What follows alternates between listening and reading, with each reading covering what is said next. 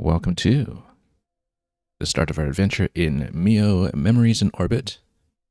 This is a very new release from earlier this week by the French studio 12 and this is their sophomore game. We previously featured their debut game from a few years ago, the puzzle platformer Shady Part of Me, which we had a very interesting time with when we played it on stream back in 2021, and which I think was very widely overlooked.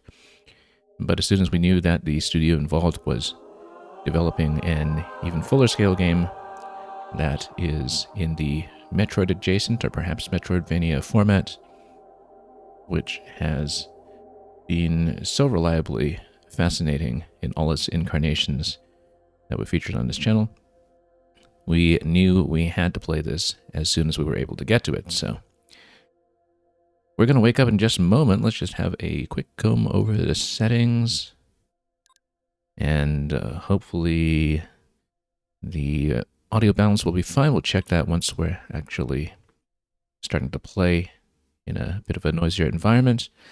And yeah, as far as the controls go, I'm looking at this and thinking that just in line with muscle memory with so many other games, we might remap dodge to ZR at some point, but we don't know what striders and hairpin are just yet, so maybe we'll see how the control scheme comes together before we mess around with it too much. And welcome 069, incidentally. I know you said yourself that you were interested in playing this, and I don't know if you're ahead of us on this already, but I hope you've been having fun if so. So yeah, we'll mess around with the controls maybe once we get into the game and just figure out how things go here.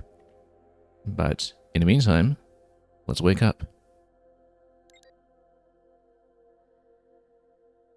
You said you're about 5 hours in? Okay, so maybe we'll get somewhat caught up today.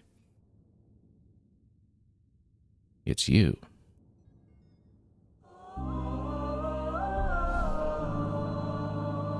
I've seen you, I think, in my dreams.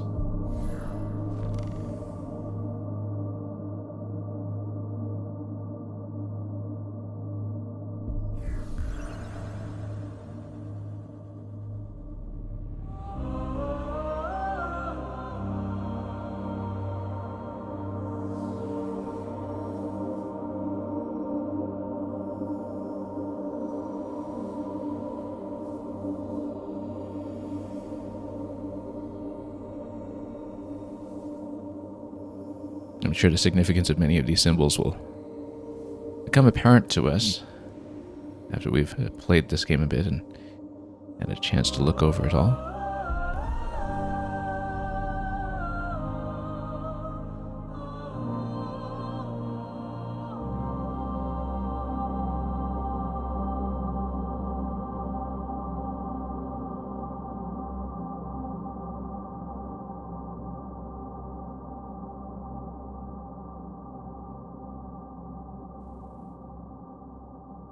And indeed, in my dreams, we walked together, braving her depths.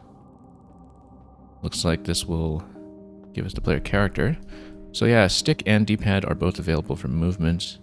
Interestingly enough, now that you look at this, unless there are more controls that come in and become mappable as we go, the interesting thing here is that without anything assigned to L and R separately, and with movement being on the D-pad, I guess apart from the camera look on the right stick, this actually would be playable on the Super Nintendo controller. But we'll see if we feel more comfortable with stick or D-pad movement. Mostly we go D-pad in a lot of games, but when the animation is fluid, stick is often fine. She was beautiful then, as she had always been. Always had been. A haven among the stars, gently spinning. A world unto herself, carrying us along. Do we fall in? Oh, here we go. A delicate clockwork taking away. And welcome, Descriptivist. Look at the little ruler markings, the measurement markings that are on the platforms here. That looks significant. We don't know what the unit of measurement is, of course. It doesn't say. And yeah, we saw that R stick, or C stick, I guess, if you're on GameCube, It does give you some camera movement. Chambers so vast they seemed endless. Tremendous bridges arched across the void. Notice, by the way, double jump available right out of the gate.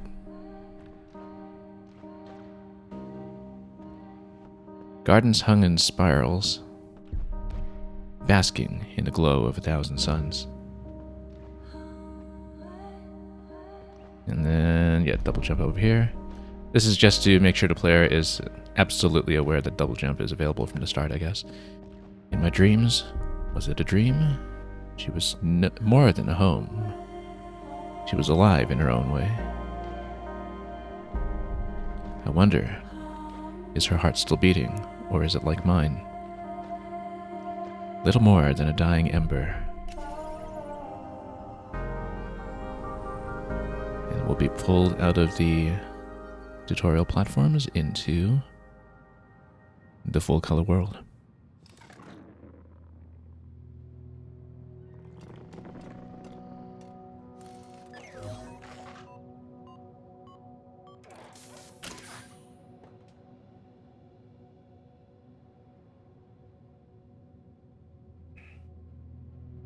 And you're saying the camera would be nice for photos, so... Oh, it isn't just a pan, I see. There actually is a little bit of a 3D rotational element to the camera. I just kind of assumed that the camera would just pan with a fixed orientation, but no, that's not the case. You can actually look around within about 20 degrees of freedom, I guess. Anyway, I'm guessing that's my health on the top left. And it's funny, my habit is always just to go immediately left first. Yeah, right now nothing is working control-wise other than jump and slash, so the other things, ZL, ZR, dodge on X, A, etc., nothing is available yet. So again, we'll get a feel for the controls as we go and see if we need to remap. Also, while this is still a quieter moment, do let me know if game sounds need to be turned down relative to commentary. It always takes a little bit of adjustment when we get into a new game, so... Oh, just beat that up for some currency. And let's go this way. Yeah, the lines on the cell shading, incidentally, are one of the things that I noticed right away when this game was revealed that was kind of immediately reminiscent also of the cell-shaded look of A Shady Part of Me, which has that line art kind of emerging into view as you go. Also, yeah, we've got a lot of freedom of movement here already, actually. No map yet. We're not connected to the spine, apparently. So we just press minus for the map screen. We have nothing yet. Self-awareness. Or, oh, I see. This is already allocated. So you have some points available to actually see the UI, but I guess if you wanted to trade that out and lose sight of your health indicator to trade for something else, you can actually do that, which I find is a very neat option to have. I'm sure eventually things like map compasses or equivalent might even be in a similar situation. Anyway, flash memory will download. I wonder if we remap the dodge and X of it also remaps the interact button from X for download, but we'll see. That's the thing, is when the control scheme only shows you a very simple remap, we don't know how much is affected by even minor changes. Bits of data recovered on a dead unit, despite its complete shutdown. Connection to the heart has been lost. Yeah, that's essentially the log as the unit goes to sleep. This unit is not afraid. This is just like going into sleep mode, except permanently, perhaps. Anyway, Anir over here is beyond repair. Yeah, we just kind of observe it. There's no way to move the observation cursor. You just kind of get close to it and it tells you what you found.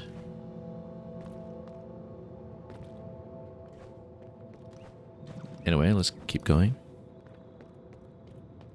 And yeah, we smash something over here. We'll then continue.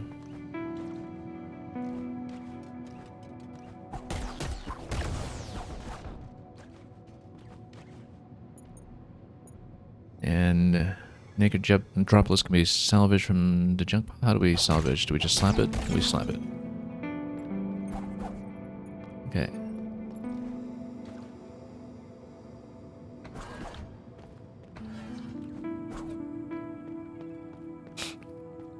We powerbomb here and break the tube. Isn't that how this usually works?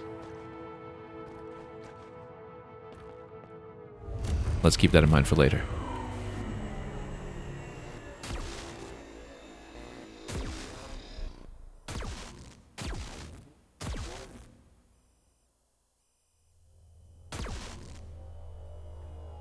Okay, so that's interesting that we have 2 black diamonds on the top left now when we've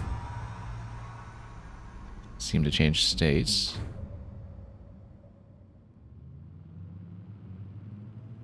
And then, yeah, I'm kind of forced into the slow walk here. Do we want to go right or left? Right would be backwards, technically speaking, but...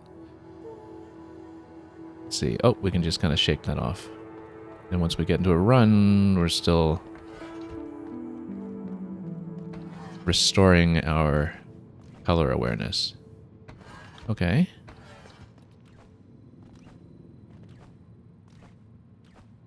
Oh, we still got 2 diamonds on the top left in the black.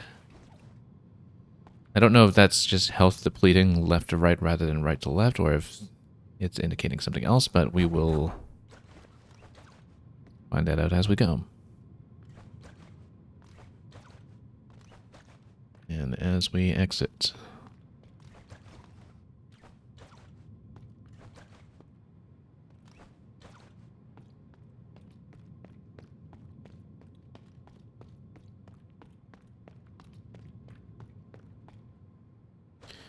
Okay, this looks significant. Door is locked from the other side, and then we'll attune to the Nexus in just a moment. I want to slap this thing up top first. Just to see what that does. Not much. Sure. And that's a warm embrace from the save station equivalent. Modifier center. Okay, so I guess it works like Prince of Persia: The Lost Crown, where at the save point you can change your allocation. So for example, if we uninstall this, hang on. Oh, then yeah, then you lose your HUD on the top left, as we expected. So if that is a trade-off we want to make at some point, we'll do it.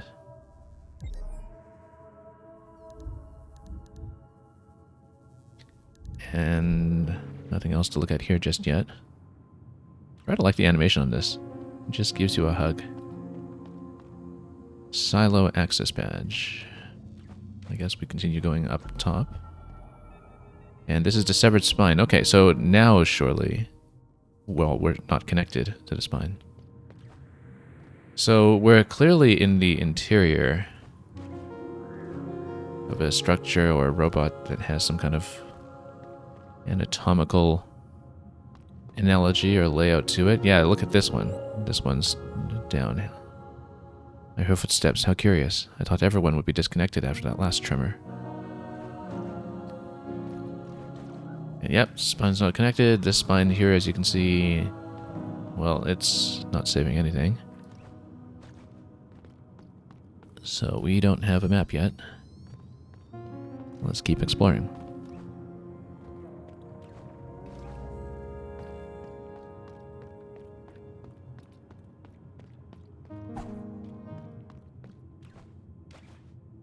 And something up top as well. I don't think we can reach it yet, but if we go up on the elevator perhaps. Then this is kind of tucked away. Take the pearls. You survived a tremor too. Of course we'll open the unmarked strange tube just to see what happens. The Semsk. That last tremor was nasty. I was really afraid I'd be the last one standing. Glad to see I was wrong. Anyway, as I said, I need your help. My friend Tomo's been missing, and... well, after what just happened, I'm worried sick about them. Would you mind taking a look around with me? I do it myself, but most of the pipes I use to travel around are sealed. I need someone to open them from the outside. Best spot to start looking is right below us. You might have to take a detour or two to reach it, but it shouldn't be too far away. Okay, so can we actually slap downwards yet? Not really. I mean, I guess when you're in a grounded position, yeah, you can kind of slap. So this is forward. When you're on the ground, you can strike down, but there's no real pogo, maybe? I mean, I just guess there's this spin, so this is down air. Let's get a handle and moveset first. Forward air, down air, up. Yeah, I mean, not a very long range on any of this yet, but... And then... Yeah, a bit of a 3-hit combo here from neutral. Okay. But we don't have a way to go down just yet. Slap it as we might. Not from here. So we'll keep looking around to see how we will continue. Elevator going which way? Whoa, whoa, I got squished. Okay, whoops. Yeah, let's not stand here when it's coming down, as you can see. So, look at this. It does deplete my health from the right, as usual. But for some reason, I've got 2 diamonds blocked off with black. And so we'll see what exactly that means. Now, double jump doesn't quite reach the top of the lift here yet. I was hoping to get up to see whatever that is. I guess we'll have to just go up 1 level. Wonder how we'll reach that if we're coming up this high. Hello? I guess we can't do anything here yet. Anyone?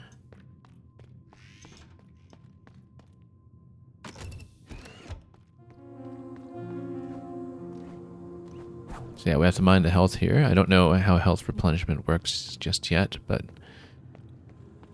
let's go on and see. The world is ending. Surely now the shell will open for me. Can we interact further? No, not really. Yeah, look at this. This shell here is kind of like it's at the head of the spine. Head of the column. And we'll look for other interactables. It requires aviaries Espatu. And I am patient. I can wait a little longer. So yeah, it looks like this is already kind of a hub that we'll be expanding outward from once we find the necessary keys on the map. But nothing else to see here yet, so let's just go to the explore. Also, I actually wonder, if you go like this, can we jump out in the middle? No, you can't because it cages you. Okay, so we actually do not have the means to come up to that level yet. I just wanted to double check. This looks like, this green thing here might eventually be something like a grapple point. It looks very much like it might be. So let's continue checking the upstairs.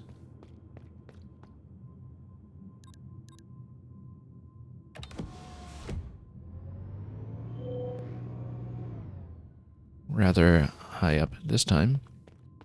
And then we'll open on that side in just a moment. Let's just see what's here. Locked.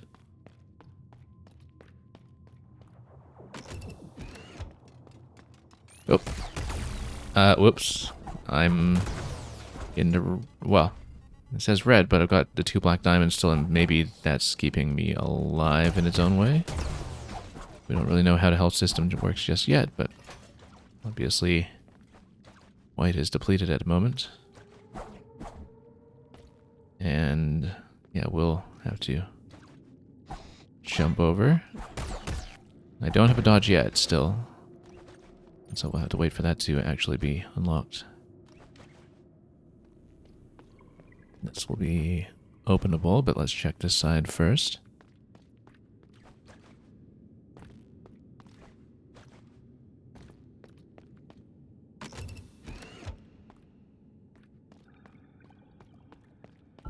And that's interesting. This is the dwellings.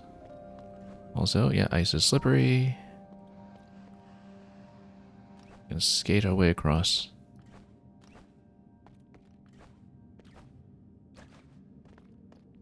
and see what to listen to here. Rostam says, visitors are a rare sight these days, and not every unit is as friendly as you. Roads have become dangerous and resources are sparse. Even more so since the heart's tremors have started, disconnecting us one by one. Now well, it's not like we could do something about it, can we?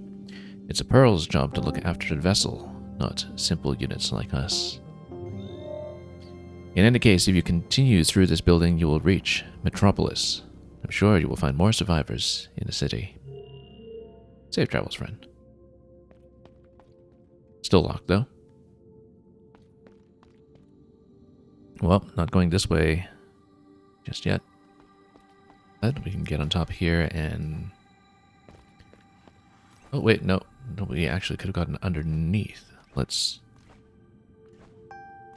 sneak under and...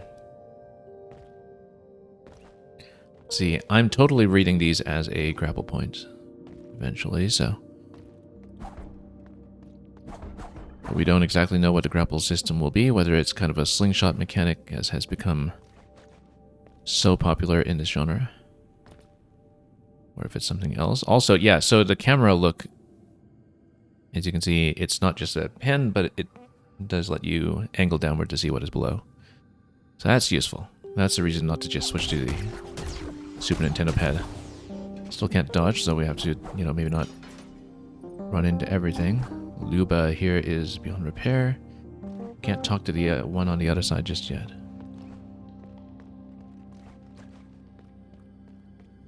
Love the electric piano touch here. So yeah, here we can't get through yet. We'll have to proceed this way for now. Except that's shut off as well, so let's go right.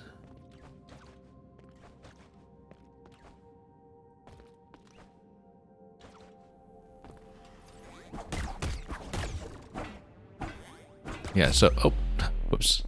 Doing a little pogo there did not work out. I was not able to hit the one below me at all, so. Alright, I guess we'll see what the death sequence looks like. It says wake up.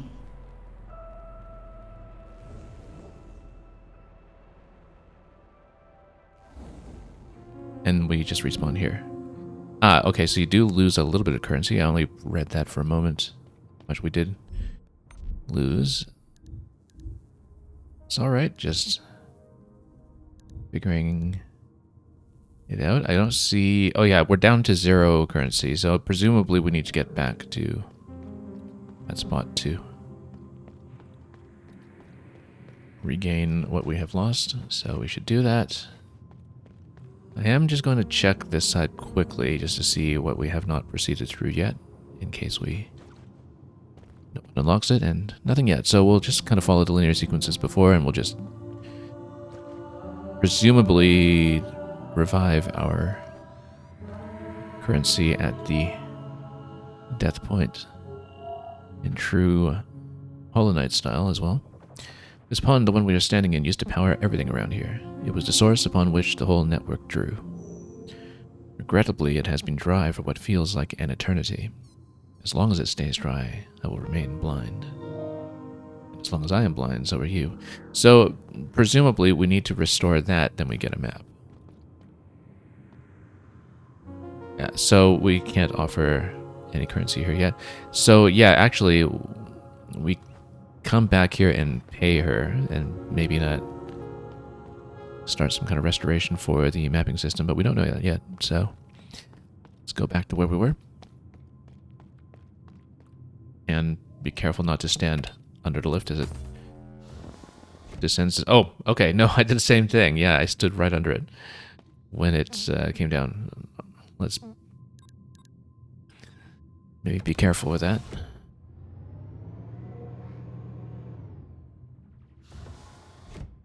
We do that a lot. It's not just in this game.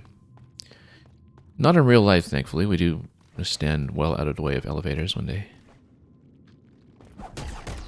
come descending down the shaft.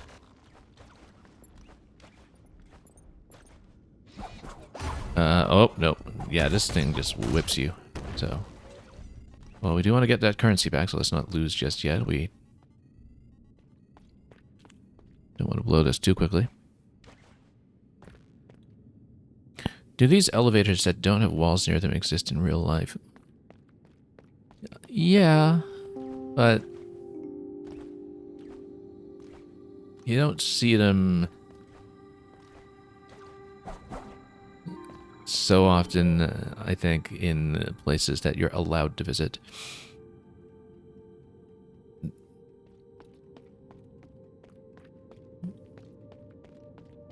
But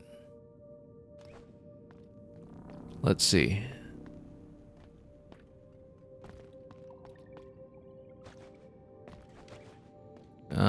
Right, so let's continue this way. And again, so... Oh, wait, no, I died to the same spot. Exact same spot, so I guess we lost all currency again. Yeah, we lost everything, so... Okay, that's fine. Let's try not to lose that. That's okay, nobody said we were going for a deathless run.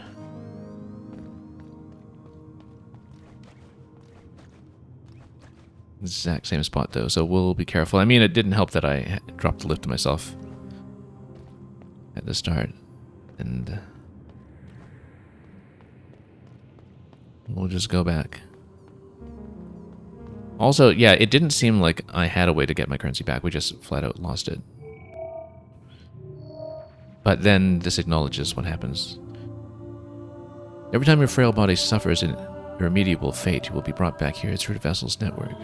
It used to be that we could travel this way, but nowadays it barely even works for emergencies. In fact, as an unfortunate consequence, all your naked will dissolve into the network as it happens. So...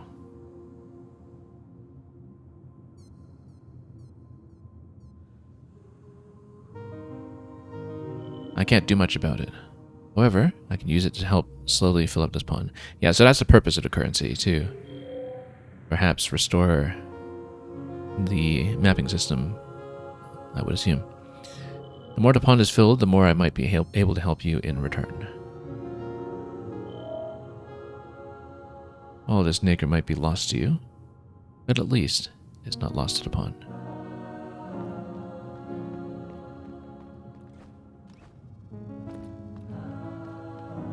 So yeah, we come here and cash in whenever possible, and so it does make sense that this is going to continue to be a bit of a central hub, and this place we found in the bottom left, I assume is actually a fast travel system once we unlock more gates.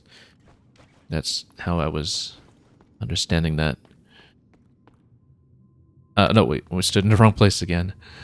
Okay, luckily I noticed that at the last moment. Because I think mentally I was thinking, oh, we're standing on a platform, clearly it'll just lift me, and then I remember what happened the last two times.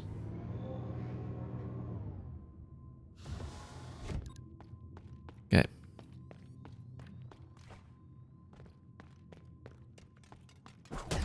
Anyway, let's get some currency back. And just try to live long enough to eventually do something defensive here. And yeah, so there's a flash before the attack, so there is going to be some kind of time dodge interaction, like a perfect dodge that we can do eventually. Also notice we don't collect anything until we get near enough to loot. The distance is pretty generous, but you don't just pick up everything automatically.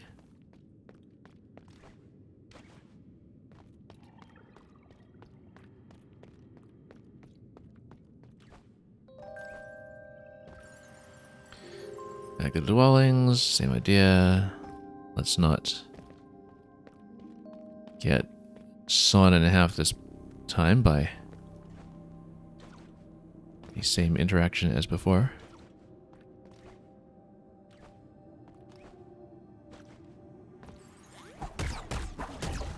Take that out quickly, perhaps. Yeah, and then... Okay, we're in much better shape now. Alright. Much better. Now we can proceed. Protective coat already at full capacity. Oh, I see. So, yeah, maybe you can restore health by paying when you see these, but because we're at full health right now, that's not the case. And I wonder if there's a difference between black and white in terms of how much restoration you can do. Presumably the white part is the protective coat, but we don't know. We'll see when we take damage. Oh, whoa, oh. Yeah, you don't want to fall in that. I was thinking, is that just damage? No, it's instant.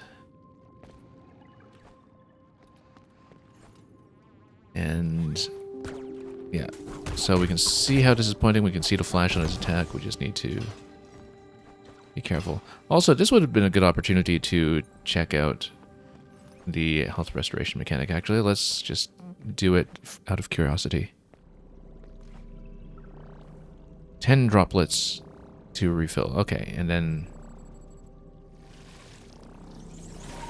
yeah, there we are. That's how it goes. So the less damage you take, the more you're able to save up. And that will be the system. Yeah, I keep missing these whenever we pick a fight with them.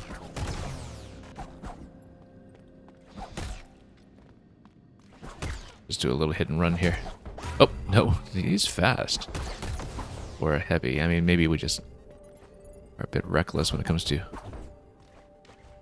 positioning there. I definitely wasn't able to cancel out of that so much, so let's just be cautious until we know how to dodge. Ooh. Okay, so yeah, the gate down there is calling our attention. Can't quite go here yet, but let's see. Nothing to interact with here just yet. We better go back and check that before we go down below.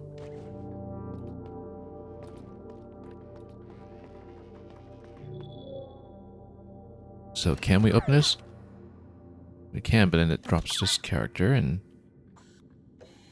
they don't seem impressed. Rad, actually, well, okay, Rad is impressed. Thank you, stranger. Someone stole my hat and I got stuck here while chasing the thief. See, it's a very important hat to me. Gift from Mel. That's my boss. So I absolutely need to get it back, because if I don't, she'll get very mad. Anyway, I found something on my way here. I don't know what it is, but I'm sure you'll find some use for it. Okay, so we've got another 5 points of modification for displaying enemy health. When we have the chance, we'll plug that in. Seems like the thief isn't around anymore, so time for me to clear out. See you around, stranger. So we can proceed, but before we go down, and I wonder if I can just drop into the shaft. But let's go back for a moment to check what was below here. Also, whoops, it seems, yeah, so when we're at the network gates, that's when we can change the spec. Again, very much like Prince of Persia. Same kind of system, or the Hollow Knight benches for that matter. Wow, stood way too close. All the way back. And we lost 54, okay, so. Alright, just need to be a little more careful here. That was quite the setback. Although involuntary, your offering is still appreciated. So,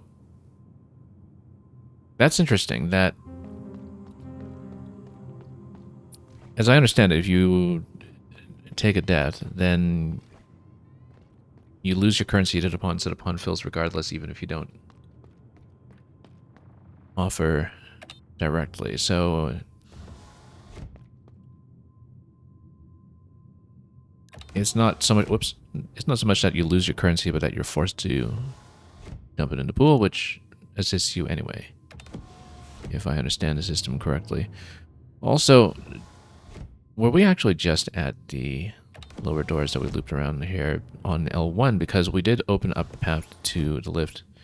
And yeah, indeed we are here. So this is where we were just now. And it opens up a connection point for us to continue this way with kind of our firmer currency. Okay, just walked right through him for that swing, so as long as we went right at the tip of it, we may have been okay. Presumptive grapple point over here.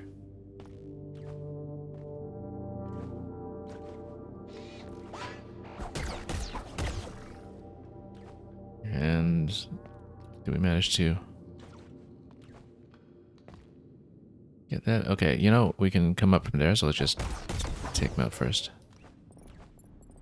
And work our way back up. There is something over here. We might want to follow the cables at some point, but let's explore a bit first.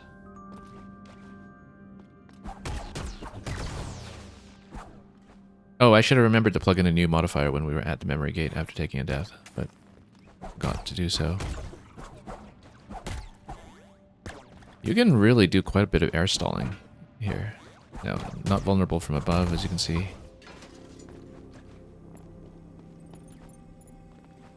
But yeah, you can air stall for the longest time. Locked container, so presumably we need to take this out first. And maybe even some more. Yeah, indeed. So it's a little challenge container. You can kind of see the trajectory where these are going to blast. Because the flash does show a little bit directionally. Oh, that was, again, same kind of mistake we made many times before. No, same mistake. And there's more.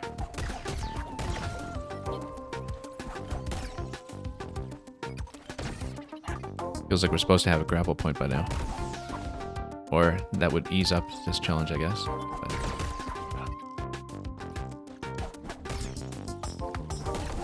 okay, let's just make sure we don't get hit by the spawns.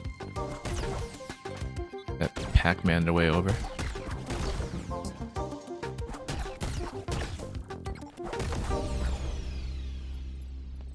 And open.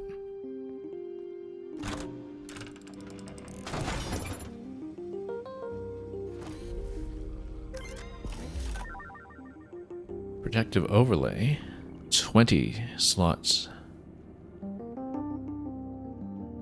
An external temperature under critical minimum. I guess that's just a little bit of a flavor here that highly recommends you do this.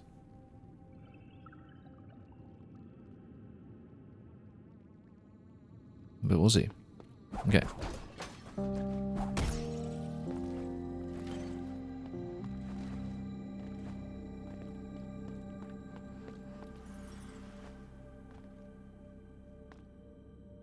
At the moment, we're in a bit of a risky situation. If we can find a point to replenish, that'd be great, but oh, this is way over from where we saw the cables earlier. Maybe we should have checked that side first. That's okay. Can't really proceed up here yet anyway, it seems.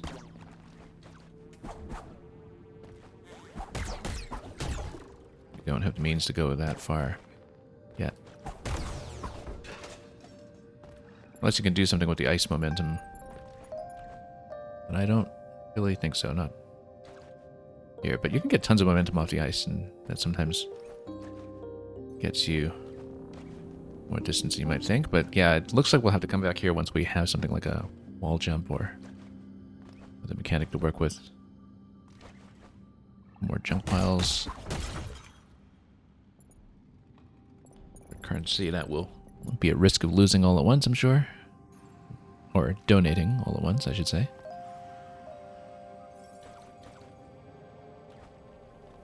So yeah, we ventured pretty far from where we saw the cables earlier. Whoop.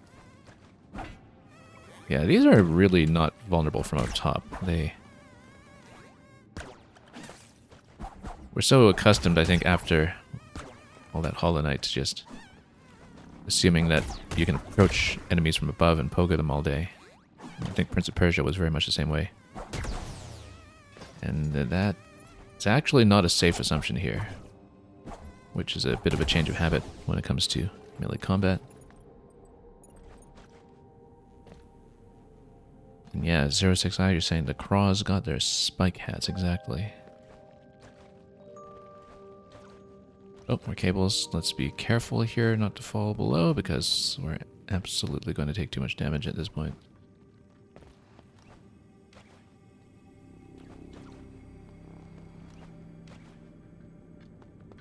Well, this is something. Let's pay this.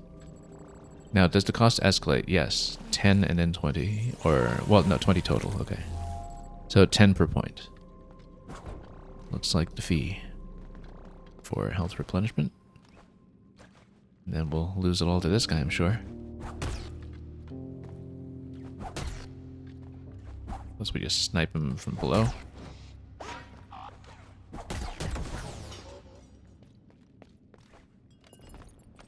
And then we can do this, but we can also go down this way first. To see what's on this side.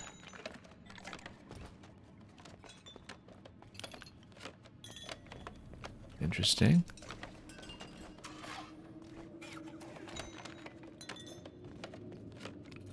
I hear sounds, and what is this? Unknown object. Kinetic thrust. Last attack of the combo deals more damage. Yeah, our slot budget is pretty tight right now. It's a 25, I guess. And I'm sure we'll expand that with time, but we'll really have to pick and choose even their current selection. That's a lot of modifiers to choose from too, eventually. When we collect what we can. So yeah, there are a lot of paths that we know we've kind of skipped over already that we'll go back to at some point before we fall too low.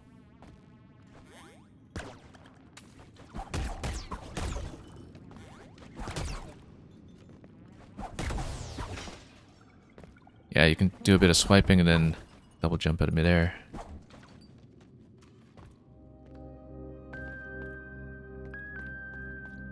Now, what is this hub? Over here, let's find out. Yeah, when we eventually get a map up and running, I'm sure it'll reveal that we had some rather large diversions here we didn't take, not knowing what was going to be main or side path.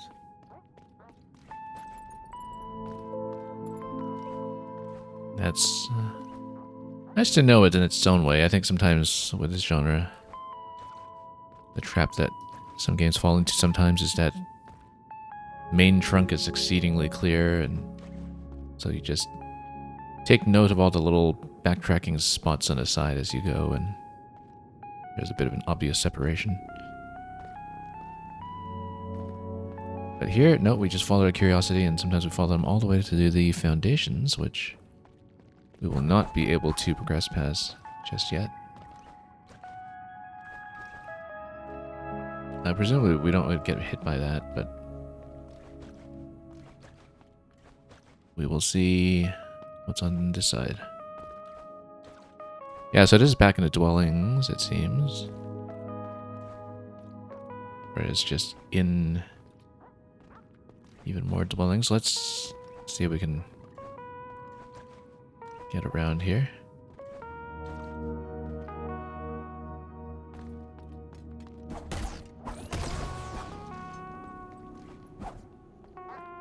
And open this up. Let's see where this connects. Okay. Yeah, you get a pretty clear tell on the projectile on these. You just need to be careful. Not reaching it quite. At least you can swipe it from below, not above, unfortunately.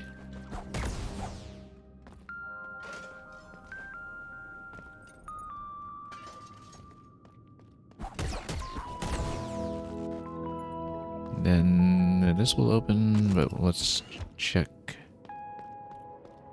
where we're going. Let's go back to the other side first just to take a look. We should try to preemptively open doors when we can. Okay, so this showed off where we could descend from on top here if that is something we can drop into. Looks like there might eventually be a way to drop down there, but we don't see it from this location, so...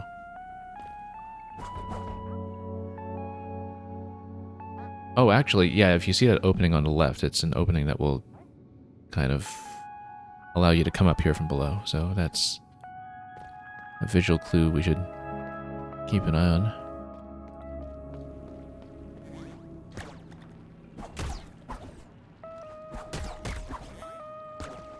Nope, jumped right into that. It's unfortunate. However, do a bit of salvage for more currency that will hopefully not lose too soon. Notice that the projectiles can be swiped if you're careful, so you can give them a bit of a slap. It doesn't deflect them, it just smashes them. That's helpful to realize. Yeah, I bet it's a kind of slingshot style grapple point. It just makes a lot of sense given the placement.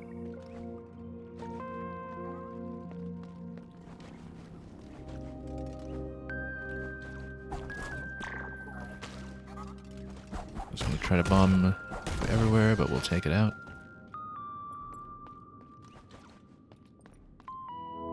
And steadily work our way through.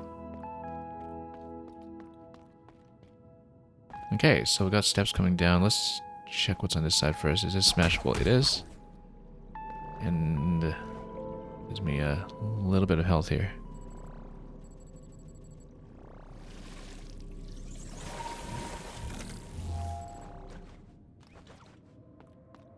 Prospero is beyond repair.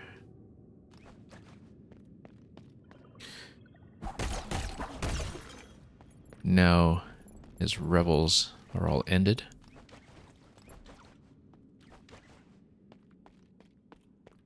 Okay, let's see. This connects back to this. This kind of looks familiar. Yeah, this is just where we had come through before, no? Or... Well, you know what? This is a good opportunity, since we created a shortcut, to see if we can donate sufficiently to get a map going. Perhaps.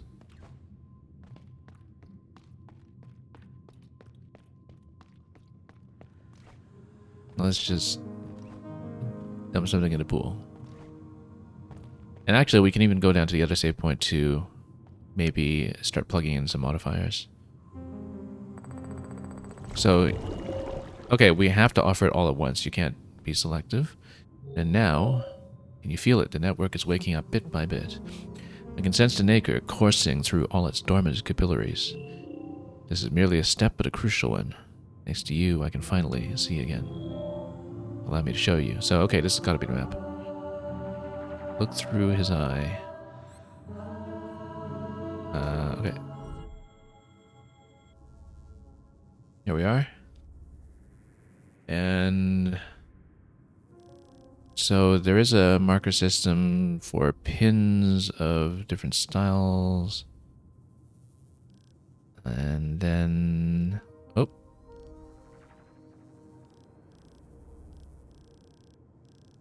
Now, does this show me a legend at any point of what everything means? Not really, but I guess those show you where to replenish health, I think. Or are they something else? I don't recall. But anyway, that's the save point down below, so. Alright, then we know that there's a door down here that we haven't progressed through yet, so that's a place worth checking. Let's go down and do a little bit of setup here.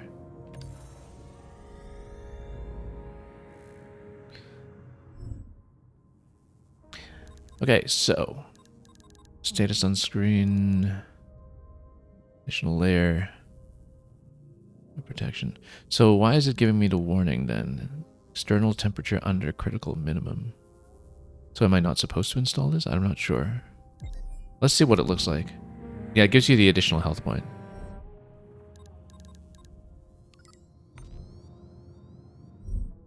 I wonder if we should actually just go for attack power instead, in fact. That's for actually finishing the combo, which we don't always do. Let's actually get the health point for now, and then we'll figure things out as we go. I think maybe the warning there is just a hint that, you know, this is something recommended that you should take. Not connected is fine. Okay, so we can only see the map when we have the connection point to look through the eye, at least at the moment. I guess at some later point we'll get a remote connection. It would make a lot of sense for that to be the case. So yeah, we see two or three different gates to progress through that are either down from here or left from here, and we'll just try to remember that. You can kind of see all the icy slopes along the way as well. Yeah, because that's where we opened up the return passage. In the middle here. Unfortunately, I don't have a little map cursor as I pan around to reinforce what I'm talking about in the commentary, but let's head up to L1.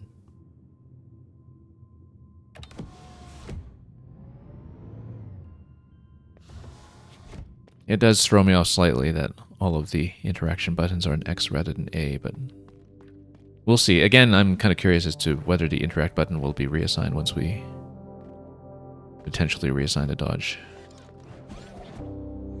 Once we get a dodge, which we just don't have right now. Yeah, you kind of stand point blank like that, you actually can. Push through those ones, and then, oh. I already kind of totally went off course for where we wanted to go, I think.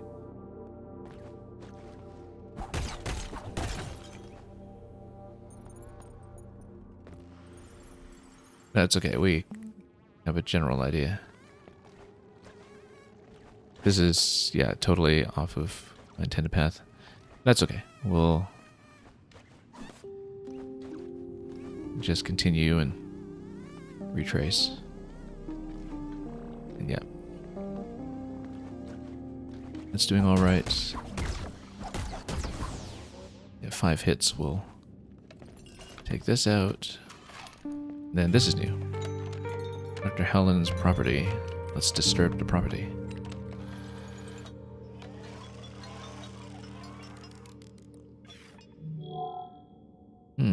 You don't look like one of those murderous units outside. I swear between that and the Tremors.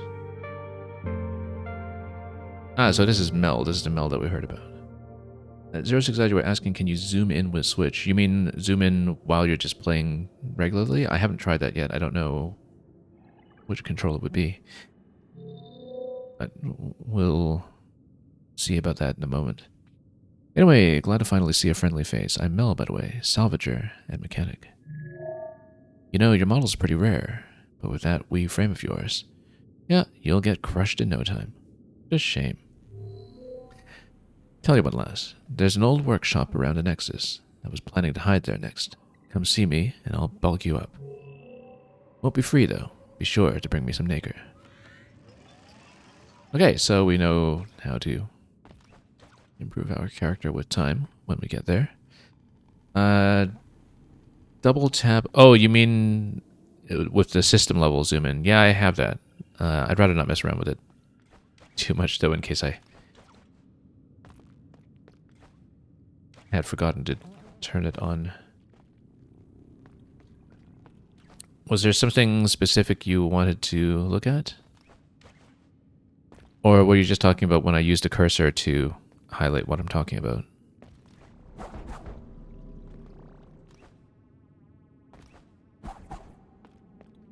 Yeah, because I remember using it at some point in Mario Maker because we were doing some kind of puzzle where going into more info was relevant. We've been here before.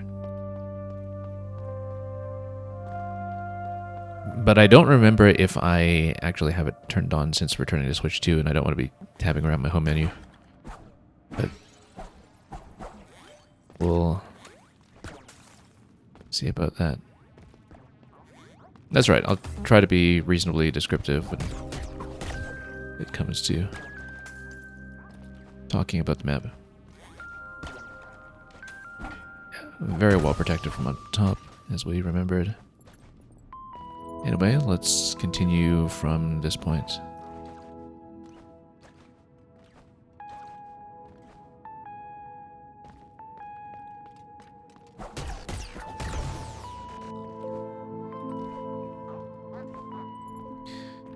As with Hollow Knight, I actually like that the map system isn't just instant gratification just yet, and that you kind of have to work your way towards it and initially have the opportunity to get a little bit lost.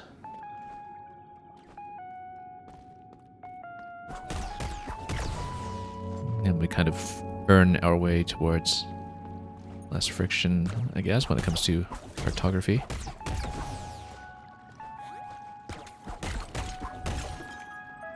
We'll need to refill health at the next available station, but that's okay.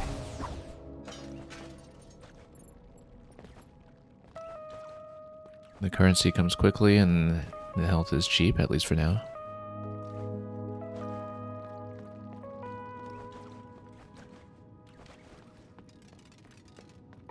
Only I remembered where we were going from inspecting the map earlier. No, I missed a turn earlier. That's what happened, was that, you see, we broke this and I knew that we could continue down below, but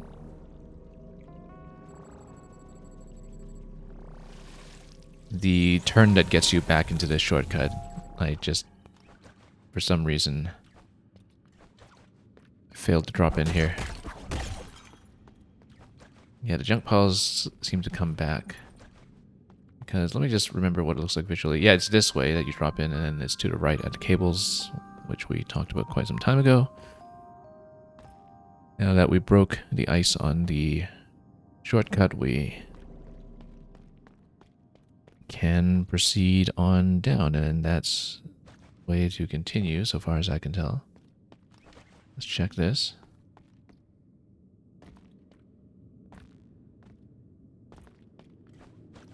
Okay, can't really get up there yet. We don't have sufficient momentum. Although, you can do so much air stalling that you can actually get reasonably close to being there. I wonder if you can actually maybe chain the combos in the air stall to do like a little bit of a skip, because when you do the combo, it projects you forward ever so slightly, and yeah, look at that, we can totally do it to reach the container. I don't see any grapple points or whatever, so unless you improve your jumping skills some other way, I guess this is how you do it.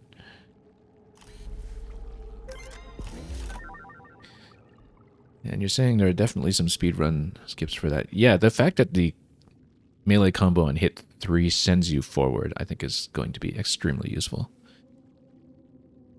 Let's read the Traveler's Log. To the 6 voices, we are grateful. We are grateful to the blood for the warmth he provides. We are grateful to the breath for the air in our lungs. We are grateful to the eye for the long watch over our travel. We are grateful to the hand for the tools she shapes. We are grateful to the spine for the bonds we share through him. We are grateful to the heart for the world around us. You keep on watching over us forever. So yeah, I guess one worships the different parts of the construct that we're inside.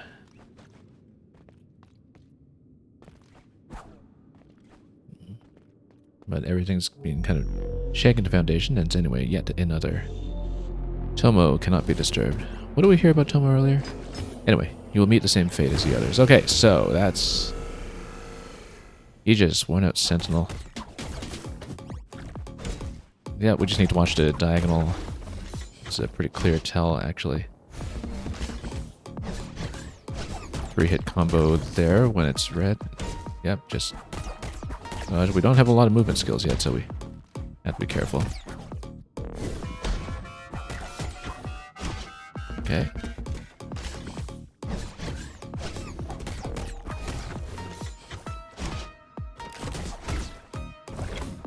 Okay, everything's pretty readable so far. Haven't really been sniped by something big. Although there have been a couple of close calls.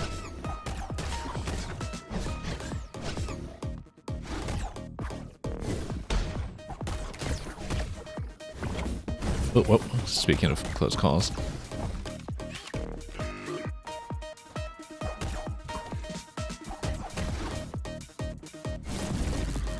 So we just see a phase change or something? Because this seems to be a little bit different here.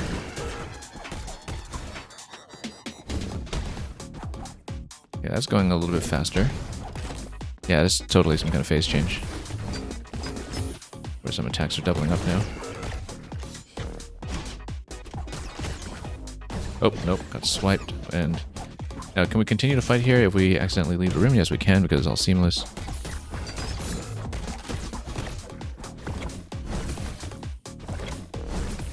Yeah. So, multiple attacks going on.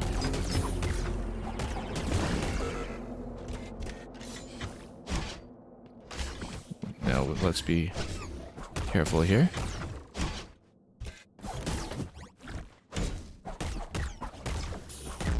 There we go. Aegis defeated. Okay.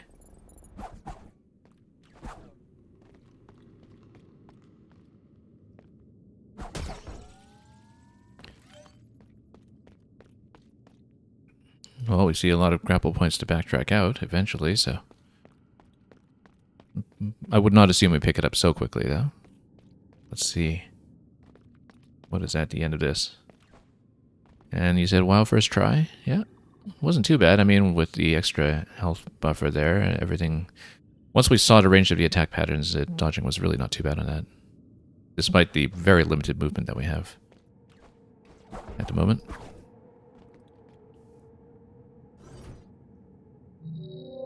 Anyway, this looks like it is the transport. So Tomo isn't here. It would be too easy otherwise, wouldn't it? Well, I can't blame them for wanting to keep moving. This place doesn't look safe. There are a few other spots scattered around the vessel where we could look for them, but they'll be harder to reach for your tiny build. Fortunately, I have a couple enhancements in mind for you. Come closer. I won't bite.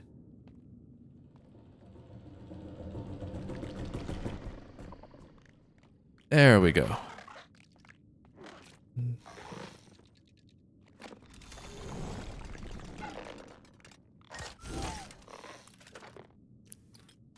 Very cuddly. And just do a little bit of a lobotomy here. And tap the power off. And into the skill development tunnel. Oh, okay, that's interesting. Hold ZR to cast the hairpin. Okay, so now we know what the hairpin is. So we'll see. It would rather keep that on ZR or put dodge on it eventually. If it's something like grapple, I might even put it on R. It totally is a grapple. Yeah, it feels comfortable on ZR, but we don't know how it'll feel in relation to dodge later, and so we might change things around. Oh, no, hang on. So yeah, no health penalty here for failure. It's a tutorial segment. So look at the bar on the bottom. It tells you that there's a cooldown on the skill. So you land and then it restores after a moment. Let me just... Right, and it does not expend it when the hairpin does not actually grab onto anything. Also notice, hairpin does not appear to go diagonal. It only gives you... Oh, no, it does. But it's... Yeah, it gives you a couple of degrees of freedom, I guess, on the analog, but... We'll have to be careful about aiming. It doesn't give you that super generous auto-aim that Prince of Persia does. Okay, so let's come this way. Oh, and yeah, we needed to reload it on the platform first, of course. Whoops. Yeah, reload it here. And then, let's see. Yeah, we need to let it recharge. Okay, wait, let's try a few things. Jump, grapple, jump. Okay, that's as expected. Jump, jump, grapple, jump. So, okay, interesting. So you double jump, you grapple, and the grapple actually reloads the double jump. You have to let it recharge. Grapple, double jump, like that, after an initial double jump. Oh, reload. Jump. Okay, so we'll fall. Whoops, missed it. Let's let it refresh. Yeah. And then, oh, we didn't let it recharge. You have to give it a little more time before you chain it. That's going to take a little bit of habit breaking, I think, when it comes to how soon and how often grapple is available.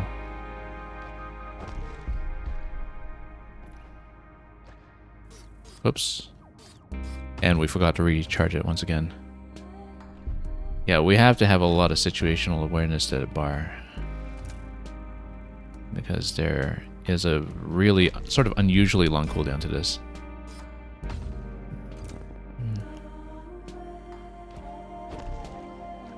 Relative to what often happens with grapple mechanics in the genre. So yeah, like I said, we might reassign that to R rather than ZR, just to harmonize it with half a dozen other games, but we'll see what's most comfortable.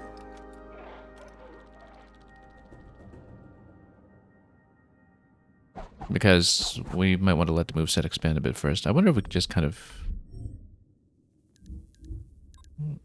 Well, let's test it out, actually. Just see if we might like it. Like if you put on R... Oh, that's interesting, that you can actually have quick key assignments to the menus that we have not seen yet. Or rather, you know, you can use the extra buttons to reassign them as you will. You can't reassign anything to plus because that always goes to menu. And you can't have multiple assignments per action or vice versa. But if we do something like, for instance, dodge on ZR, which we're just assuming, I mean, it may turn out that when we dodge later, we don't want to keep that. And we want to see if the interact button also changes with that or not. Then we can do something like inventory in X, and then yeah, it goes. Yeah, because you can just bring this up. Not that we really need to be in here. It might even... Well, we'll see whether we want that to bring up quick menu modifiers or something else. But I'm just presuming that we'll eventually want ZR and dodge because, again, way too much muscle memory baked into that. And I've always liked hairpin on R. Now, again, we need to watch that cooldown.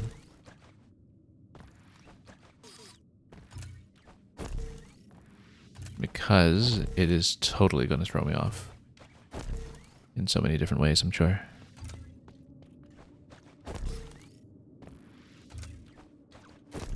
Oop. Yeah, your aim has to be pretty good. I'm maybe too accustomed to how generous other games like Prince of Persia are when it comes to that.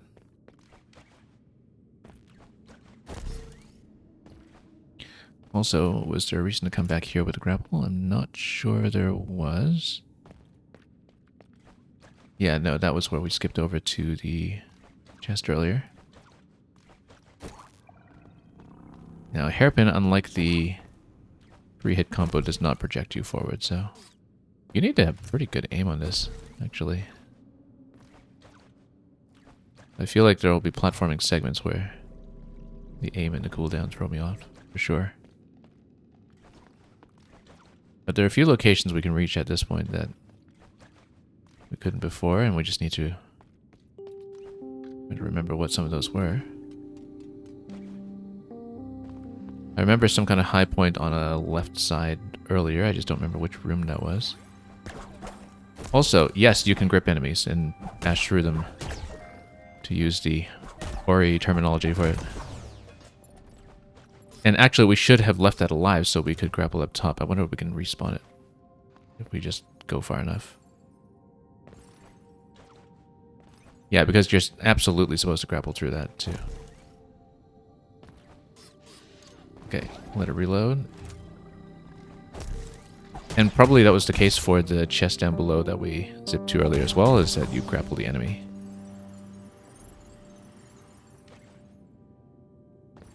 Let's see if it respawns. It totally does not, but can we grip something else? Nope.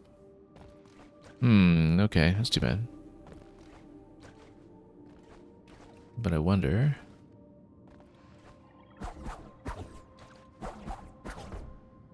Not quite. But I wonder if we can grab that on the side, actually. Probably not. I think we just needed the enemy to be alive there.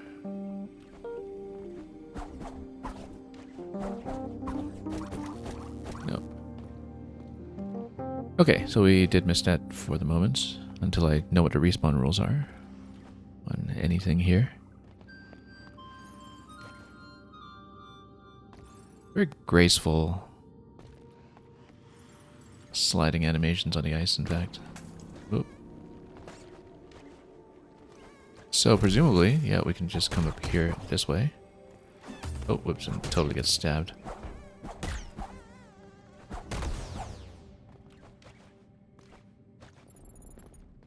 And this sends us up here where we can reload. Oh! Okay, so here's the issue. I feel like this is kind of like an interface bug. It's telling me X to refill protective coat, but we rebound X, and so now this doesn't work. So you actually cannot have a button bound to X, then that gets you in the menu. That seems like it's just an interface oversight. So we need to unbind it. Hang on. But the interact is still on X, but the thing is you can't have X bound then. That's strange. That's totally, you know, post-launch patch number 1 territory. But then how do I unbind it now? I guess I need to put something else on X. It does not interfere with dodge when it is on dodge. So let me just see how we can unbind it. You know what? Let's reset everything to default. And then unbind X completely. Now let's see. Yeah, so now this works. So let's just leave X untouched because you need it as an interact button. Now it's a dedicated interact button. Yeah, that's definitely just a UI bug to report, I think. But, you know, nobody said supporting butting was easy. Lots of edge cases that interfere with hard coding, but I guess it, you know, that's just the issue with having the interact button be non-bindable. It runs into the risk of all kinds of collisions.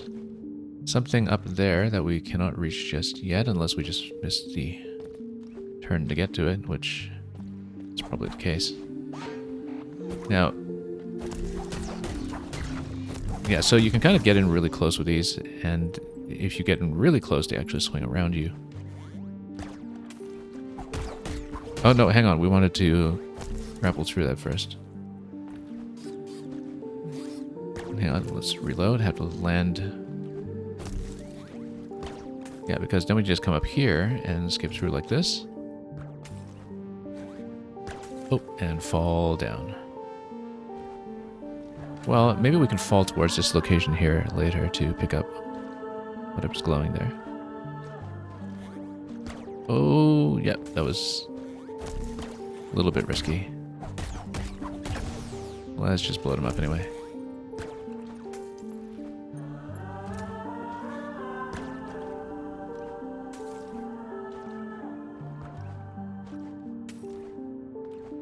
So we actually do want to fall in. I just have to figure out the correct position to do it in.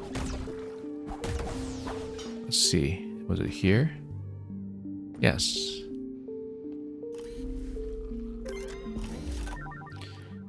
Coating component. It's a piece of heart. A piece of coat. Essentially. Okay.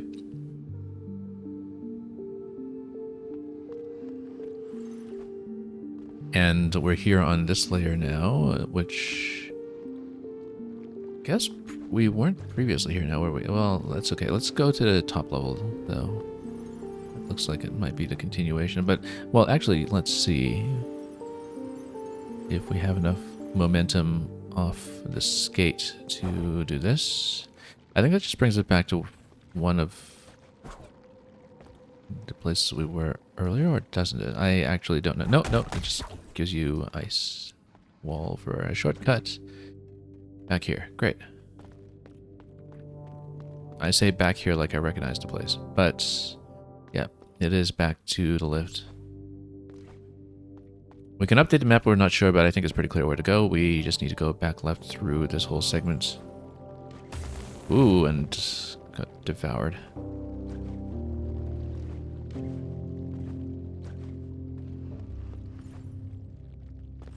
And then we'll go back up to the top level.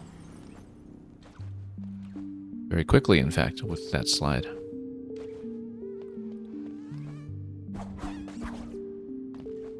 Okay.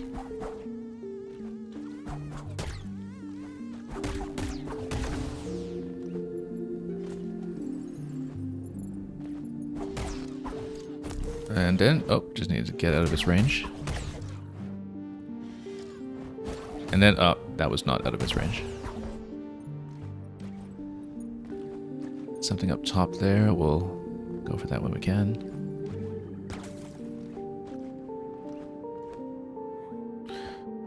And then, oh, wow, just got sniped from so far away. I guess we'll take that, but we might be at risk of losing it very soon. If we don't find some health replenishment. Like right here.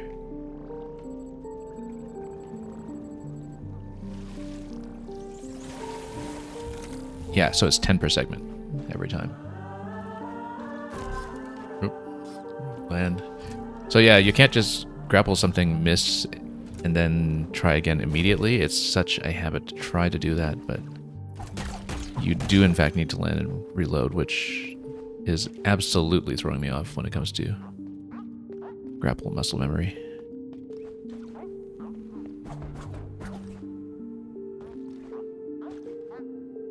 Then that looks like we could maybe move towards it. Let's just see. There we go. Condenser. Oh, that's interesting. I bet this allows you to perhaps bank them and keep them. I'm not sure. Let's see.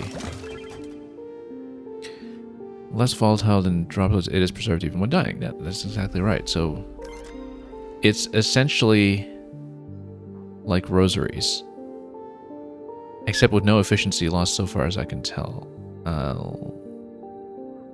Or, well, I mean, I don't know if that's still something we can cache for the same thing, but let's take a look here. Because we have it as a second tier of currency, essentially. I can't quite point to it to see more about it. So yeah, I guess we've crystallized it. And we'll see what that means. But it is preserved through death, and that's the important thing. And maybe that was useful. Okay.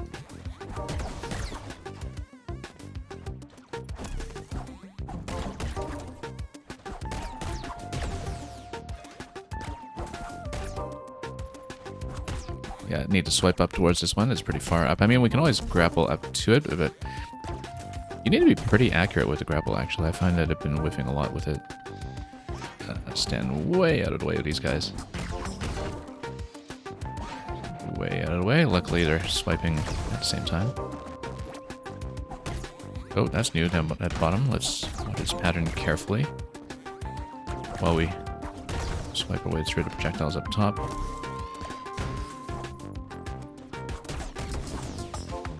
Yeah, presumably it's shielded up front and we just need to go around it, flank it, and poke.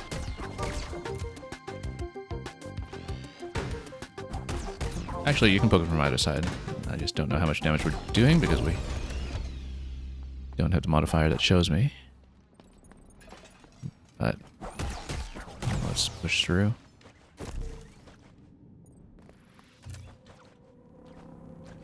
And yeah, no need to replenish health here just yet, but we'll... actually, no, let's always prioritize opening doors, just in case we have doors that only open on one side, like the many that we've seen connect to other parts of the map before, and yeah, we've been here. You know, Metropolis has its very own pearl. Warming presence we call the blood. We heard about that. That was one of the 6 important parts.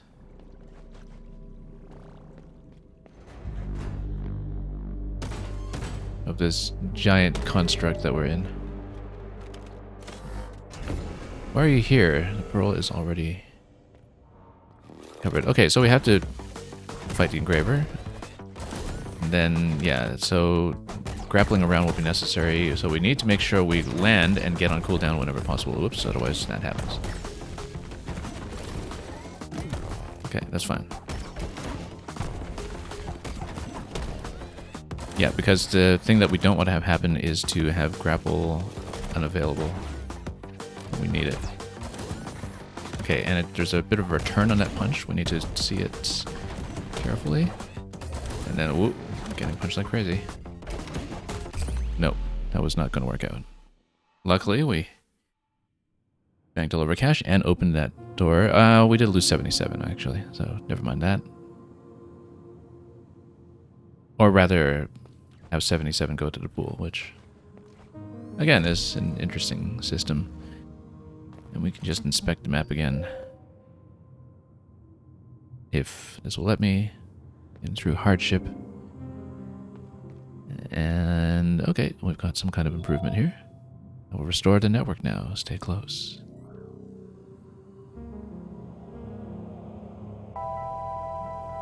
So do we just have general map access now? I guess we'll find out.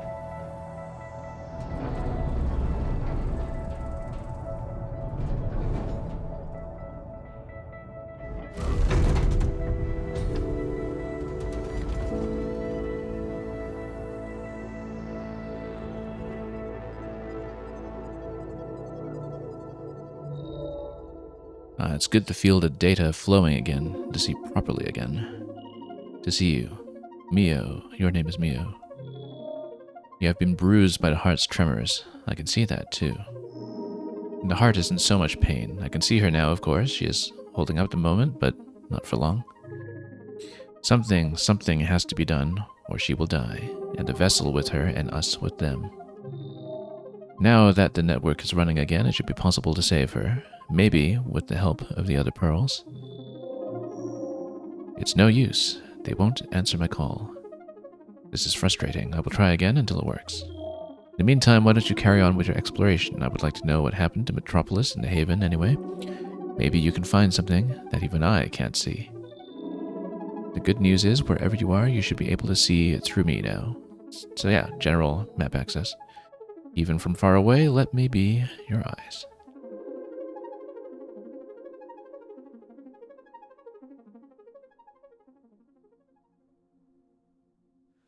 Okay.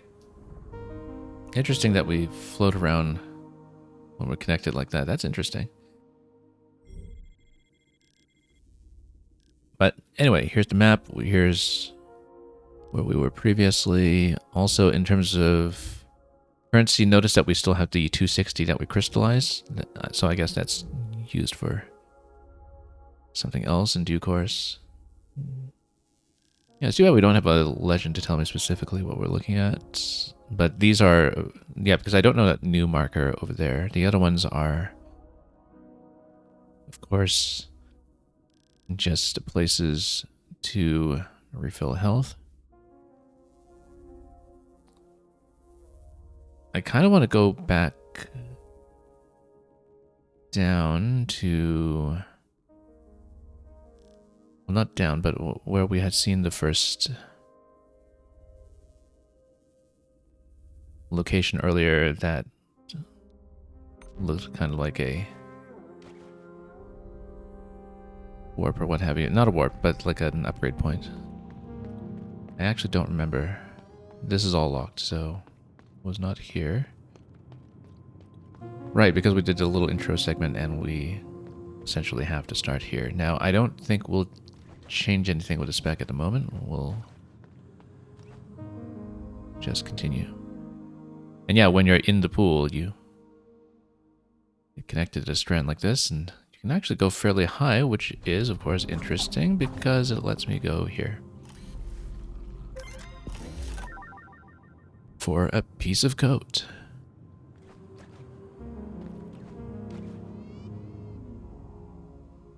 Yeah, and you just kind of float all the way.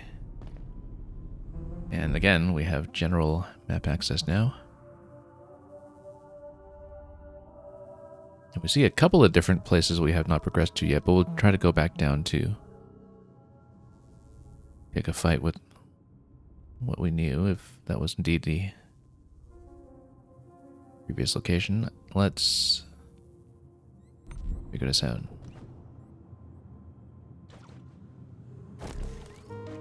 Oh, that's interesting. That this is also something new in Helen's boudoir. Silo access bridge grants access to the silo maintenance passage under the haven. Yeah, so we can go there. We know that that was actually one of the gates on the right side, but I also want to keep pushing back to where we took to death earlier. So, oh yeah, so it was here that I wanted to check in case we're able to now do any upgrade here. The vessel really is in a bad shape, isn't she? Rogue units frenzying about, corridors falling apart, and now even the heart's having tremors that threaten to shut us down for good. Really hope Tomo is alright. Okay, so yeah, we're just here in this corner.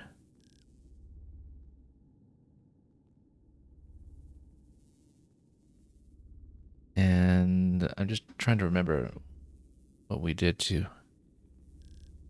get where we were earlier, but yeah, we can't zoom in any further, but it looks like that area there that has a bit of a red tint to it, that maybe we should return.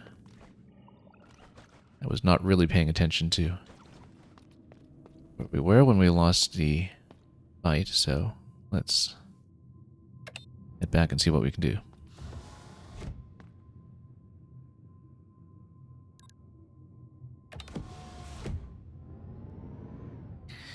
But yeah, we do know the silo access key was for something on the right side. I don't remember which door it was, but we'll head there in due course. Okay, so hang right.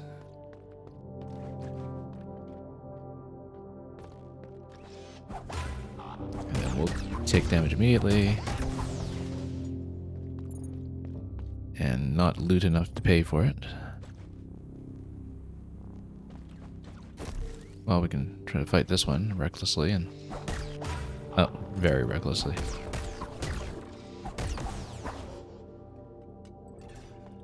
But we can loot a little bit here, then... Yeah, there we go. Then we'll pay for the health and then go back to the right.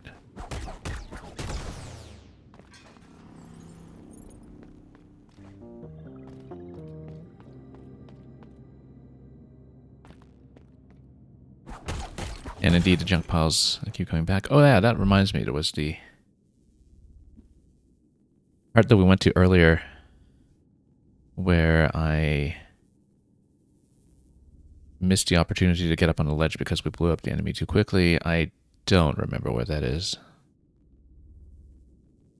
Well, we'll be backtracking enough around here that we might just naturally come across it. It might have actually been up and to the left in the dead end. Let me check, actually.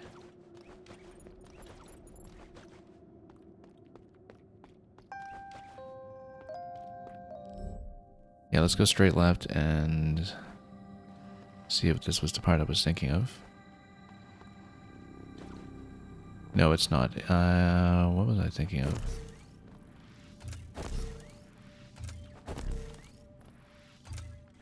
Yeah, I wonder why the grapple is a little bit fussy. Sometimes you have to be very accurate.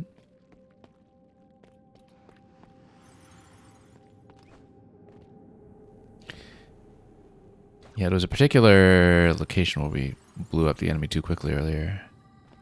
And I wanted to zip through it. Here it is. Okay. Refresh the grapple, or the... whatever it was officially called, rather. Now, this is not really getting me into position very well. I have not been able to come through. Oh, there we go. And then we'll be invulnerable while we scavenge for an old core. Purchase pearl of a long dead unit. Okay. So you find a pearl, keep it. And yeah. So it's a crafting material then. I wonder if we were still vulnerable there, since while we were reading that, of course, the enemy was still moving here. But let's head back to the right side and probably try to reload health again once we make our way towards dropping down.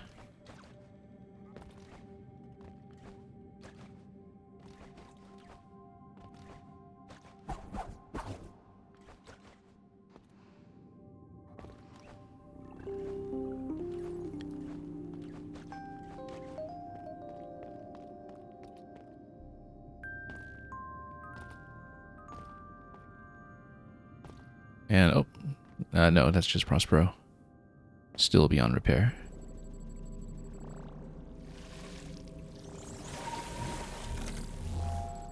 Notice that we have a third currency now. That's the thing that we just picked up, the pearl.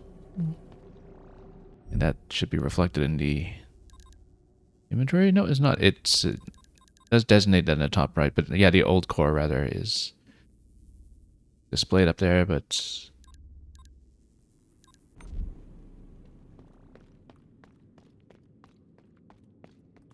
can't use it just yet.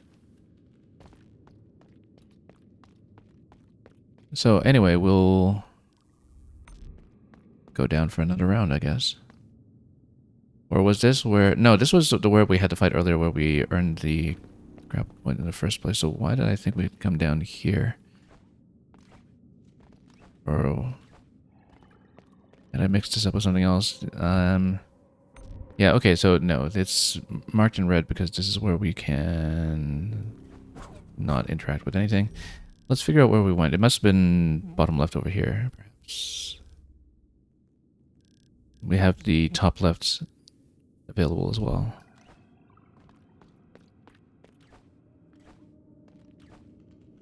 I can't remember how we got to that fight, but we'll, of course, try to pay attention if we do find it again.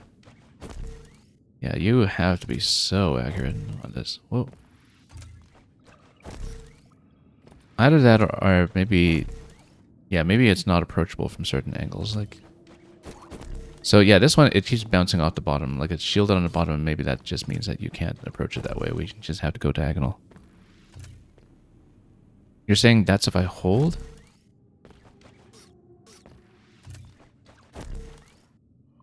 Oh, okay. So maybe we weren't holding into it long enough. Because you just do a tap. Yeah, the tap doesn't actually grip it. You have to do a long hold. Okay, okay. That makes more sense. Again, just too many assumptions from muscle memory from grapples in other games, I suppose. Where you just tap and tap. But we'll go through here. No, this was not it. This was... what was this place? This was... oh yeah, this guy. We looted the chest behind already.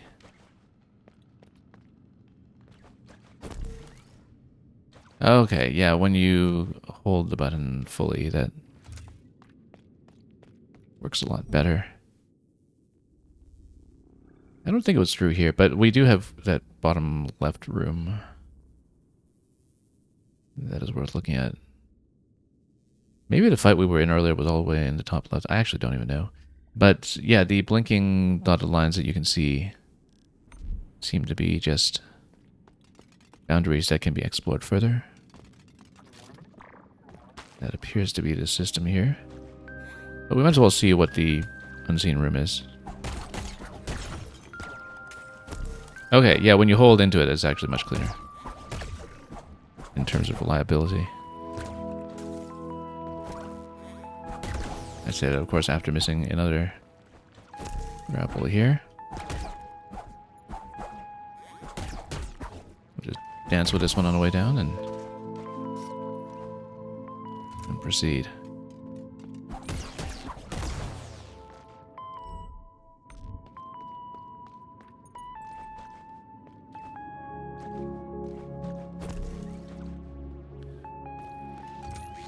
Oh, whoops. Oh, what did I just run into here? I guess this approached me from the other side of the door. Right, and then we can continue going left.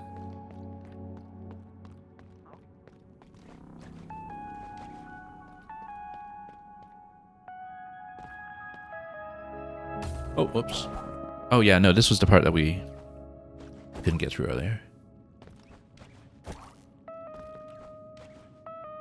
Now, can we grapple through the projectiles? No, we can't.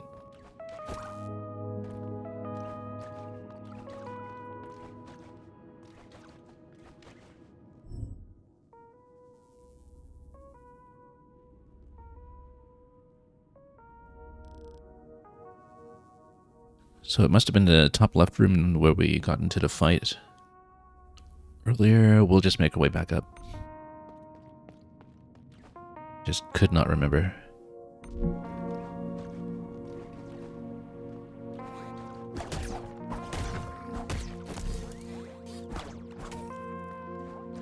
Yeah, so you can't just infinitely chain aerial combat.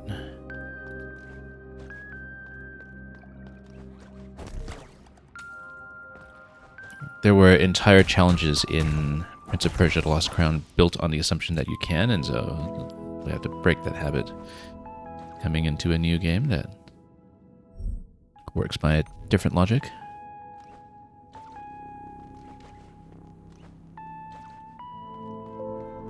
And of course with that horizontal grapple that got us through so much of Silksong, that was something baked into us as well, I guess. Yeah, and so when you're standing like right next to these guys in melee range, they just swing around you completely and miss. So close range is how you take them.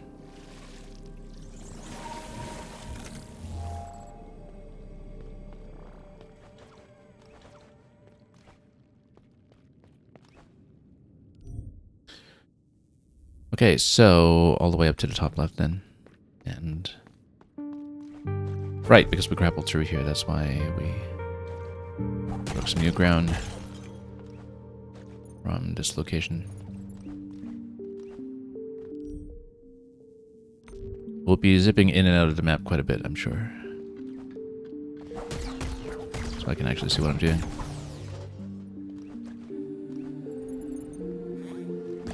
Oh yes, and this was where we had the ice shortcuts to go up top from the central hub much earlier, so next time we'll just remember to do it that way instead to get up to the top level here quickly. Whoop.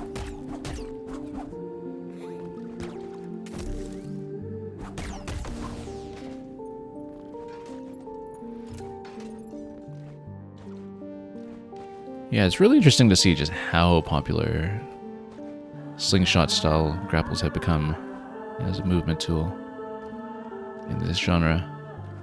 It was in Ori and the Blind Forest, I think, that I really started to notice it in a big way, and it's just been a central fixture of so many games since. Whoops.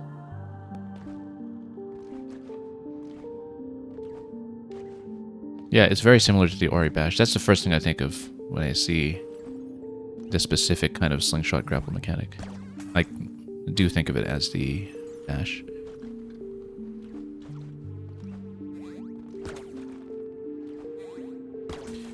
And of course, you'd have Ori in much more recent memory than I would as well, if you just very recently finished it.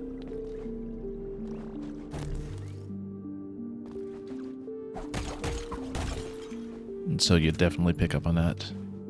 Now, let's go over here, and was this where we went across this way? Yeah, with a bit of ice, and then this is where we can continue to condense. We'll do it. I don't know how to trade that back out of crystallization and how to melt it back into droplets, but we'll figure it out later. And let's not forget to pick it up after having crystallized it, of course. But if you don't have droplets, I guess you can't cash that in for health. And yeah, so that's what the legend is here. That hexagon means that's where you can have crystallization. So that's important to know and confirm. Now let's see if we can make it a little further in that fight than we did before.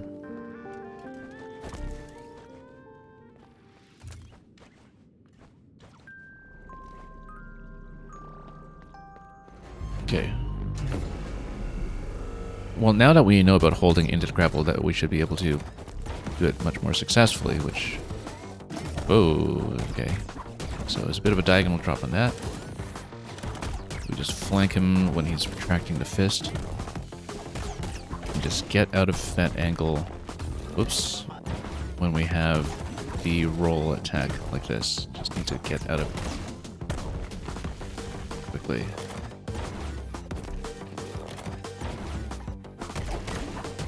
And then, yeah, no, that's being a problem here.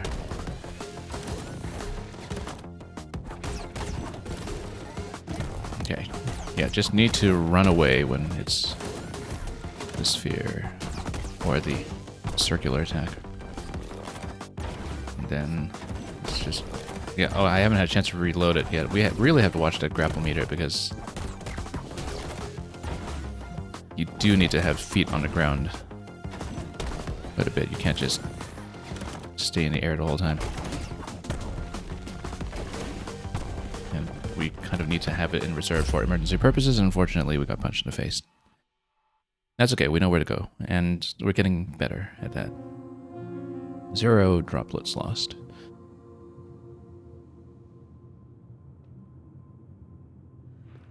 I don't know if we care to see my health for this. I mean,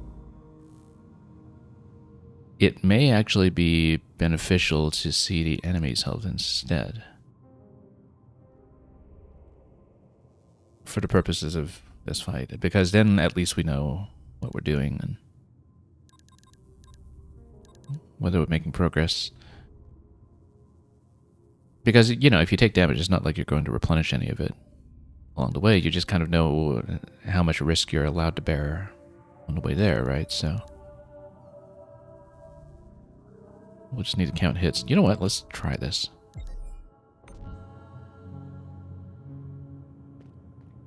And we'll just have to mentally keep track of how many hits we're taking because everything is just 1 damage. Here it is, the Nexus, close to its past glory. Impressive, isn't it? Well, unfortunately, this is the only good news I bring. I have completed my diagnosis of the heart. She isn't just failing, she is rotting from the inside. There is no saving her, not by ourselves at least. What she needs is help from the other pearls. They still can't hear me, but maybe you will have better luck if you reach out to them. Just like you reached out to me.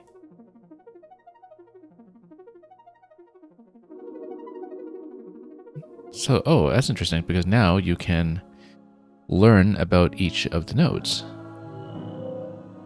Welcome back, MIO. I've been making progress, although it isn't much. As we speak, I'm trying to reach out to the other pearls, but their voices are weak. They sound withdrawn and faded. They aren't responding to me. This is worrying. Without voices, the pearls cannot fulfill their functions. Let's hope this is the Nexus malfunctioning, and not them. Okay, so, yeah, these are the different parts that we heard about. You got the hand, the blood, the spine, the eye, and the breath. Now, we might as well try inquiring about them. The hand rules over the vaults where she creates more pearls and more units. I don't know much about this one. She loves secrecy, but she is active. I can tell that much. The blood oversees Metropolis and its inhabitants, keeping them warm and in good health. Or at least he used to, but now, well, you'll see. The spine connects everything. He is at the center of the network and a true master of the Nexus. I myself am but a steward of his domain. The breath handles the haven and the library. They watch over the vegetation and monitor the oxygen output. Although, as I am sure you have noticed, the plants have been escaping their control lately. The eye resides at the very top of the vessel, crowning the celestial bay. She is the only pearl looking for our destination. She has yet to find it. Very curious. Okay, now let's fly. And continue.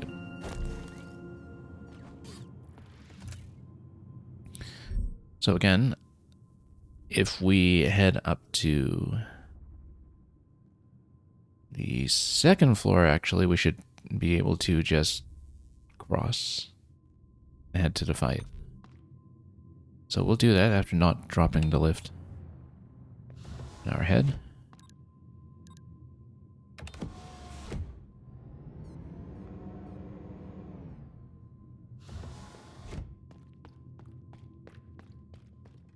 And yeah, it should be just a very straight course through here, and now we see enemy health. Great. We see that those began at half health for some reason, or... yeah, I guess depending on the enemy type, they don't necessarily have the full meter to start.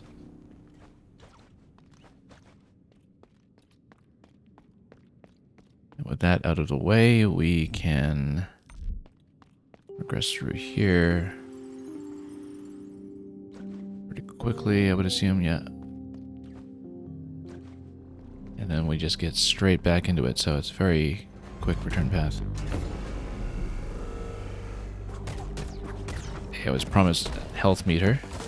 Okay, so maybe that doesn't work on... oh, yeah, it shows you the boss life bar on the top right now. Okay. Yeah, because sometimes just knowing my progress, you know, even though it doesn't matter mechanically, it does maybe give me a sense of how much risk I want to absorb. We just need to count hits. Because we can take 4 hits, essentially. 3 on the white, 1 on the black. Whoops, that's 1 hit. And... yeah.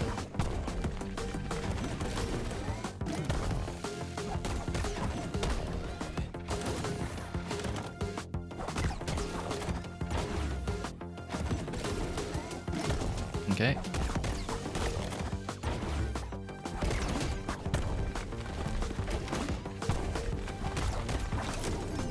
No, phase change. Wow, okay, that's a triple hit there. Triple strike. You need to watch out for stuff like that. And then, yeah, maybe... okay, we're kind of in the black now. Visually, you can see that. So that means 1 more hit, and we are down. Okay, so there's a bit of a return now on the fist after the teleport as such. It's okay, as long as we can see what's happening here.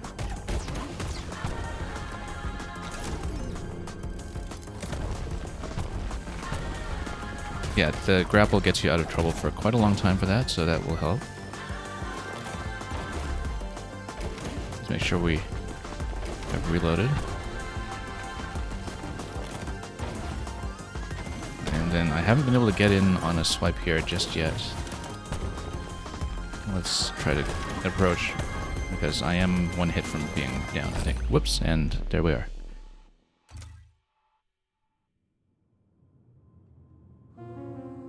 Okay, that's okay. We know exactly what we're doing. I'm going to keep the health reading on the boss, actually. I find that at least we plan around the phase changes, and since we're not taking damage from anything else along the way, we hope it's pretty easy to track our progress in the fight.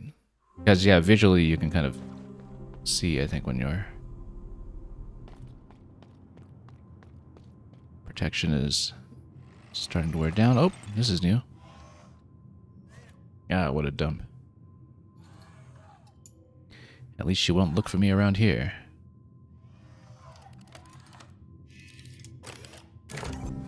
They're all set. Alright, Les, I've got a bunch of old trinkets. Let's see which ones I can repair for you. Okay, so... yeah, so the crystallized currency can be cashed in for this. And modifier extension for 10 slots. Okay, then I can see my health and the enemy health. We only have one old core for that at the moment. These are, of course, just the piece of heart equivalents. We might want to hold off on those until we are one slot away from filling it.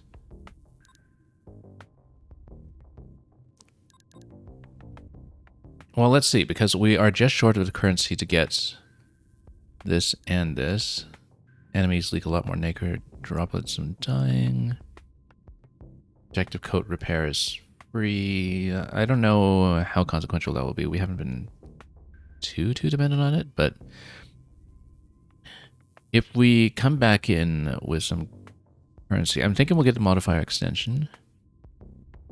And then we'll want to trade into this as soon as we can. We would maybe remove the enemy health reading last time, or rather next time we're here, and then replace it with this instead. But we want the modifier first. And get the HUD back up with just with 5 points for the time being. Or just farm a quick 13 off some enemy and come back here.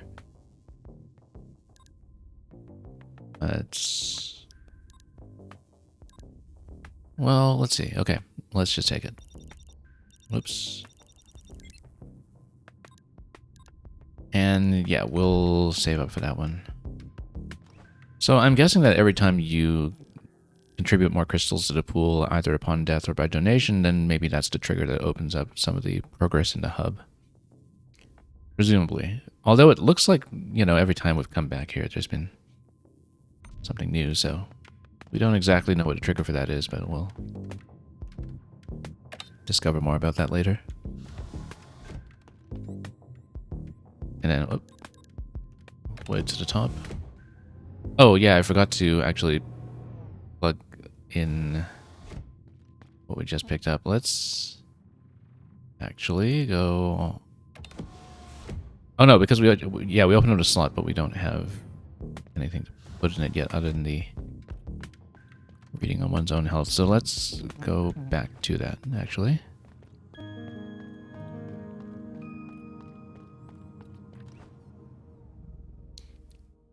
And float our way over.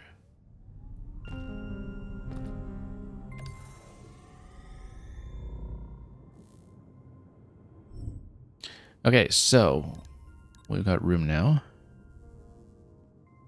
And yeah, we'll install this one. We'll keep everything else as is for now until we can get that 10-pointer or expand things further.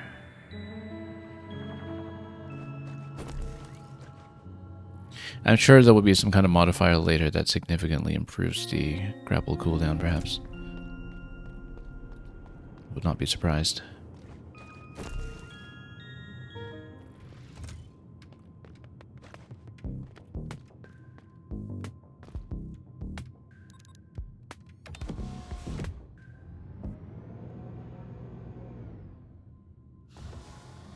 All right, all the way up top, and then let's loot some of these. We're pretty close to the crystallization point as well before the fight, so it kind of makes sense that we're expecting more deaths to crystallize every time, now that we know roughly what we want to be spending on next. And So we'll just head back.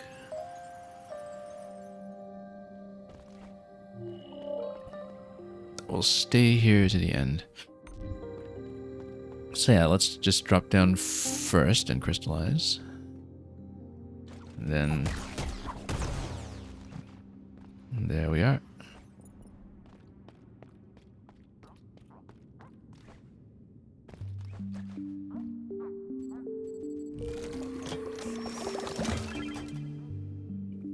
Because now we understand a lot more about where the currency system is going.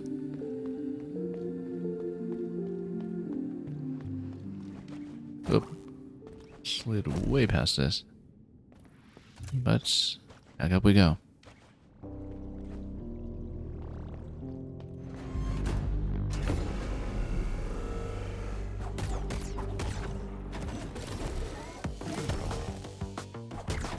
Again, we have to land.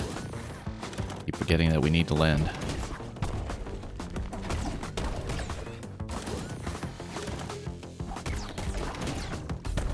I don't know if the fist actually hits you on the return. I've just been assuming that it does. Whoop. And then... yeah, okay, this has been terrible. We haven't been dodging anything, and we're not even out of the first phase yet. That did not go well at all. Let's get things back in order. We were doing so much better on the attempt prior to that one, and dodging most of what that phase was throwing our way, but we need to get that back, so...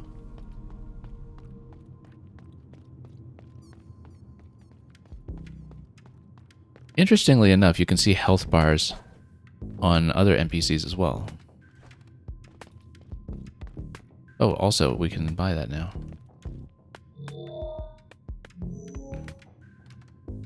And when Chi of all units throws in a towel, it's going to be a bit depressing. Yeah, I accidentally zipped through the first line of dialogue there. Now that he's all perked up again, it feels like we're finally going to fight back. About time, if you ask me. So yeah, we will always go for compounding cash nice and early.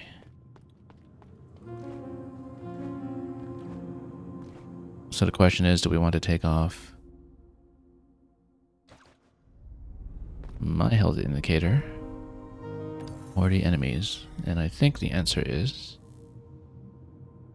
that we can do without our own HUD for at least the boss fight.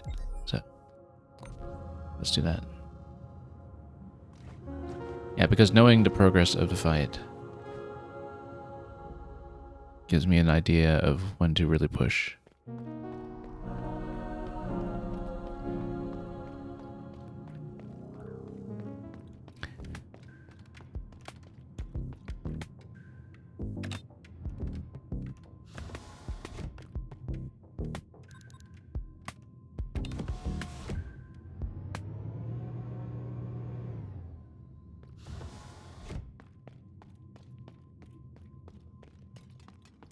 Okay, how much more cash are we talking about? I guess we'll find out. Except it won't show you on the HUD now because we turned that off. However, we can still look here and it will say. Whoops, that's okay, we'll pay and get some of that back.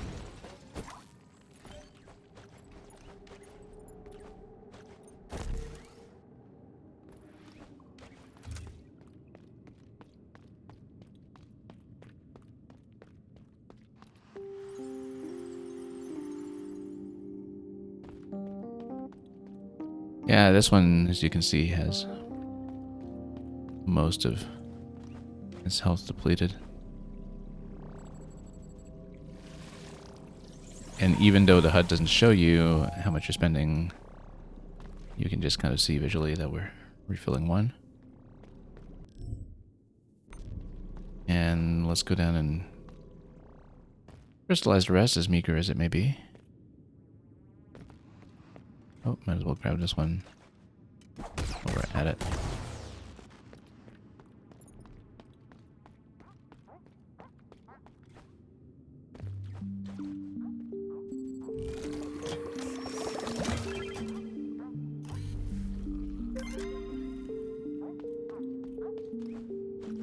And as long as we're taking with it every time we come back, we amass some more, even if we're still failing at the boss.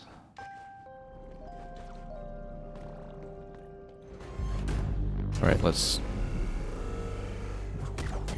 play a bit more defensively this time. And remember to land.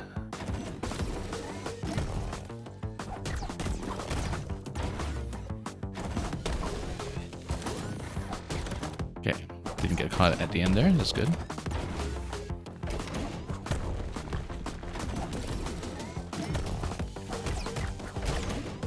Oh, okay, let's not get too aggressive.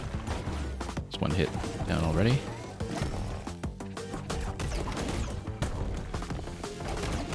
Remember, we can take 4 hits in total.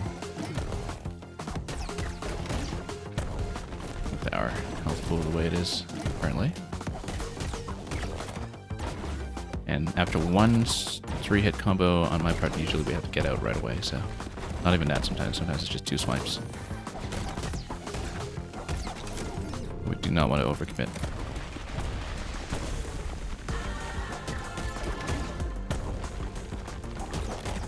Oh, no. Couldn't jump out in time.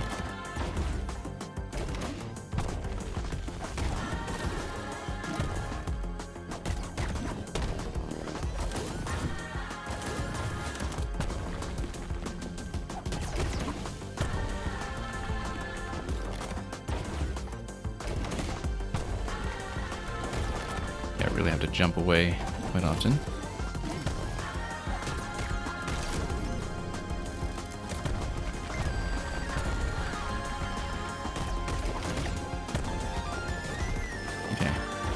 Oh, that was a little dangerous there. We haven't reloaded movement yet.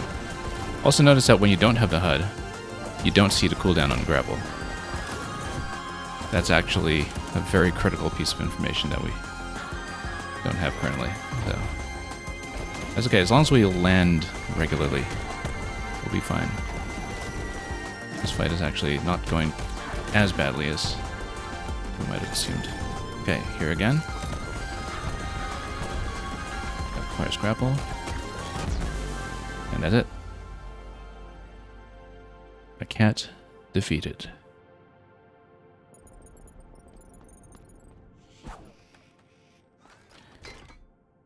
Now, what do we even get out of that? And thank you for the GG. Left side gate opens. That's how we progress through here. And did we get any cash? We got a good bit of cash, actually. We should crystallize that, and we should do it now.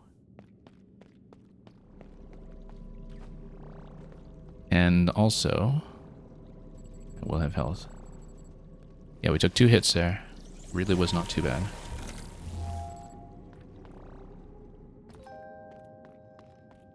Once we just understood how to be cautious and get out and wait for the opportunities.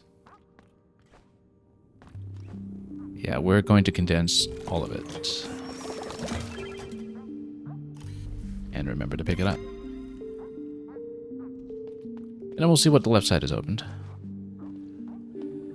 It does seem like we have quite a few options at this point when it comes to map traversal, because we did get that silo key. That headed somewhere to the right, towards the haven. And its corresponding pearl, which I don't quite remember. So, Torn Overseer, we can mend it. Well, let's do it. And that means that we have a new save point, it seems. Or, well, okay, maybe not here, but let's check the map. Nothing new. Well, that might improve something. We just don't know what. As yet. Maybe it does give me a new save point at some other location. Once mended.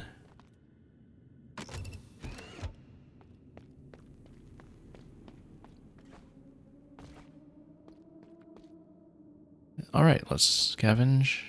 Maybe we get another old core. And indeed we do.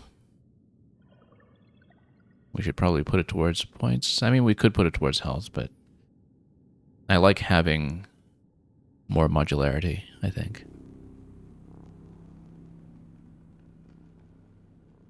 It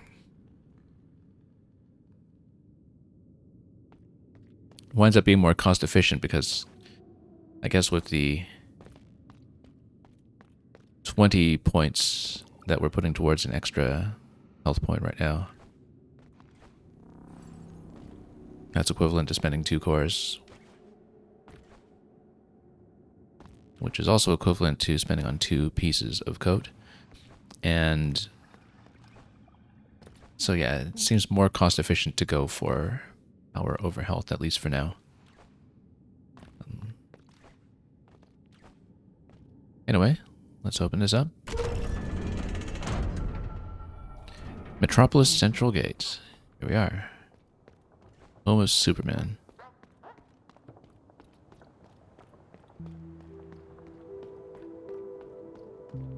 And what does Columbina tell us? Welcome to Metropolis. Please make yourself at home. Be sure to watch your steps, though. Since the disappearance of the travelers, the blood has stopped taking care of the city. It has become quite dangerous around here.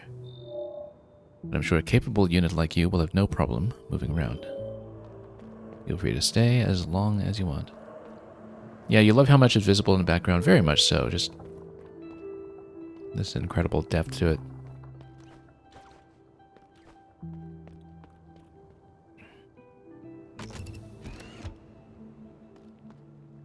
And yeah, it's kind of interesting how it conveys depth of field through color rather than focus.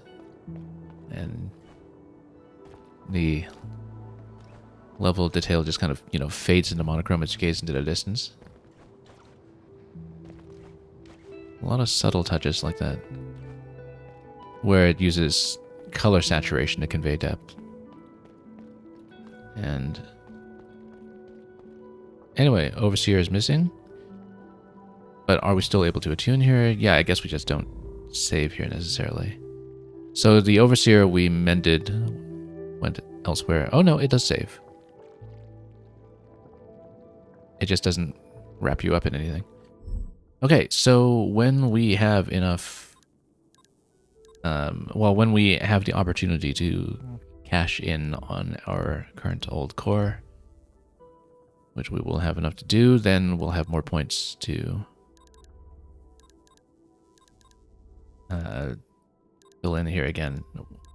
I think we're going to go back to displaying MIO status, so we have things like the grapple available. And so we know how close we are to death. We need to be careful, but other than that... Oh, locked from the other side. Well, no wall jump here yet. Totally looks like a wall jump gets through here eventually.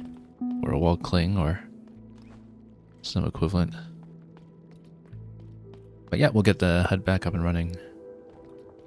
And the glaciation is less terrible here than in the ruins, but still, be careful.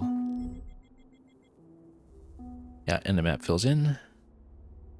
And so it does look like we hit a dead end in Metropolis for the time being, but I guess that would be our reason to see about that silo key and also pay for the next module allocation expansion when we get back. So yeah, I don't remember which gate it was that we used the silo key for, but it was one of them, so we'll check them and see where that was headed. I think also that the central diagram of where each of the pearls are does kind of correlate to where each of those locations are directionally. You know, the eye is on top, the spine is in the middle, etc. And so if we follow those directions, sometimes that could give us a little bit of orientation. So Dr. Cliché, you're saying it's a new Castle Vandroid, yeah. As opposed to a Castle VIOS.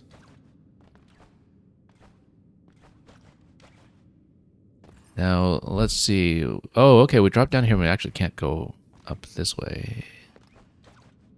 So we do, in fact, have to continue past the Metropolis Gate. Yeah, I didn't realize that was a one-way drop. Although maybe we should have paid attention to it. Okay, sure, let's find a way forward here then. The door was locked from the other side. We just find a different passage.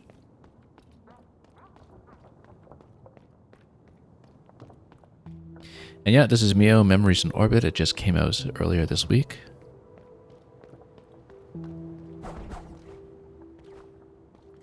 And oh, here's a grapple point. There we go. And wait, we do need to land somewhere to recharge the grapple though, so let's see. Do we have a landing? If we don't, then it seems like, well, grapple, double jump, that doesn't get you over yet. So it looks like at some point we improved the grapple in such a way that maybe we can continue it in the air, but I don't see a way to do it at the moment, so... Unless I'm missing something about how to recharge it, which I might need to look at carefully here.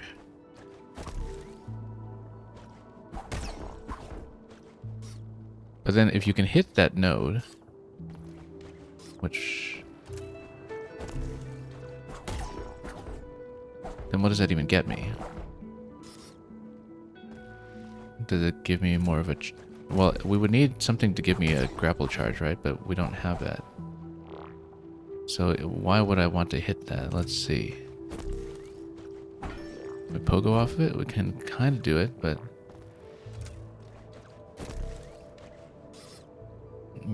but we can't chain the grapple, at least not yet.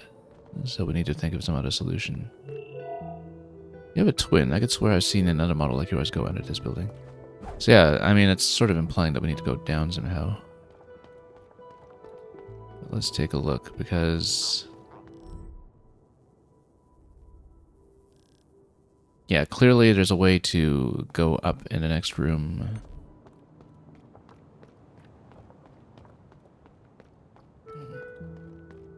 Let's see, I'm missing something that I'm supposed to know at the moment. And we'll have to figure that out. It is not this, but it looks like it should be that.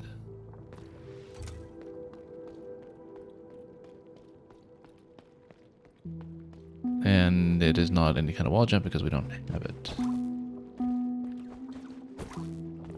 And how do we progress? Let's see.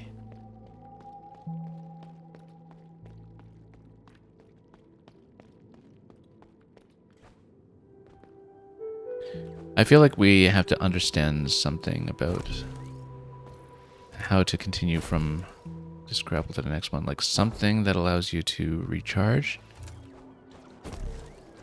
Like, does this allow you to recharge? It does not. So, how do we land?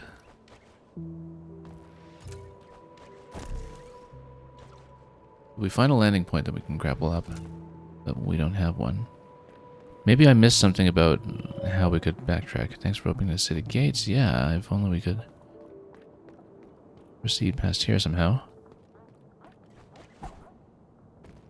Could be that I'm missing some other grapple point at another location, but let's back up and inspect.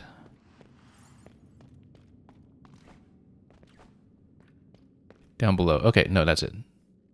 That's how to progress. And then we create the shortcut. Alright. Then... yeah, that's just a shortcut back. Okay, so we can't progress there for the time being, but it does signify to me that eventually we'll have some kind of fast recharge or double recharge on the grapple mechanic, which is a very important bit to know. Also notice that even though we've broken the ice, it hasn't reflected this on the map yet, that there's a connecting passage through here. So we'll just need to remember that. And we'll see about that silo gate that we heard about. It was on the right side after one of the floors, but We need to recall which one. And probably go back to the shop while we're at it, since we're in this location anyway.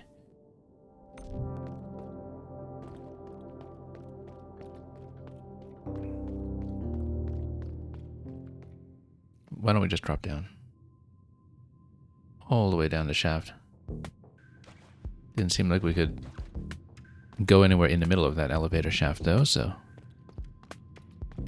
no new information there. But so we will shop for the additional extension.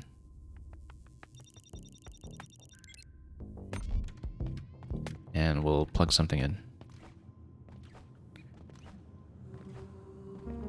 You're saying that could be a speedrun skip. Which part would be a speedrun skip? The grapple location? Or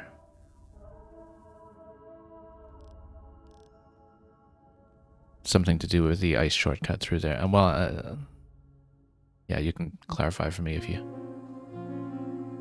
have some idea about it. Anyway, the breath handles the haven in the library, so that's got to be where the silo control is, right? So it's one of these gates on the right. I just don't remember which one. Oh, also, we need to plug in.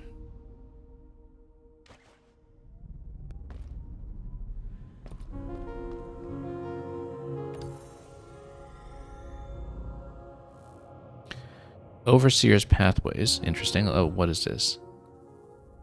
So I guess if you restore the Overseer, then it gives you a warp point. But until you restore them to certain locations, then instead of giving you a warp point, they give you just a save point and a location to modify. So we've got 10 slots available. We can remove this if we want attack power, but no, I want to amass currency as much as possible, so we'll just do this for time being.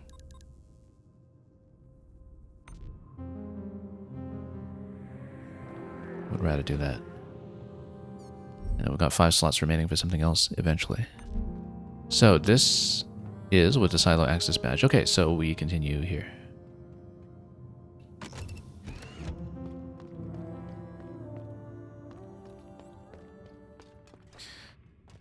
So reward-wise, we didn't actually get anything for opening up Metropolis on the left side, I suppose.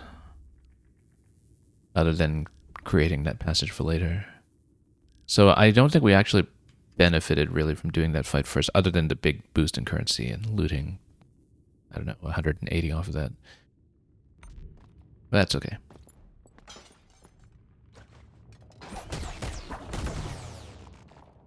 We have health bars now. Okay, no, I'm allowed to step on all this. Have to check that for a moment. We can go down below as well, and the grapple gives you something. Well, let's not get bombed by that one on top.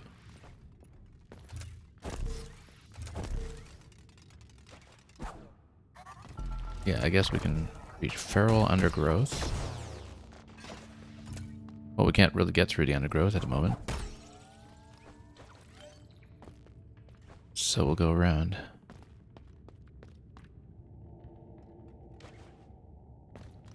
And then I guess we'll learn more about what it happens when you poke the plants, which was absolutely a missing piece of information just now.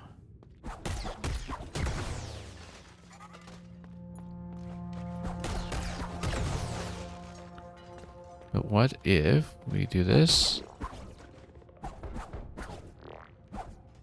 Okay, you know what? We poke that.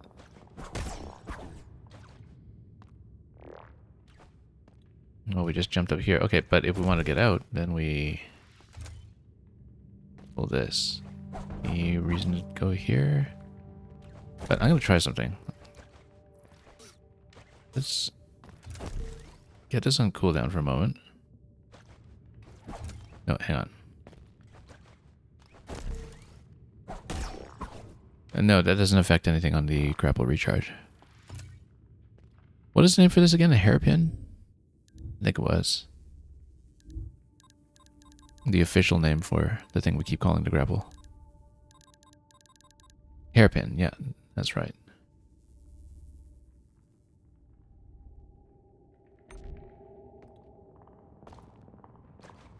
But I guess we'll learn more about why we may or may not want to hook any of that.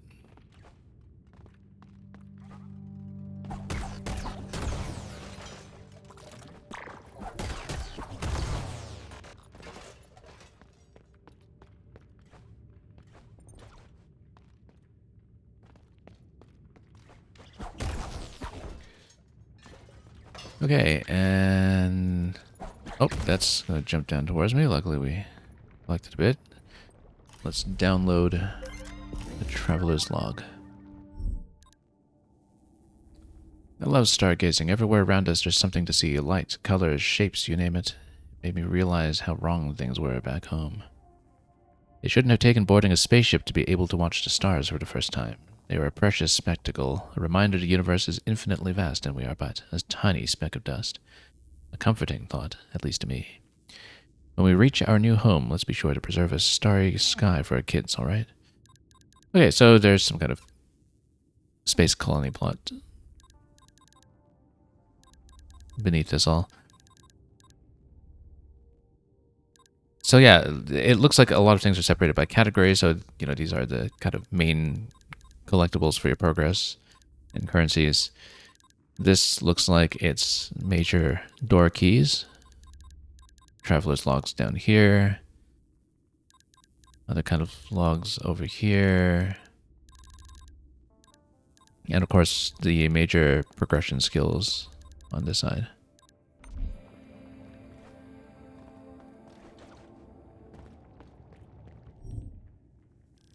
Now, oh, that's interesting. That shows you this tendril to the right. Or, oh no, it shows me my current path because we have not loaded this part of the map yet, but it shows me the path up to the points that I have reached.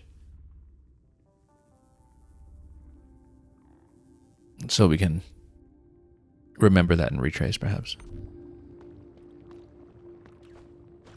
Okay. Can't quite make it over just yet. Whoa! I'm not supposed to fall there. In the goop.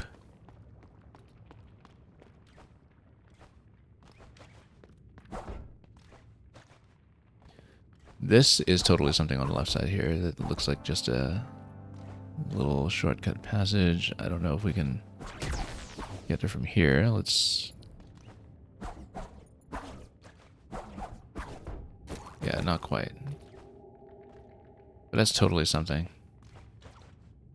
I'm just going to see if we can get back up to the top level to take a look at that. No, we came in through here to begin with. So yeah, there's an opening on a top level that connects back down here.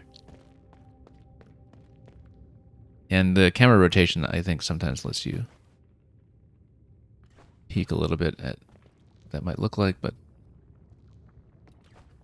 only to a limited extent. Okay, so that's something that we can reach on the left for sure. Well, we can reach it from the upper platform.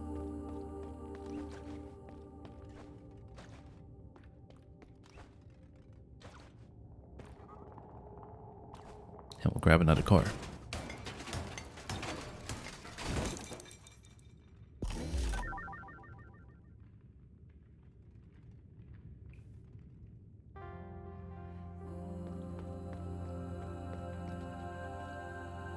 Alright, and then we can continue here. See what this is. Yeah, actually, when we have enough cash, then we'll want to buy a piece of coat for the next full coat. Whoops.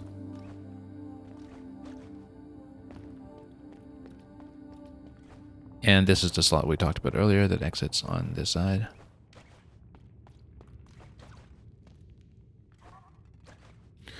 There was something down below I skipped, but let's just continue down, or rather up this way. See where we can climb. Grapple point on the right, we'll deal with that later. And then crystallizer over here. Now, this looks like it's just a shortcut gate that will open. And we'll preserve everything because we don't have enough just yet to buy the additional code piece until we get up to 200. Yeah, but this was where we came in earlier and directly to the right.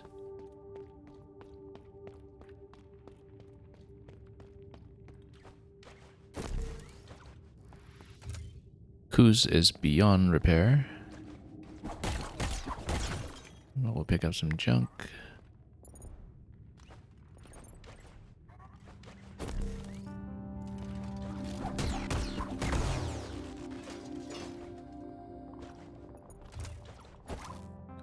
Oh. And we'll continue this way. Okay. Health can come back. Yeah, we can stand on this. Let's plug this in.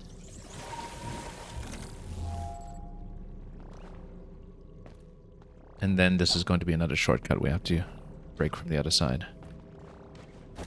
Eventually, oh, there is actually something I grappled towards here, it seems. That seemed hidden out of the way. Oh yeah, that's totally a little hidden passage here. Actually, I don't know how hidden that was supposed to be, or if we found a way to Haven early, but what a mess. What was Crow thinking, defacing the Haven like that? Breath would never have allowed such behavior if they were awake.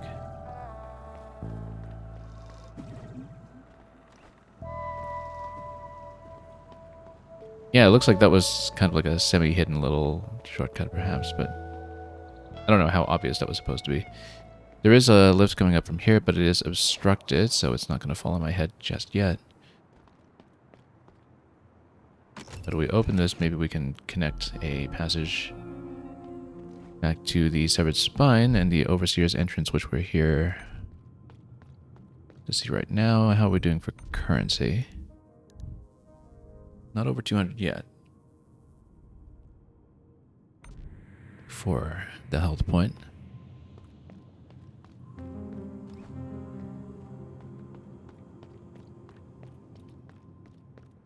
You thought the metropolis couldn't be topped, but this area is even more beautiful. Well, it has its own color identity with the kind of purple and yellow here. I think that's just how visually we're meant to distinguish the zones. And you're right that, you know, the kind of foliage that you see all over here makes it a very stark contrast to everything else we've seen so far, right?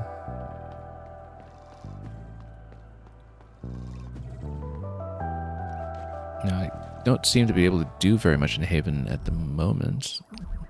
I guess eventually we'll need to find another Overseer to help extend the map, unless we just needed to donate more cash.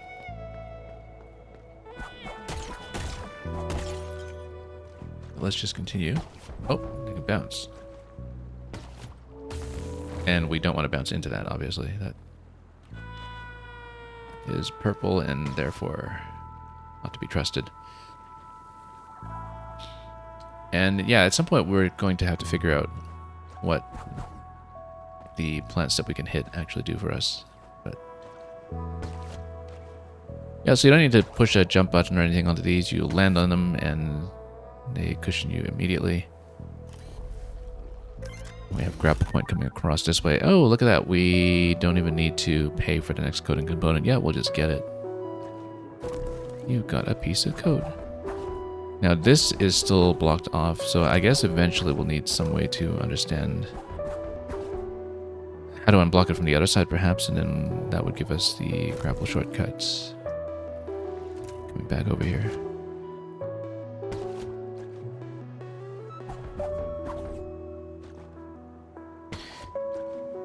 The little distortion effect you can hear on the instruments is a part of the soundtrack, incidentally. It's not the return of the sound problems we used to have on the stream all the time. At least not yet.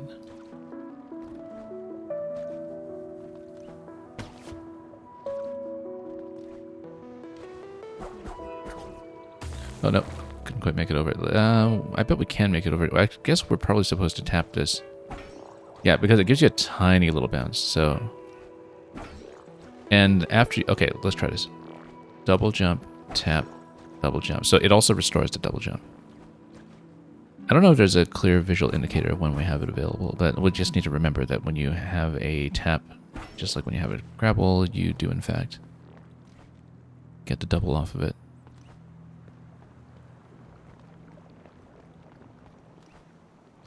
We'll cross the goop and then let's see what Olente has to say. Welcome to the Haven. Or at least that's what I'd like to say, but the place has been very unsafe since the gloom water flooded in. If you plan to go deeper, please take these components with you. Might as well help with some repairs while you're here.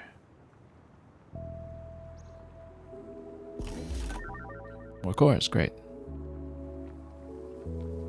We'll keep them. We will have to refill health with just a little bit here, though. We actually do not have enough droplets for the next point.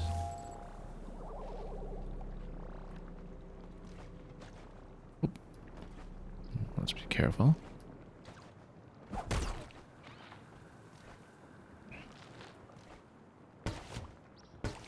This reminds me strongly of the bounces that you get into Forest Haven and Wind Waker, specifically.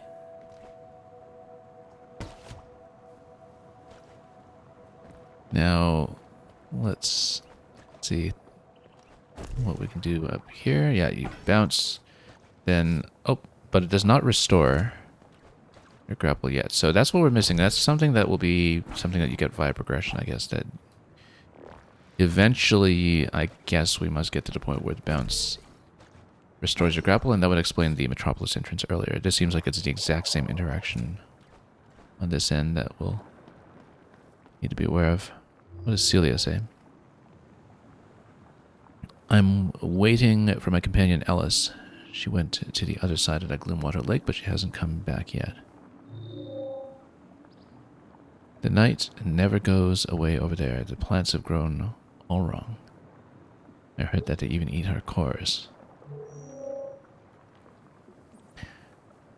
She must be so scared. I wish I could fly like her so she wouldn't be alone. Well, we can't fly, but we can't grapple. But this is quite the crossing. I don't know that we have the means.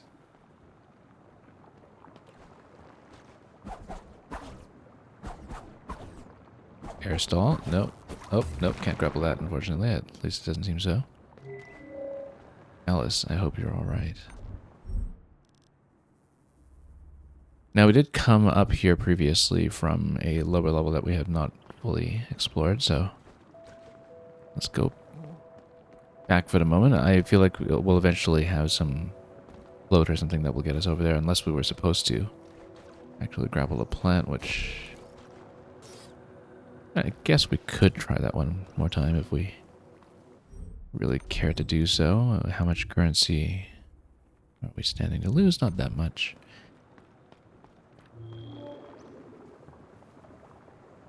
You know what? No, can't grapple it. Okay. So let's not do it.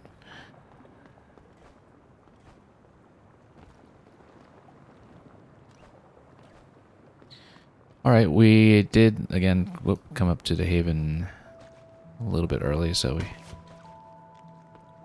can just go back. Also, let's check this. No, nothing up here yet. So yeah, presumably we can't do the double grapple yet. We don't have... Oh, we do have a little bit of cash now to get some health going. I guess that does add up quite a bit after a while. Maybe we should, in fact, buy that extra layer of financial protection. Okay, so these devs down here, we didn't come up previously. I guess that's the other path from the feral undergrowth. Yeah, now we restored a double jump using those nodes.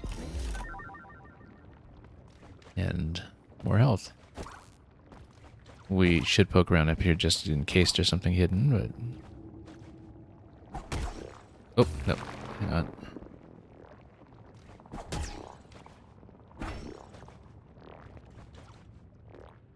And there's a lower level down here as well that we can progress through. Let's be careful here. We don't get rushed down. Whoa, I totally got rushed down.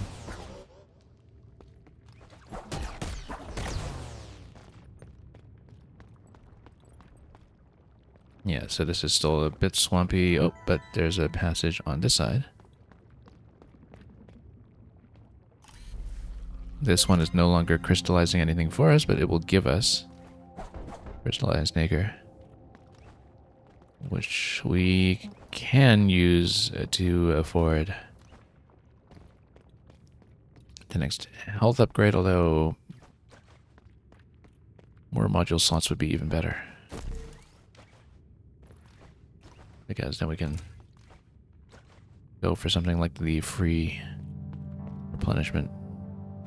Here's a shortcut. Yeah, I still don't have the map extended here yet, but we can. Well, for now, so we can continue exploring.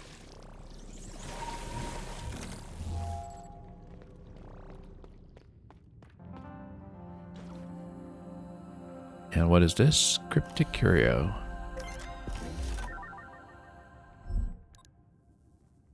Solid material encased in a thin plastic layer displaying many cryptic texts. So it's a smartphone. Maybe. Well, or some other kind of data pad.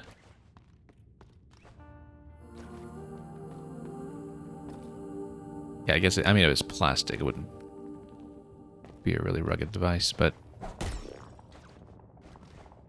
Okay, so we can roll up here. What does this passage get us? Oh, something down below. Looks like it's just more currency, though, so...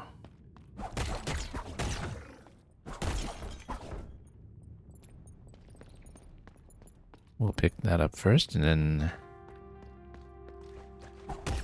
Yeah, tap, get the double jump restored. That's how you do it. Oop. Now, even these ones are not vulnerable from up top. Like, you actually can't tap very many enemies from on top at all. You can tap these pink plants to restore your double jump, but for combat, you actually don't want to stay in the air so much.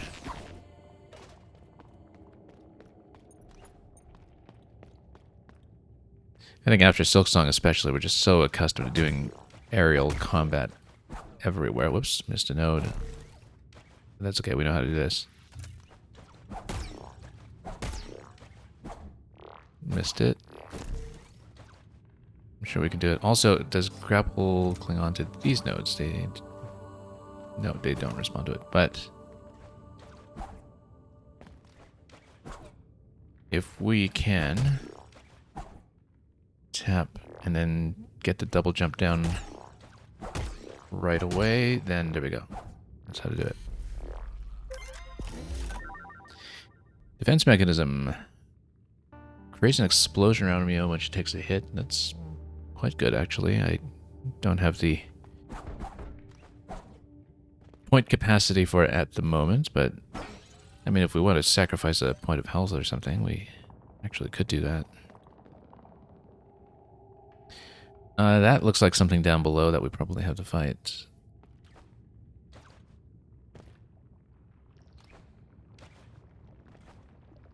And then here, yeah, we can go across. Let's just do that first.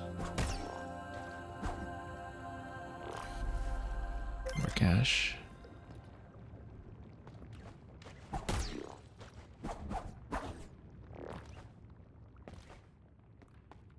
Or... oh yeah, we totally have to fight it. It's a scorpion. We have to fight it because that's its nature. Oh, that hits hard. Okay.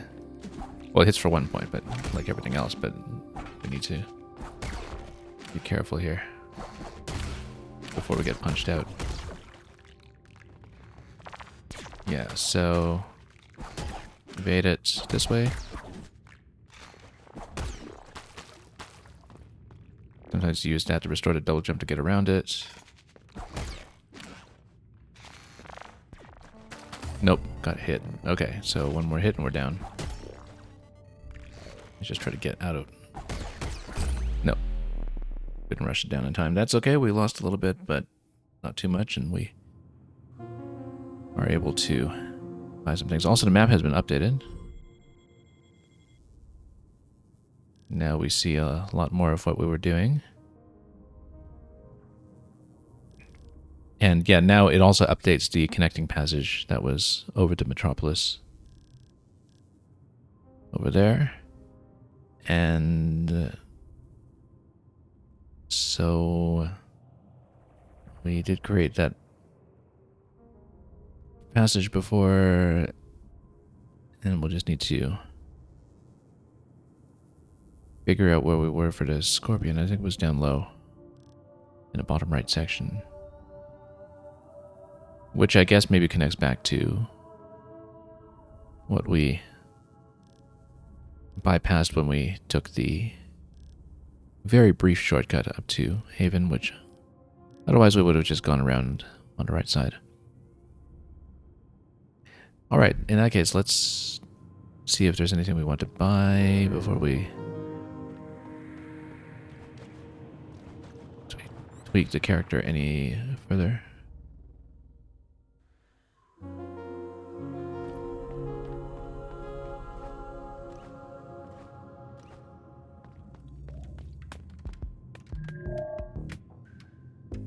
Hey lass, you travel around a lot, right? Mind if I ask you something? I sent my scraplings off to scout the ship so they can bring back more equipment. But they're late. If you come across any of them, be a sweetie and send them back to me, okay? Once to get back here, I should be able to prepare more stuff for you. Don't expect a discount, though. Yeah, so I guess that's how you expand your available range of things to buy. Now, we have the point capacity to take maintenance hack if we take off a 5-pointer. Like my view of my own health, if we want to risk that, but let's have it available anyway, just in case we want to. Let's back into it as we go. I may actually do that. Again, it's not even the reading of your own health that is a problem if you take off the HUD. It's more that you also don't have a reading on your grapple cooldown, but that may help regardless, though. So if we... Oh, actually, or we could just take off the one that's enemies remaining health for the time being. We don't absolutely need that. But it would help to amass more cash and invest in that as heavily as we can. This sounds like a fun idea to play with, actually, to see if we take off a point of health to do it. I think we're going to try that, actually. I play sloppily enough that that could very much help in bigger fights. Won't help if we get hit far away by a projectile, though, like on the Scorpion, but we'll take some risks where appropriate. And we'll take the top passage back through Haven, I think.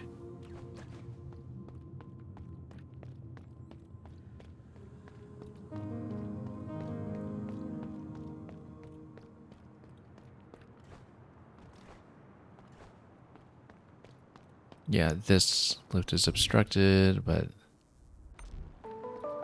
we know that now.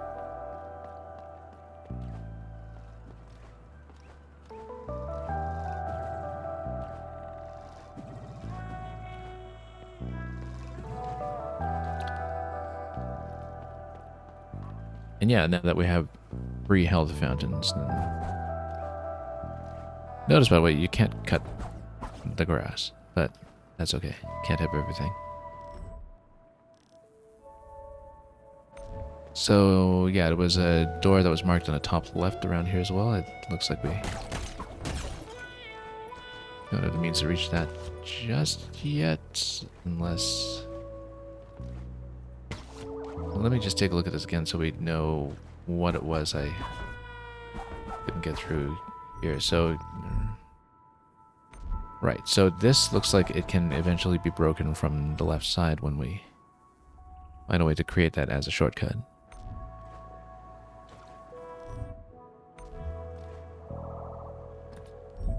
Okay, so let's go down and then to the bottom right.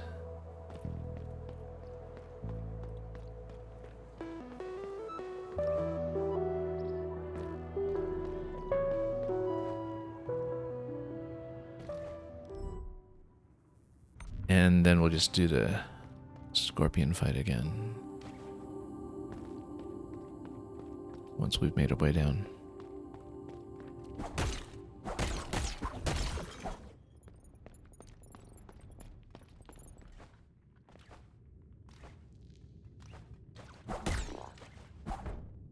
Whoops, missing it. Gonna have to get into that double jump right away after tapping to maintain enough elevation.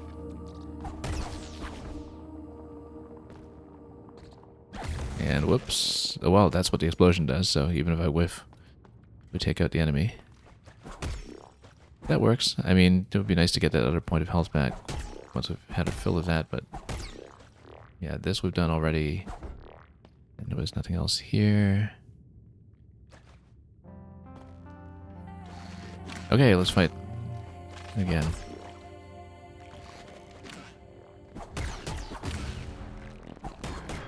Okay, shields, and then we need to dodge that carefully. Well, okay, we can't just rely on exploding in his face, unfortunately. It's okay. We'll get back there and fight it again.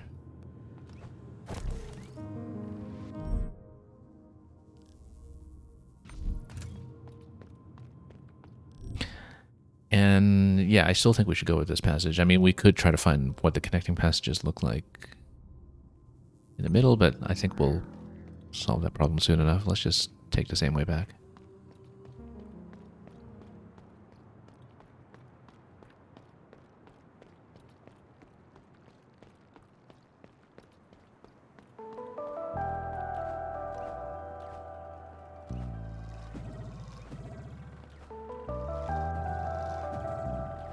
I guess that eventually maybe we get some dashing movement to speed around the map a little bit better. I mean, right now our movement is pretty limited, and that's the main source of difficulty right now, if anything. Just having the mobility to get around enemies the way that we would like.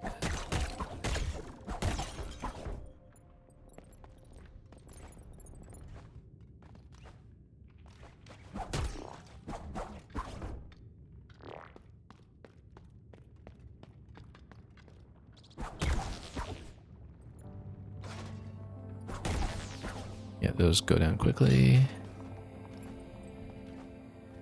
We'll just go straight down.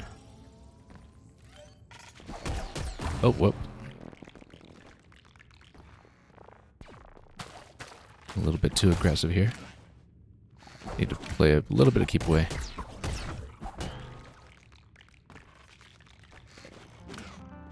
I actually kind of wonder when it's in the shield form. Oh, you know what? It blew up. Great. Works for me.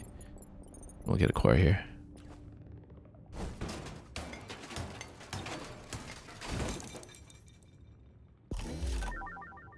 Yeah, that explosion on hit does solve a number of problems when you play as imprecisely as I've been doing. Also, did we miss checking anything down here? No, not really. And so yeah, you could walk around it if you want, but better to go for that old core.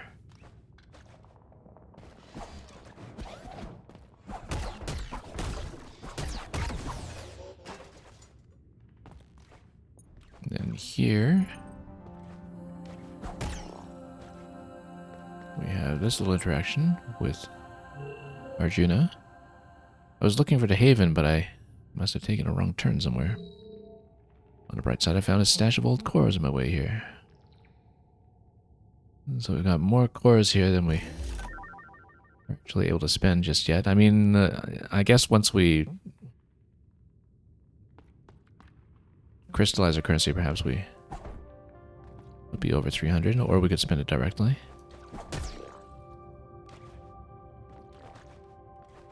Actually, I don't know if you can spend it directly if it's not crystallized. Probably you can, but that might be worth checking.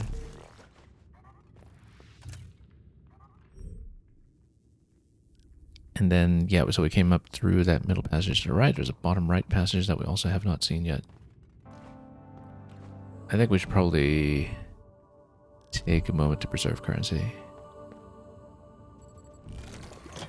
Oh, except, yeah, well, we wanted to keep a little bit for restoring health. But no, restoring health is free now, so we can just do that.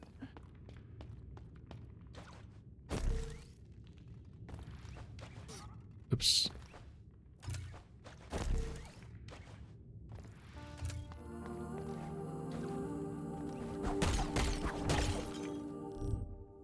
Yeah, just above this level.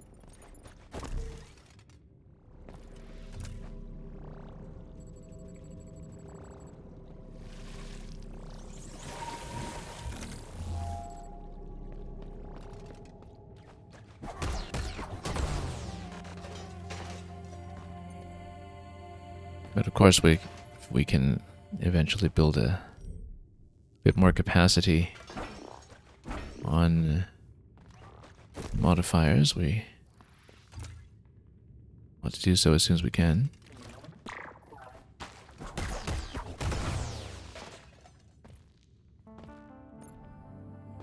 Now, what was the reason we couldn't get through here previously? Was there any, or, oh, I wasn't paying attention. Okay, that's fine. We pick up more currency. And there's something to the bottom left here, is there? And no, that's just more goop. Let's be careful.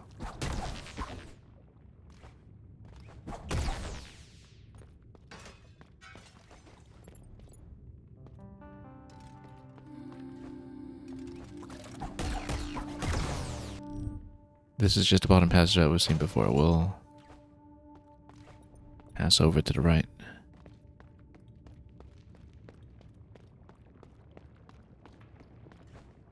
And do so by going up.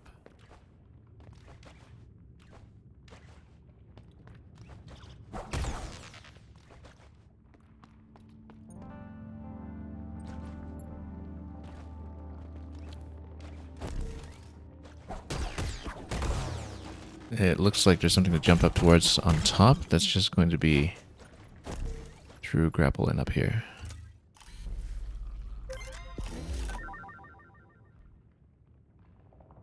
A piece of coat.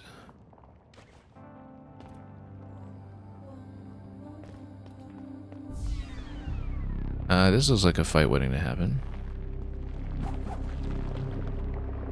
Possibly a big one. Oh. Laura, sentient pearl trap. How much currency are we going to lose when we die to this? Let's see if I can take a look. Oh, okay, so it's going to try to give you a hug. But, oh, that's a pretty big whip, actually. Alright. We've got to watch the pattern a lot better. Now, you can bounce on top, but top doesn't do damage, as we know from this game. Avoid the hug. And then, yeah, for that interaction, you just need to grapple to the left and get out of its range. Lost 100 droplets or so. Yeah, that's fine. We'll see what we can do. I might want to change this for a moment. Now, the explosion does a decent amount of damage, but given that, you know, we can only be hit a maximum of so many times, it may be more effective to go for the combo damage, or for that matter, for the health display.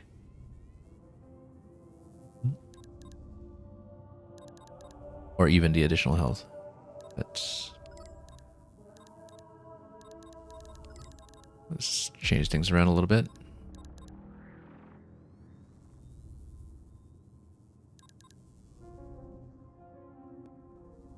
And health or attack? Well, we're not really getting the triple tap in very often. Let's just go health, actually.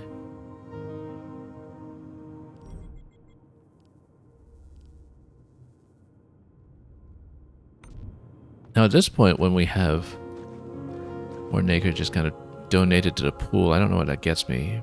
Maybe it gets me more information. But let's listen.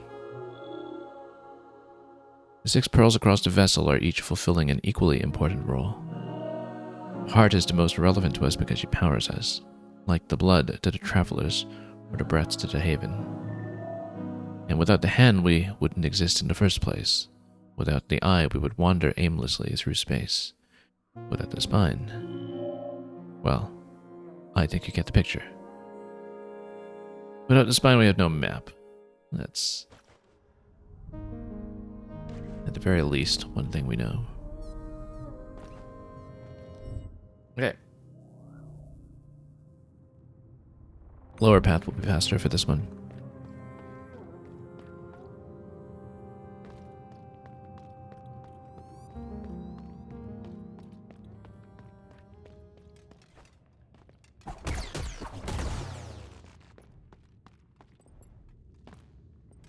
Were we at 3 out of 4 instead of 2 out of 4 for coats, I would have bought an extra piece just now, but...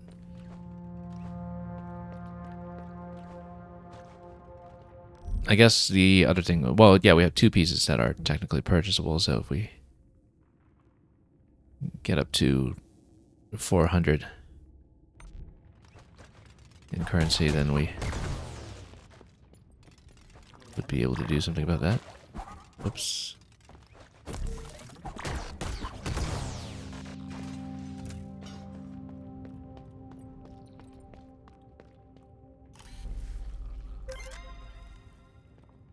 Oh, interesting that you get to just pick some up as you go. Maybe we forgot to pick that up earlier. Because we actually have quite a few droplets at this point. Yeah, 362. I think I just forgot to pick up one of those earlier. That's the sudden influx. It does mean that if we loot just a little bit more, we'll actually have enough for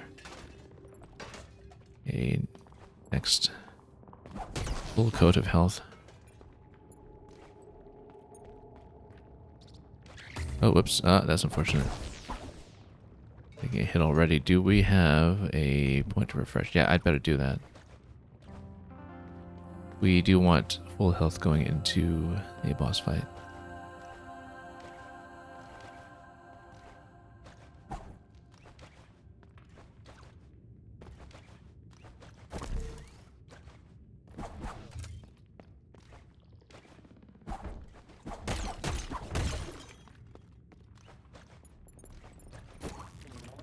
Whoops.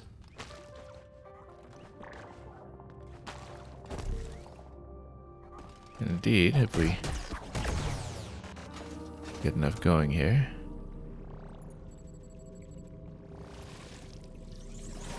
We may, in fact, want to buy up all that existing health now. We do have enough. I actually think we'll do that.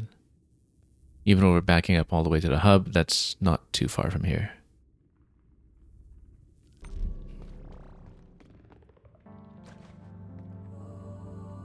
And that's going to be a significant advantage.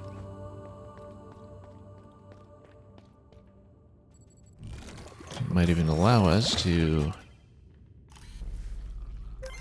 trade off from health to one of the other modifiers again, but So yeah, if we're doing that, oh no, it's 300 each for the pieces. It's not 200 each. So no, we don't have enough. We would need 600 total to get 2 pieces of coat. So yeah, no, we won't do that yet. We'll conserve our currency and just head back down.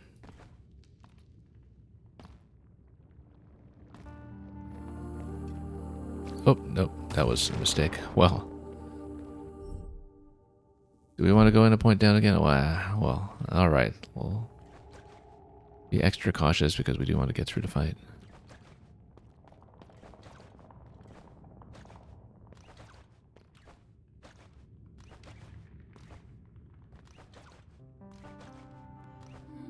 And that's why it's paying off already, too.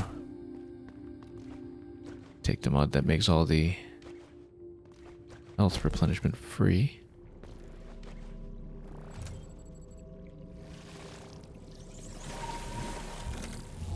And let's fall back in a little more accurately this time.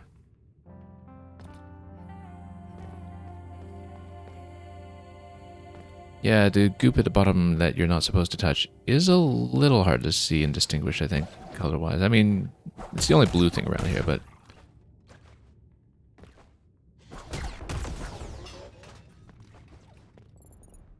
I did find a visibility on it to throw me off a little bit, even though it's the only thing going on of that particular color.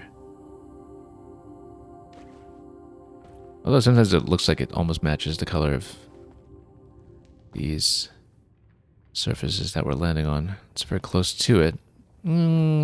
Yeah, much paler shade of teal, I guess. But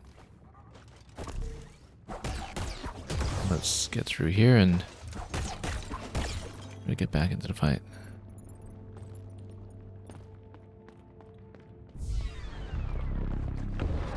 Okay. Avoid the hug and zip to the left on the downward stroke. Whoa, we did not avoid the hug. Okay, no, you can kind of go over that, over the swipe.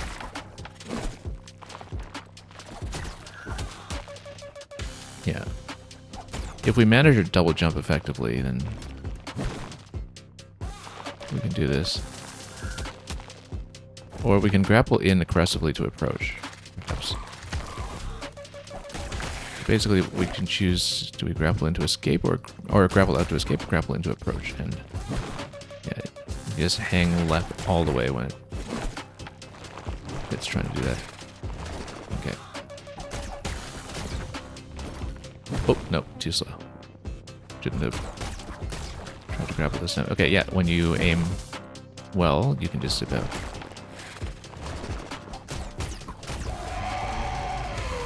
Phase 2. And we get some goop there. Okay, so you can't approach like that anymore, so you have to grapple in now. Or rather,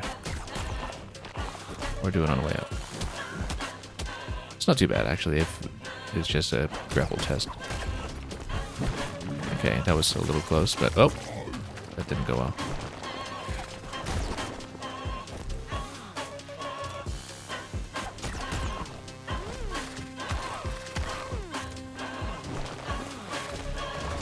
That was a little bit close there as well. Had to do a lot of hit and run.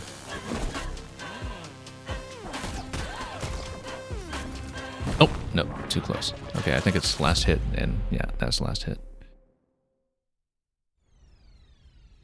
But at least we know what we're dealing with for phase 2. And that's fine. Let's see, do we want to modify anything?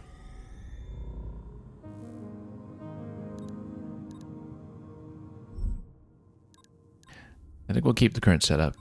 I like the additional point of health, actually.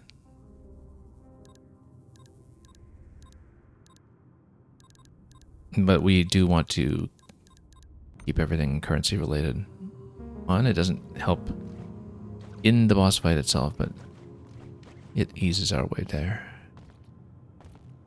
And I do think that's worth keeping.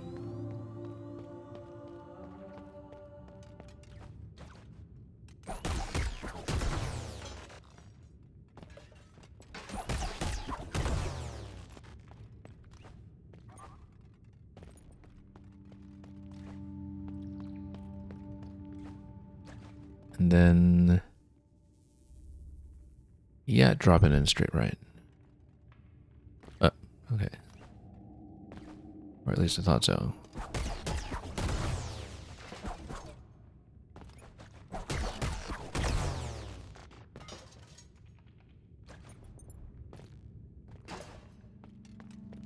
We were reasonably close getting into phase 2 on that fight that time. Whoop.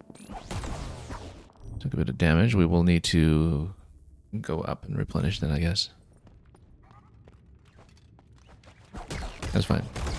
It pays to be a bit cautious. We're not playing for speed or anything.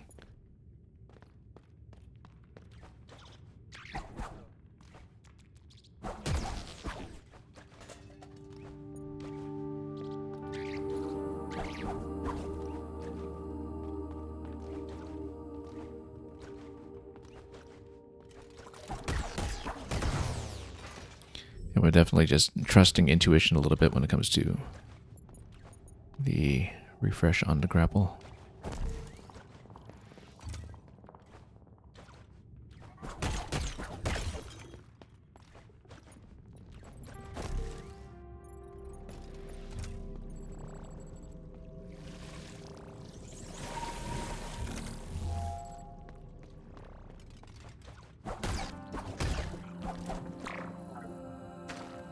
I mean, even without the HUD, I think at any point, can we actually see our health? We don't have it on? No, we can't. That's okay.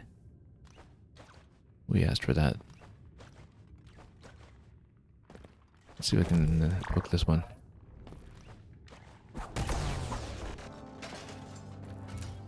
And we have enough currency on hand that it might be worth crystallizing before we proceed, since it's right here. And indeed, that's a sizable chunk.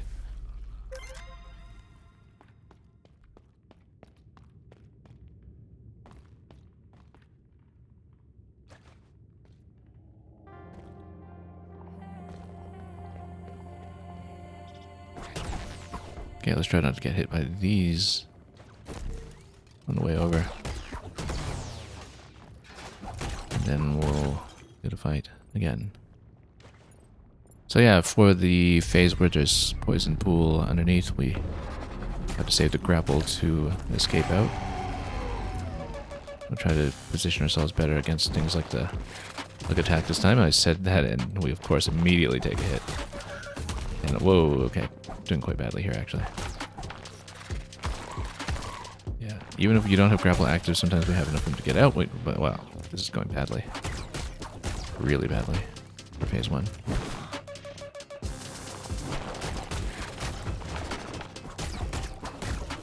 Yeah, after hitting the enemy, you do have a double jump that's refreshing available. That's really important to know. Let's not get hit by that. Nope. Too late.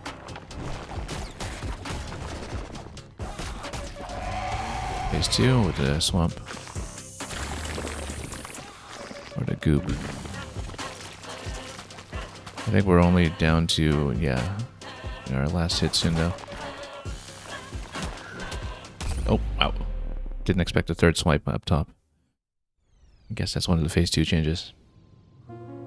It's okay. Let's continue.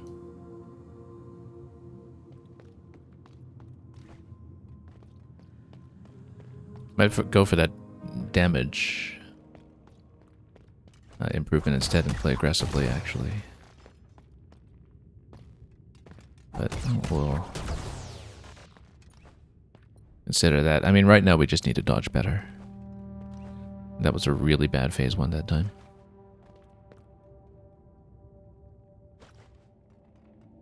Oh, there we go.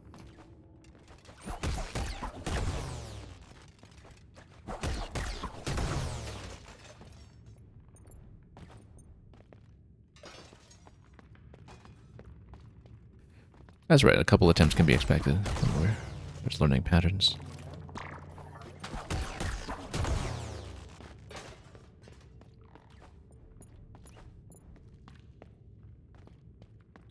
It's a pretty easygoing game, it's just that our movement is so limited right now when it comes to speed and flexibility.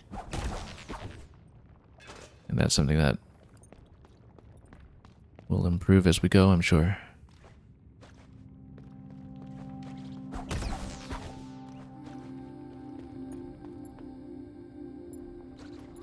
Oh, no. Okay, lost a point already. Do we want to do the long run around to gain that point back? I think we do. We're still rather sloppy on the main boss fight itself, so better just do the whole circuit. It would have been better to not take damage, obviously, but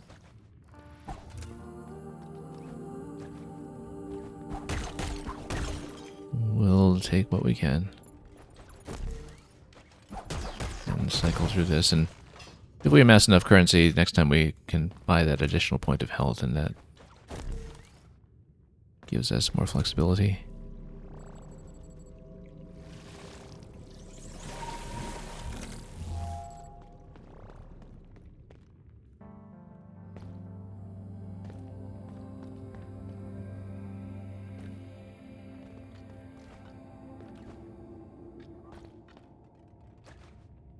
We went the wrong way. Yeah, this is a side passage. Oh, and, well, I guess we're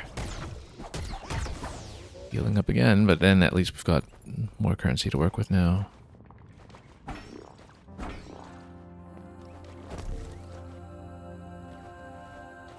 And as you get accustomed to the movement, everything is relatively smooth to sort out. Not too much of a run.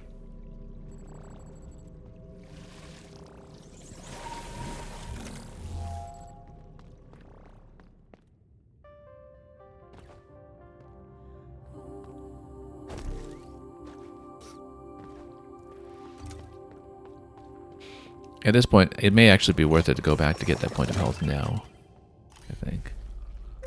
And either keep it with the modifiers or change it to damage on the 3-hit combo, which I think we may in fact take. Yeah, we farmed it up, we might as well just use it now. Since we haven't opened up anything else to purchase yet with the cores that we have on hand.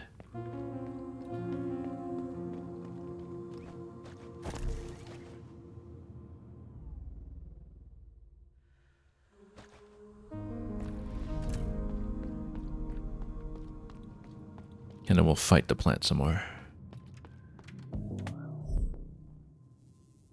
And yeah, we've got more than enough cores. We'll just grab health then. And buy everything. And that was the last of it, at least for now. If you want more stuff out of that workshop, you'll have to wait for my scraplings to come back. There's only so much I can do on my own. You know, this very bored looking pose at the counter reminds me very specifically of another game that we had already mentioned earlier when we were bouncing around the plants, which is, of course, the Splooshin' Kaboom battleship game in Wind Waker.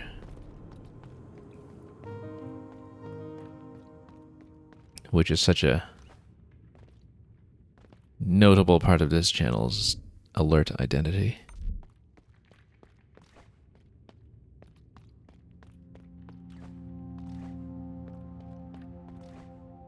You know, just that distinctive look of waiting for customers to show up.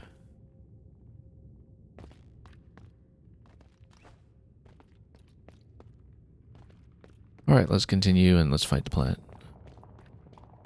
Oh, I totally didn't respec into anything. I guess we just took the extra point of health and ran with it. That's alright. And we'll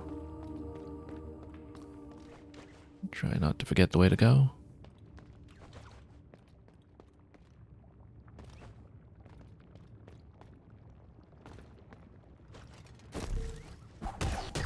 Try not to blow it over here, because we have the little enemies sometimes to deal with. Okay, here's the plant. And hug. Oh, nope, didn't get out of that very well. We jumped too early. Yeah, so there's a third swipe on the second phase when that attack pattern comes in. We need to be aware of that. Oh, just barely got out of that. Missed the grapple entirely. We didn't reload it, that's why.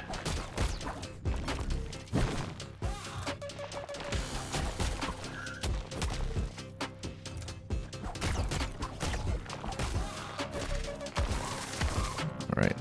Should be at phase 2 soon if we get the half health on it.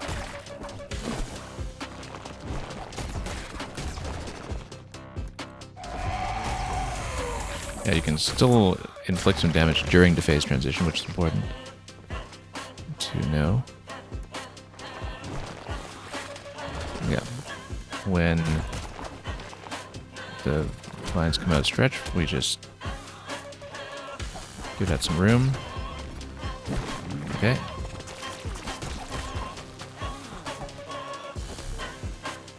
Refresh on the ground all we can. We should be able to do this somewhat carefully. And yeah, expected a third swipe, and fortunately we did not get it, but we do need to be prepared. Yeah, that's the attack with a third swipe.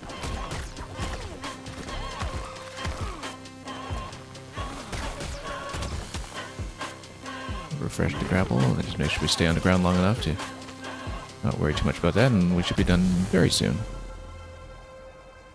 Very clean, actually, that time.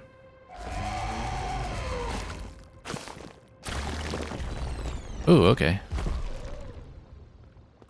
Well, now that we've rescued this one, let's see. It's got a book on its head. Personal assistant, MIO's property. Oh, okay. You belong to me now.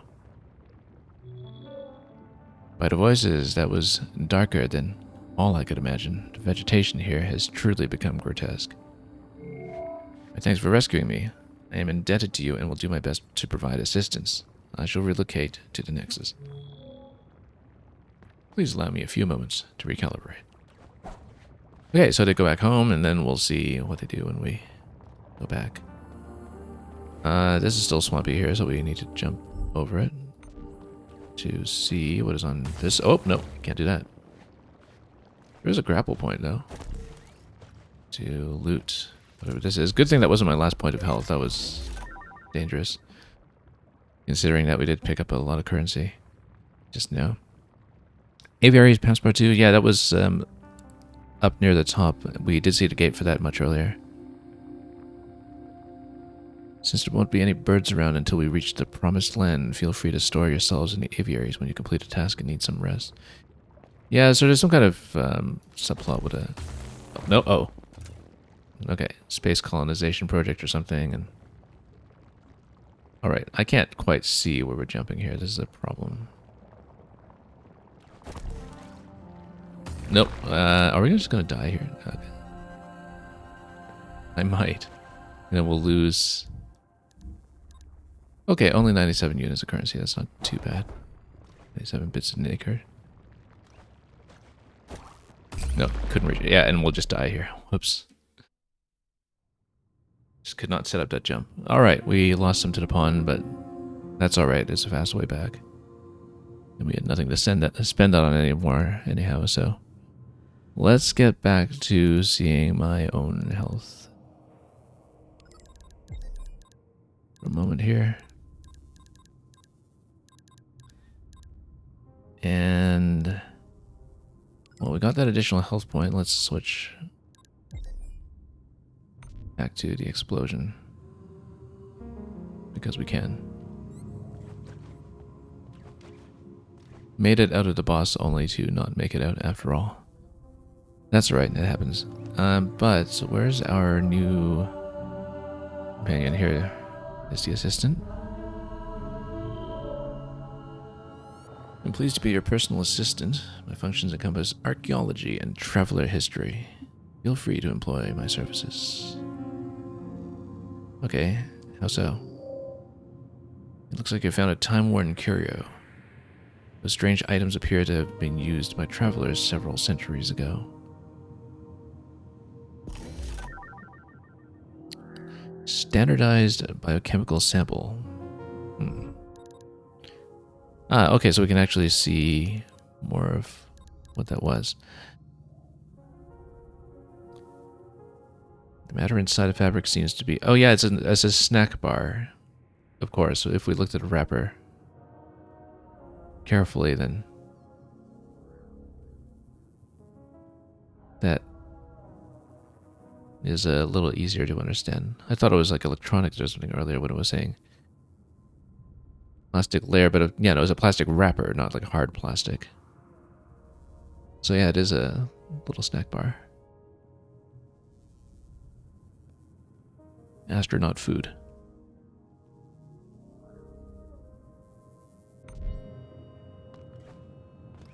So yeah, all this is some kind of planetary colonization project. The travelers may or may not be precursor humans, or even just precursor robots, but we will find out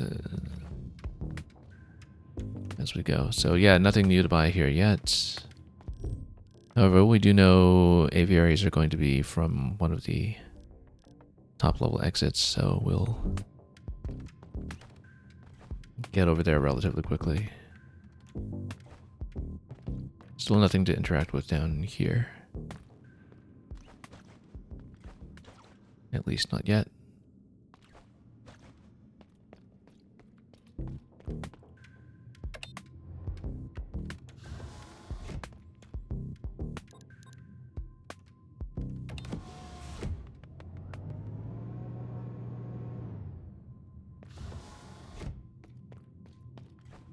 That's not the one. It might be the next top door, although we know it's above Haven. So it might even have been a top door on the right over there. I just don't remember. It was one of the high locations. And we had noticed it fairly early on. It's probably that other door that was over to the right from the hub. We'll check here anyway. Since I don't really recall. And no, it's not this one. So yeah, it's the other right-facing door, which, as advertised, goes above the Haven and will connect back down once we open some shortcuts, probably.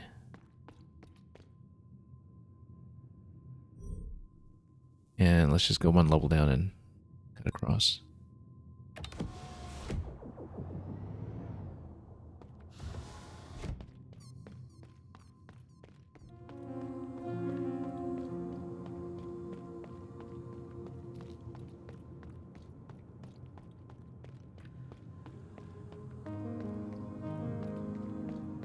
And what does the librarian want to say? A little unit, have you come to meet the spine? I've been waiting here a long time myself. Not once has he opened his shell.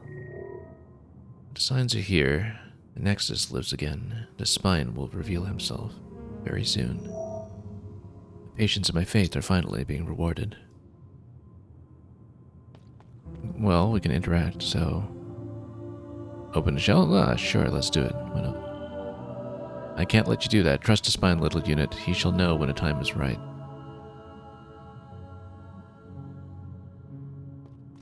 I wonder if that just turns out to be the final boss or something, but who knows. Anyway, aviaries, passepartout. And we'll open the tube. Still no sign of Tomo. You know, I choose to see it as a good sign. I mean, among all those ruins, I have expected to find nothing more than a broken frame. Or a broken mind. There are worse fates than death these days.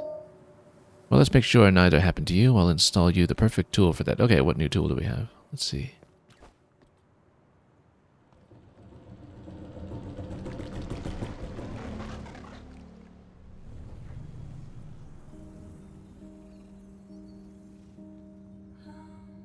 Ah, here's the dodge. Okay. But it's not actually a dodge roll, so... We still want to NZR? Yeah, we do.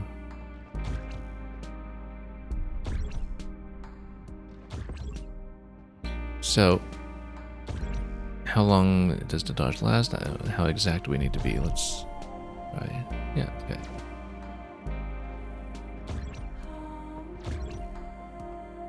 Yeah, so it's not a dodge roll or anything, but it does give you that moment of vulnerability, and you can kind of get past this way. Which then explains maybe... I'm just trying to think about which obstacle we get around with it. Definitely the frosty bit that was in the bottom left earlier. Maybe some other things besides.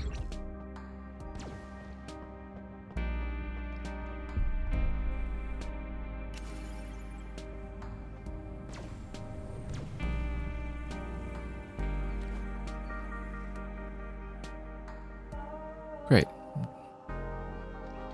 And then we'll figure out soon enough how to use it. Oh, you can actually go up this way. Nope. Or rather, that obstructs you. And a letter from Tomo.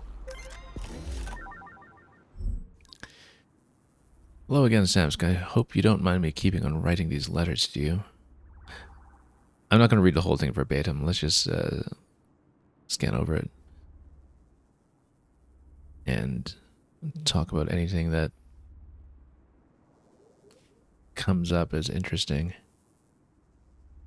So, yeah, they're investigating why the units are decaying. The travelers, again, I feel like they're the precursor spacefaring civilization that may or may not be humans that build the robots, but whatever the origin is and whoever they're supposed to carry in the colony ship. And yeah, personal assistants have been unaffected by decay, which we've already seen evidence of already, given that we had our own personal assistant up and running. Oh, let's actually remember to use the new spot dodge when we can. Now, there is a bit of a cooldown on dodge as well. We can't spam it, but... Now, the only thing I'm wondering, though, with having grapple on R and dodge on ZR is that it's a little difficult to use them together in conjunction, which would not have been the case if we had one of them on face button. So, you know, maybe that's the logic behind the button scheme with the original X on dodge, is that then you can kind of grapple and dodge easily. I mean, we can still do it, like grapple, dodge, but might be more difficult to use them in tandem than with the original configuration that had dodge on the face button. But originally nothing was bound on L and R anyway, which is curious. But anyway, elevator's obstructed still, but why don't we... I'm going to get rid of that from the other side, I guess. So, in order to do that, let's see how we might progress.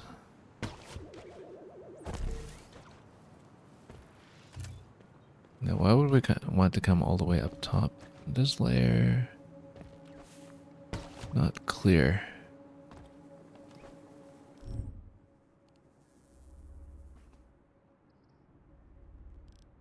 We might have a way to go up from the other side, but then why wouldn't we have been able to do that previously? Like, what do we get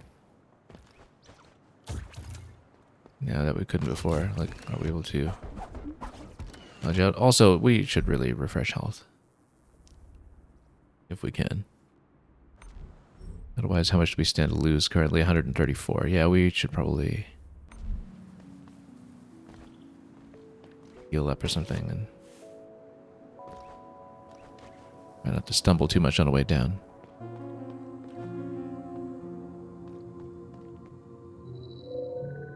Spine is the master of the network. He sees all and he knows all. If you have a question, then he has the answer, yet in his wisdom he chooses to remain silent. The message is clear, we can ask, but we are not ready yet to hear his answers.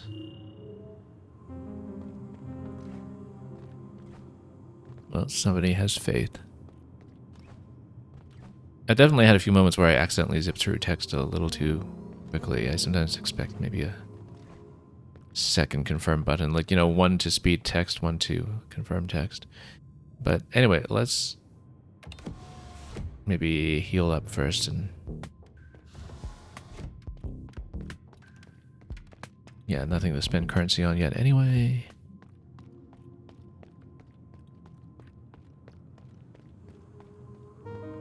Anything else to talk about here? Nope. Only once things receive scrutiny. Can we pay into inquiring into anything? I don't know that we can. Or a note that just tells me more about each segment as we had already previously seen.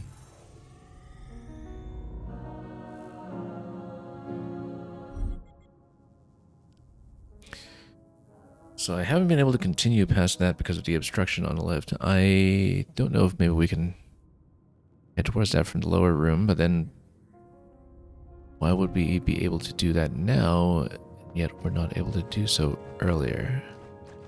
Possibly it's some interaction with the dodge, but I don't recall that being the case. Nevertheless, we'll go back there and check. Yeah, because it did look like the obstruction had to be cleared from the right. Why didn't we come up here previously? What was the issue? Oh, okay, so we can land here, and that gives me grapple. So, I don't even know why we didn't come here previously then. Do we need to do this? Is this a fight, or something else entirely? No, this is just a grapple point. Interesting. Yeah, okay, yeah, we picked a fight.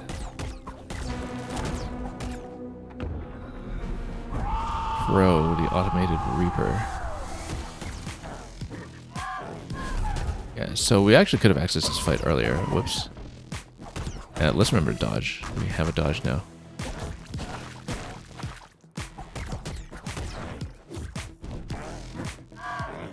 Oh, yeah, it's a little rough here. Okay. Nope. Getting hit by too many things. We just haven't read the pattern very well yet.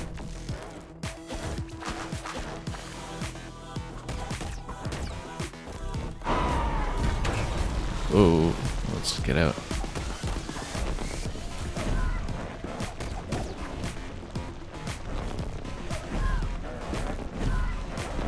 Nope, nope. Sniped. Okay, we lost a lot of currency there, I think. 134, that's okay. At least we know what we're in for in that location. And that looks like that's what will connect to the elevator accordingly. Now, since we're doing this, let's, for a boss again, trade the health indicator. And instead of going explosion, let's go combo. Or even the additional health points. No, let's go with this just to see.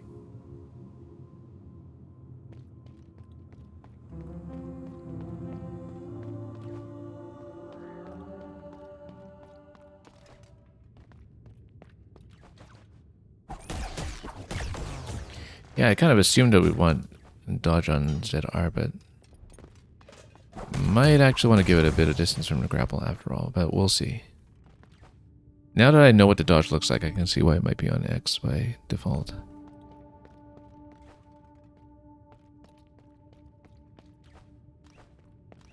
But we'll see, because, you know, I also want it to be available while jumping. Easily available while jumping, and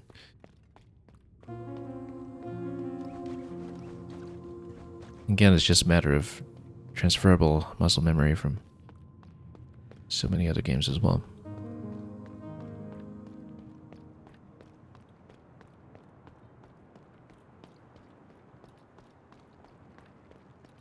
Let's just head on up.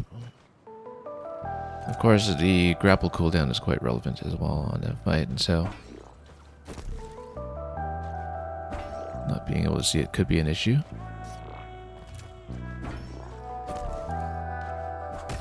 Oh, interestingly enough. Yeah, unfortunately we can't do the double grapple yet here, but letter from Tomo, which we missed on the way here earlier.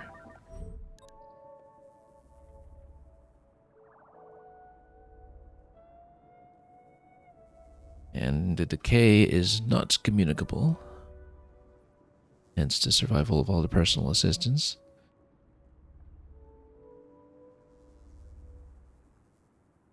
And so yeah, that's how some of the bots protect themselves from whatever is going on.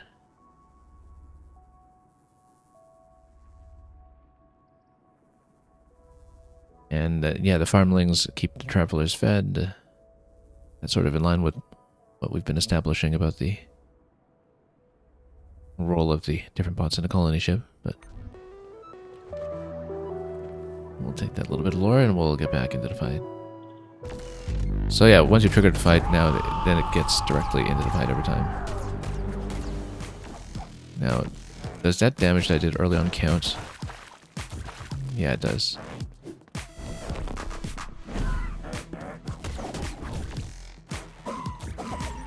Yeah, good. Good. Oh, no, missed a dodge that time. Just, yeah, it got hit twice, in fact. That was not great. We have to watch the pattern a bit better. Still learning his attacks, so.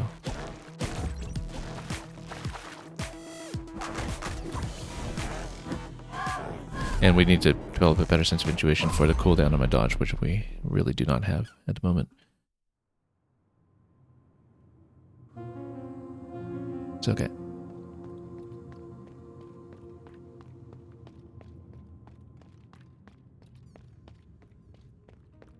And no, we want to go upstairs for the path.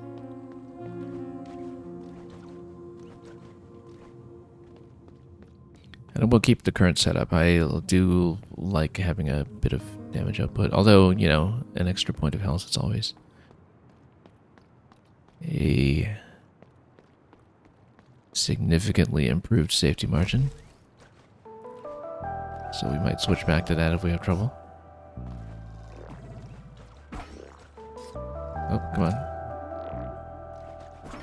Just kind of a visual indicator of the grapple cooldown. You just let all those golden strands come back in. In the middle of a fight, though, it can be a little difficult to watch accurately, so just keep your finger on the trigger for the dodge and just go grapple situationally. Whoa, that was already bad. Nope, already. Yeah, a little late in the dodges every time, so.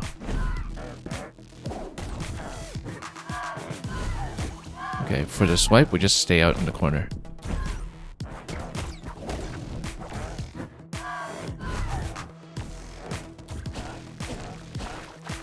So if we stay in the corner, we're actually safe from a swipe attack. Oh, that was mistimed.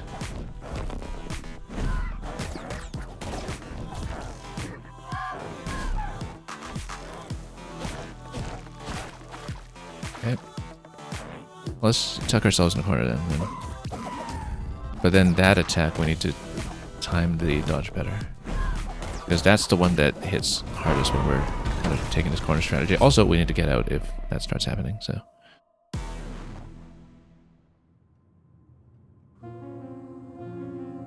But the corner looks like a good place to be.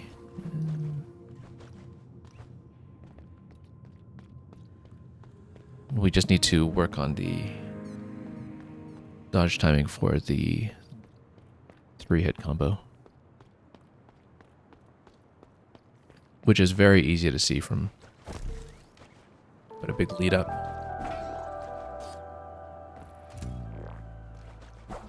Oops. Yeah, the grapple come back, and then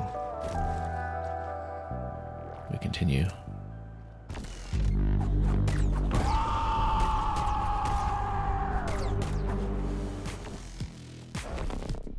Nope, nope. Totally misread that attack. I thought it was going to be the cross swipe. And then, yeah, once again, we really need to work on a dodge for that one. It's after the second hit. So taking too much damage already. So yeah, that misses completely. And then, so we just need to watch out for the drop corner. Oh, yeah, still trying to get the dodge timing on that. We aren't doing it very cleanly, but swipe. And then, yeah, third hit, there we go. That's the dodge timing. Swipe. Down. Yeah, we just give it some distance when we see it go up in the top corner like that. And that's actually a pretty easy phase one, but we need to get out after that. And we need to watch out for how the attacks are modified in this phase. Because now you can't stand in the corner anymore now, can you? But phase one, at least we have a strategy.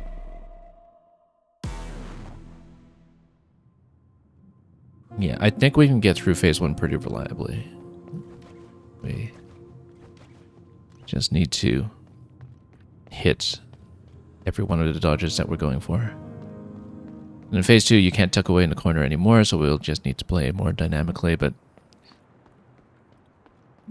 we've seen a good chunk of what this fight is capable of at this point. Let's let the grapple refresh. There we go. Yeah, we have not really been using the grapple in that fight as well, but that's because Finger's been on a dodge the whole time, so.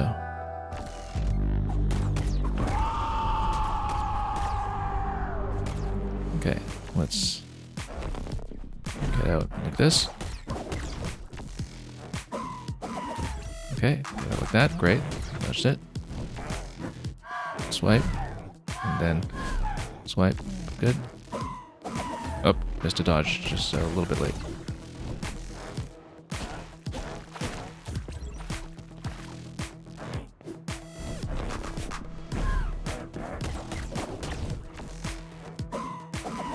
Okay, good, got it. Yeah, at the end of the second swipe, that's the timing.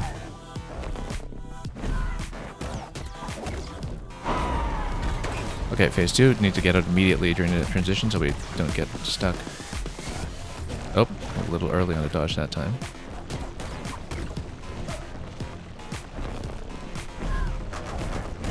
Okay, so 3 dives.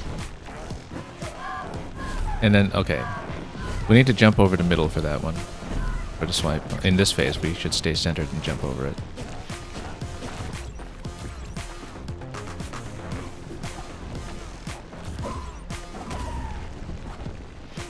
Did get a little bit swiped there.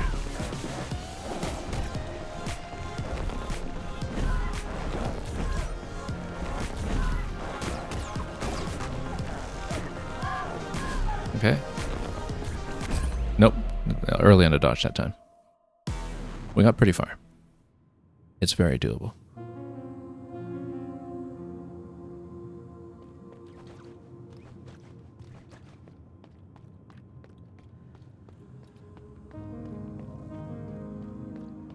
But yeah, phase one's easy. We just need to hit the timings.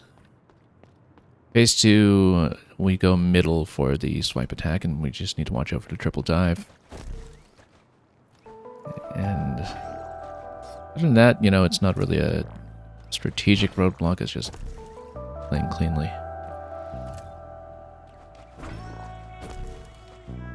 It's a very quick run back. It's interesting how the central hub is just really close to everything once you get the paths open. Even with our low range of movement skills now, there's actually a... Okay, nope. I think I got hit there.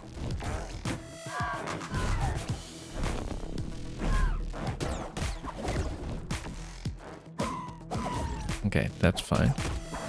Yeah, sometimes visually it's not necessarily clear, but I can feel a rumble effect when we do take the hit on that 3-hit combo.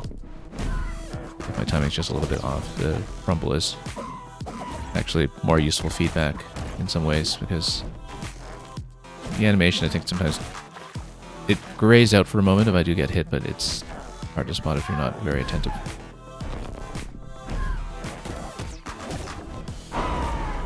Okay, get out immediately on his face. Let's watch out. Oh, nope. Got the first dodge, but we were standing too close.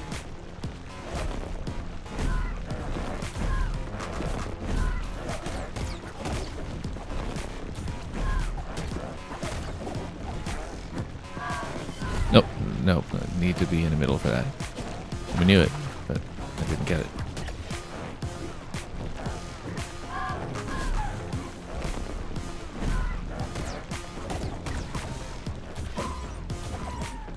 Okay. Yeah, we do have enough cooldown time on a combo to actually make multiple dodges. Oh, no, got caught again.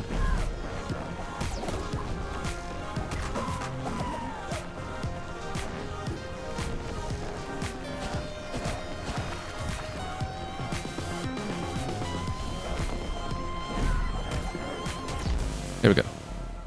Really not bad at all.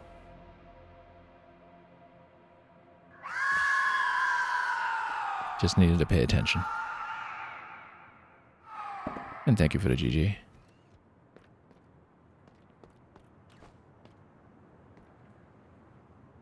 Those dodges look satisfying to do. Yeah.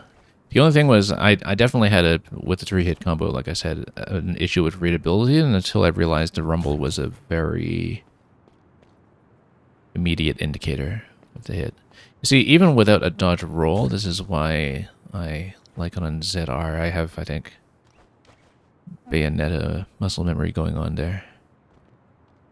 And, okay, so Strange Tube, so you'll get another big upgrade here, it seems. And we'll see what it is. No Tomo here either, that's not surprising. Never had good reasons to come to the Haven in the first place. Their role was first and foremost to keep company to the travelers in Metropolis, make them comfortable around us machines, be their friend. In a way, we need to look elsewhere. Come here, I have something that should help you navigate all that vegetation. So did we figure out how to do the double grapple at this point? Let's find out. Or is it something else entirely? But yeah, this game, like, now we can play the combat more directly and aggressively because I'm able to dodge, and this world is an archive for life itself. So yeah, now we figure out after grapple points what the plants will do because they're color-coded pink. Strike to refill energy, exactly. That's exactly what we thought would happen. Okay, so how come that second one disappeared up top?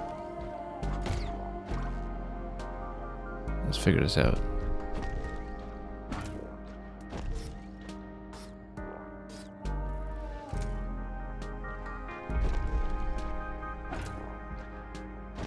Yeah, you still need to watch the animation for the refill to happen. It's still time-based. So you do still need good timing before it becomes available. But then if you watch the character carefully, everything comes together quite nicely. So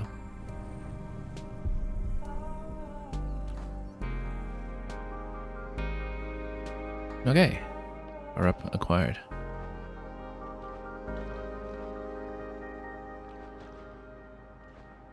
Now, I can't quite see what's going on the left side yet, but we'll start surmounting some of those obstacles that we saw earlier.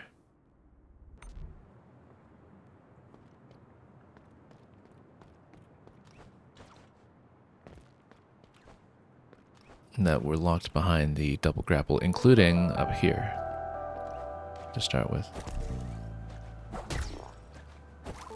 Oh, we're way off. Also, it'll be easier to visualize once we get back into actually displaying the player. Whoops. Didn't quite see my strand there. Yeah, we were just aiming the wrong way entirely.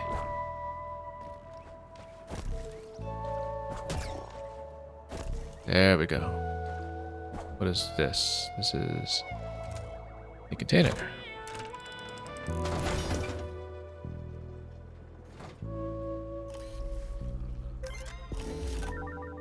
The hands agreed. Oh, I see. So, yeah, you hit harder when you're at low health.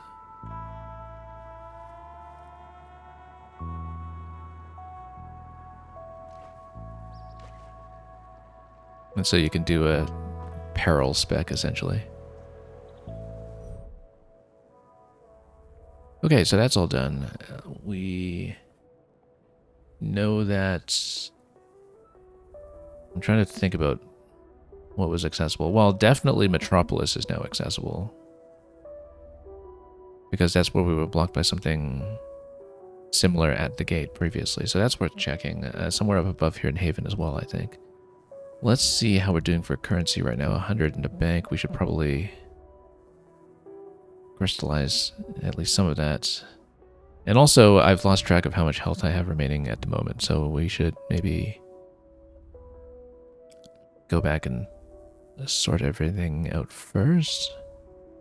Also, this gate over here on the right, it might have been blocked by a similar obstruction. We'll find out. Either way, though, if we make it over to the right, then we can just refresh health anyway, then crystallize.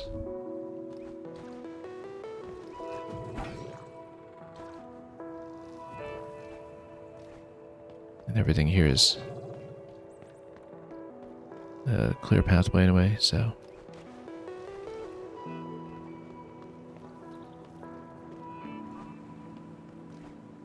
Yeah, power rush, exactly. Amazing how much easier it is to just describe everything in Paper Mario terms. Oh yes, we were already at full capacity after the boss. Because we didn't do the thing we did after the plant boss and fall into swamps repeatedly.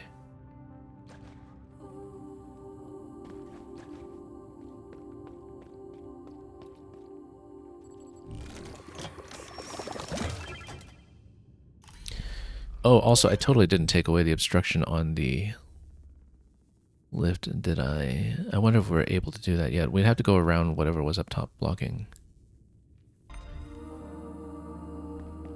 And I don't think it was an obstacle that was based on the multiple grapple. But we'll find out.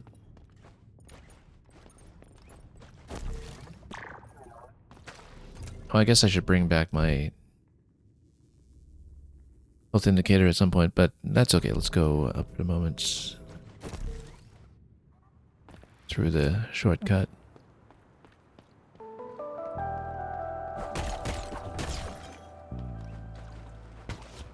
Oh, whoops. Got devoured. Have to remember to bend left over here. Yeah, so this is another segment where you can refresh energy on that. Right, this is where it's still blocked from the left side. Okay. And then to the right side, that's where we couldn't cross something earlier. But I think that was a big drop with a plant, though, right? Let's take a look at where we were for that.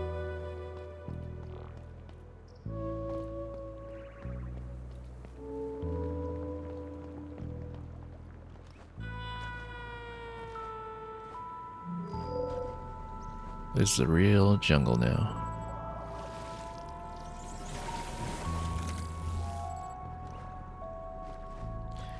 Yeah, so we can try to make it up there. Why did I never pick this up? Oh no, this is just a junk pile, that's why. We would have picked it up before.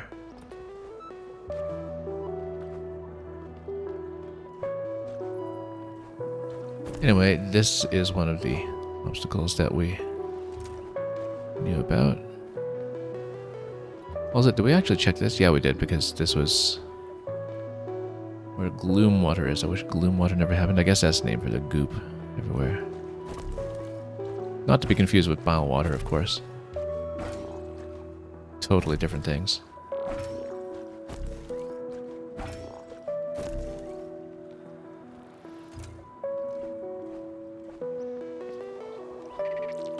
Okay. That one gets out of the way. Maybe we needed to use it for grappling, but that's okay. We'll just jump across. Yeah, we totally should have grappled one. Whoa, whoops.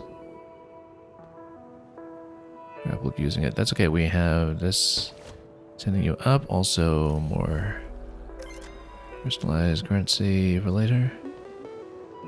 And this is how you continue. It seems. Yeah, we totally should have grappled through it. Oh well. That enemy earlier. And this seems to open a shortcut down below.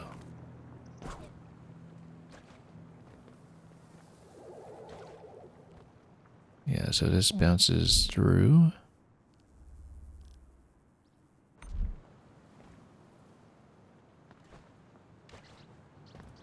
Well, let's get rid of this stuff first. Then we refill.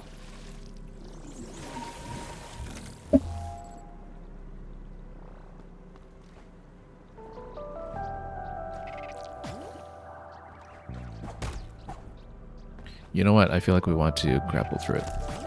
Here. Then we kill it.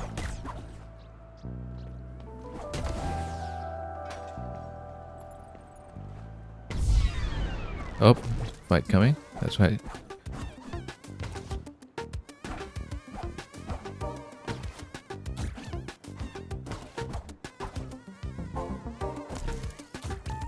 Oh, whoops, got hit. This guy. Just having a little bit of trouble actually hitting these, but oh, early on the dodge. Well, there'll be more where that came from.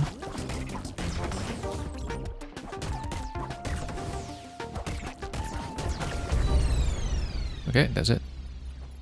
Not too bad.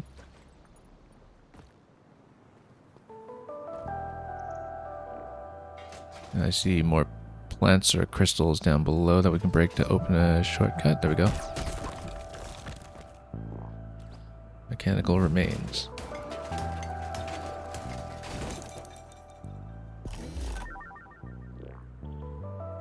Precious pearl of a long dead unit. Yeah, that's another old core. We can't spend yet. Something vaguely invisible is here. Oh, I see. Yeah, it's a stealth unit. And it is quite durable. So we need to watch out for that.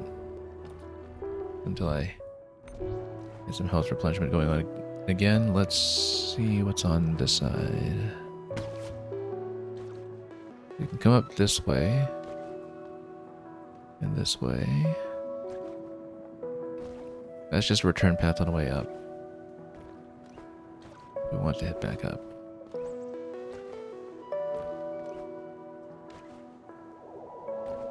Let's keep going. Feeling a little fragile at the moment. Whoops. How fragile exactly? We don't know, but I've got 200 in the bank that we're standing to lose if we're not careful.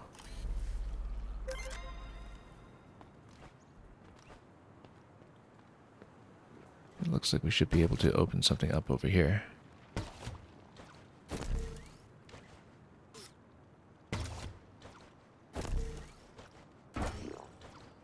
And we're actually under the bridge.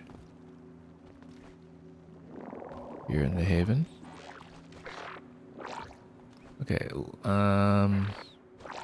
we want to fight these right now. Let's... Okay. Go around. Yeah, 2 different 3-hit combos will do it.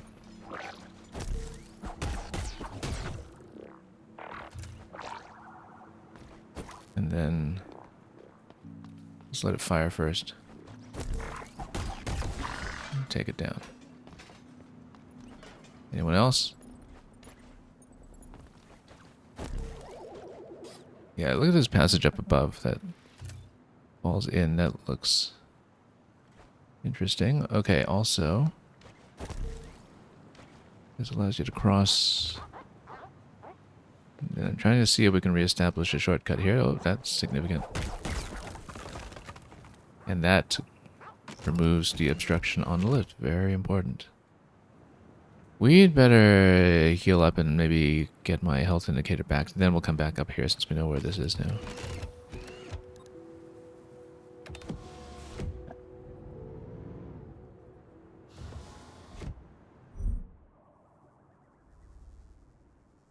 Yeah, let's just go left, since this area is safe.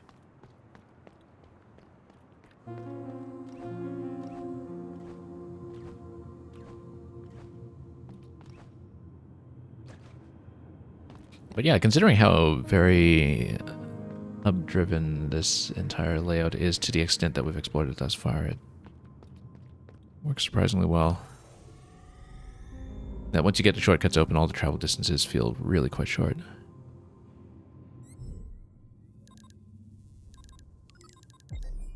Now, do we want to trade anything else? Let's keep the combo damage, I would say. I'm just looking at the allocation matrix and seeing how many spots we wind up getting. By the end of it all, it is a little bit difficult for me to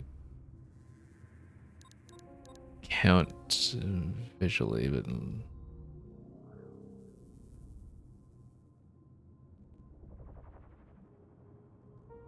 yeah, because I actually can't quite count how many columns there are. I'd have to think about this. It's 17 more columns that we haven't filled yet. 22 columns in total, 22 by 9. 99 by 2. So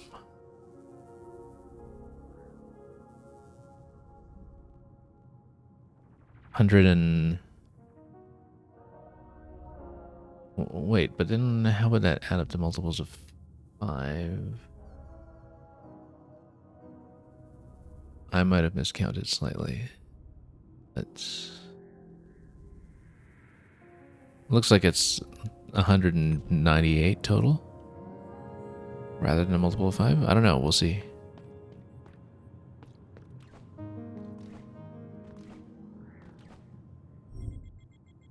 But we've established a significant chunk of the map, as you can see, and having done so,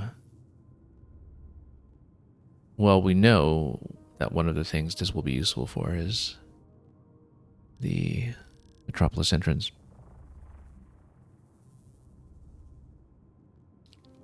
Also, I guess there was a top segment here.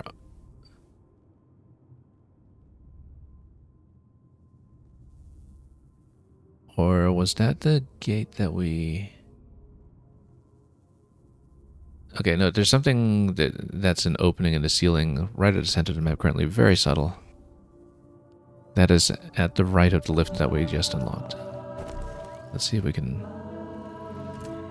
take a look at that.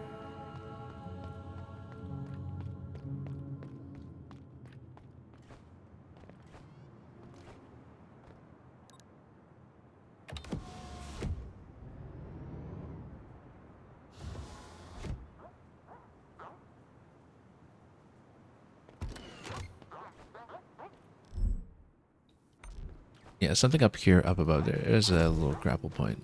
There we go. That was also accessible earlier. We bothered. Go for it. Ah, no, because this is where we would have gotten stopped. What does Oyo want to say? This is a nice view, don't you think? It's a small taste of what the promised land will look like when we find it. I can't wait to see it.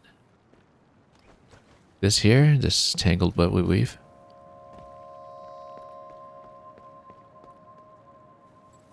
Yeah, let's crystallize all 253. That is a pretty big chunk at this point that we've banked up and not secured. Oh, here's something.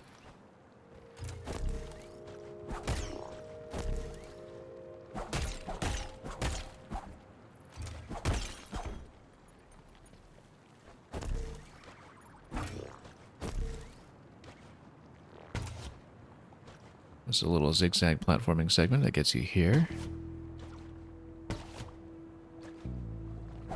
to collect more junk.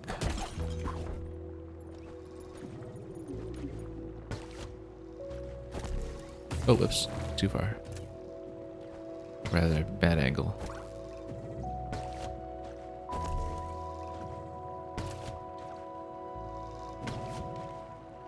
Need to aim that accurately and then we'll be fine.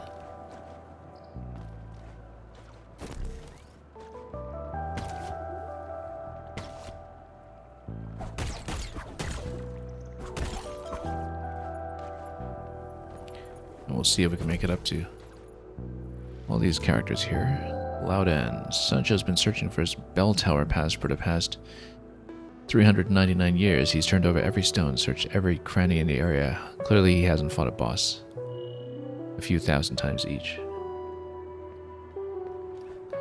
Yeah, so we've been adrift for a while here. What if it fell in the gloom water? Oh no. I'm sure a boss is just holding it. But anyway, let's fill.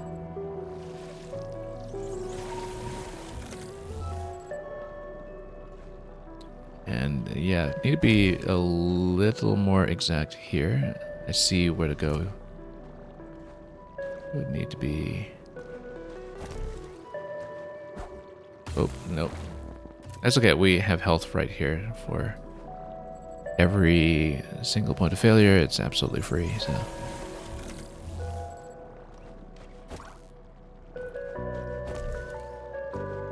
Okay, but you need to be pretty accurate. Oh, there's a plant on that side. Okay, so yeah, no, we tap the one on the far side, then we come up this way. And then we have to tap the same plant. I see.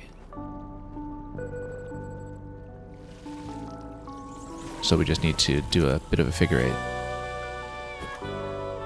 Oh, whoa, that was a big fall. That's okay, we can go back up. However, let's check the left side here to see if anything interesting is going on. Not really. It's just another potential shortcut passage up here.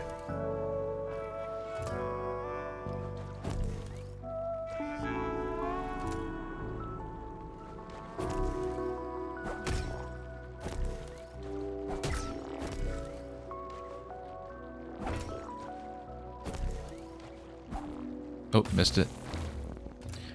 Backed off that swipe a little early. Margins here look tight. I'm not sure they actually are. Like, yeah, the energy refresh is actually more responsive than I gave it credit for at first. But you do still need to be accurate about pointing. The thing about having this actually be in 3D with a tiny bit of camera rotation is that when you're just trying to go through a narrow gap, it can be a little bit difficult to spot if you're properly aligned.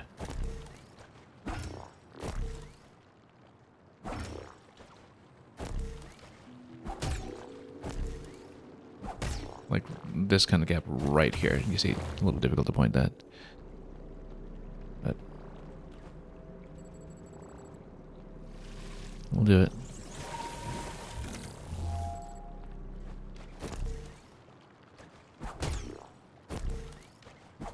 Oh. Yeah, we don't need to refill every time, but we do need to watch out. I mean, you know, we don't know what's at the end of the segment in terms of how quickly we can replenish again after whatever damage we're taking.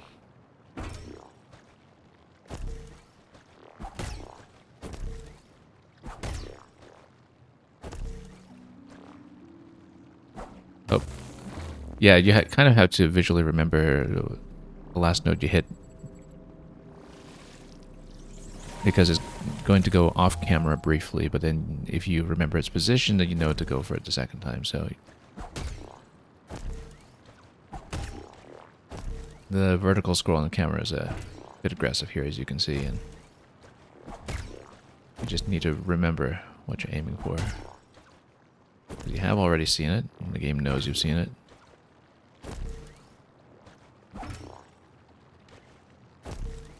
And then there's a little bit of adjustment here. Okay, so we can break this as a checkpoint of sorts before we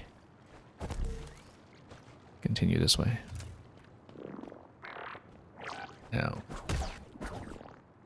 yeah, you see, this is why we don't let ourselves just go down to one remaining point before doing the whole platforming segment, is because something like this might come up. Lots of junk, though. Well, we better try to keep some of that,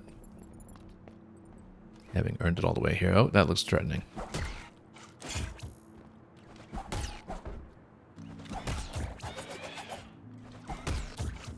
Early on the dodge.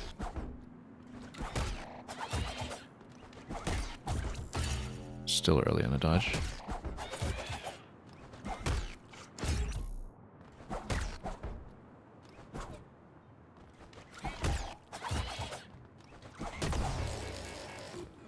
Let's get out of its range when it explodes. There we go.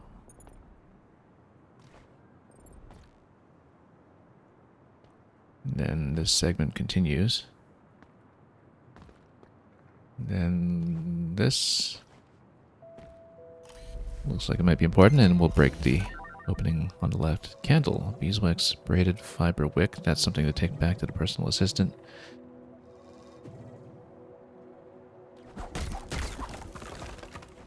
And yeah, here this just lets you tap and platform back over. So yeah, I can see where I've gone, but not where I've come, perhaps. Back to the entrance area here. Okay, that makes sense.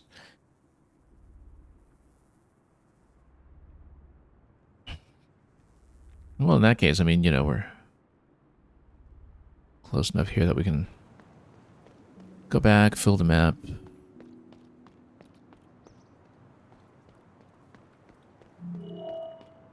Travelers used to go in that room to dance and sing when the light was dim, but now...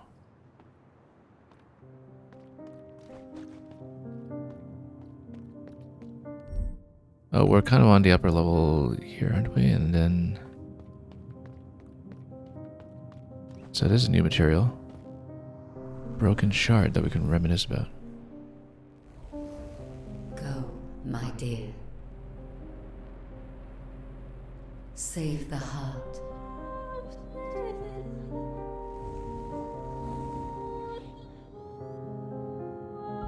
A tone. A voice that carries the weight of aging. I feel like that might get me into a fight. Let's back off for a moment first. We have a named character here with that boss-like text to it. We should go back and kind of heal up first, and we'll come back here. Like map this, and then get out before the lift. I was about to say drops on me, but it doesn't. So let's see. Yeah, we open up the way to the bell tower up here. Let's go back down for a moment. Recover a bit, possibly configure some things. Like having enemy health bars up again.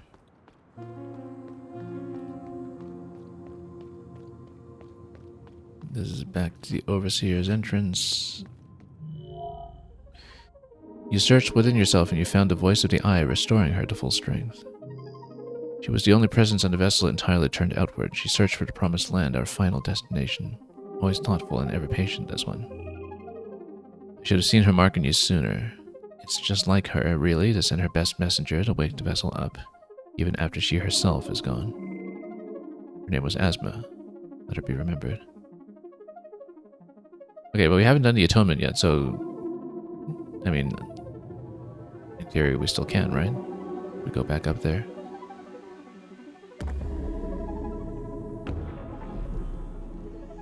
Pearls severed. Asma the Eye.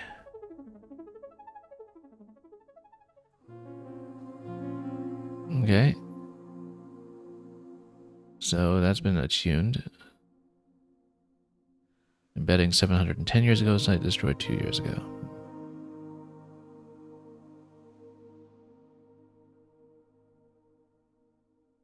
We'll go back up to see what to do with the atonement, though.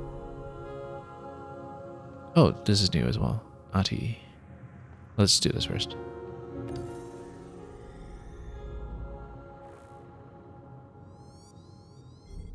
Okay, so going all the way up here. Yeah, we'll go up. So that was a significant bit of progress. Also a door that opens up to the left and connects.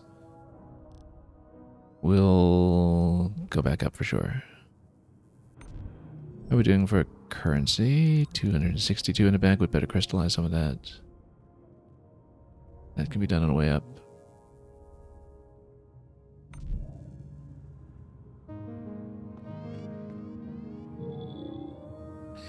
I should have guessed you'd be the one stirring trouble across the vessel, sister. You're going the wrong way. The heart can't be saved. I know that better than anyone else. What you should be striving for is elsewhere. The ship once had a purpose. That is where we need to spend our efforts. I feel like that's a rival fight waiting to happen. Anyway, let's go back up and let's see what the atonement interaction was all about.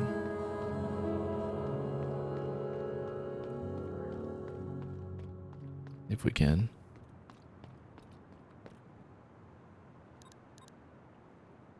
Oh, also, no, we want to crystallize our cache first. Down one level and then to the right.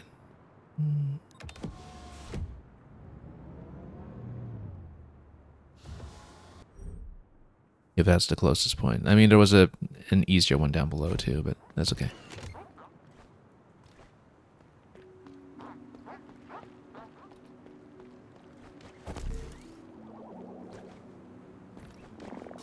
Oh. Hey, refresh, please.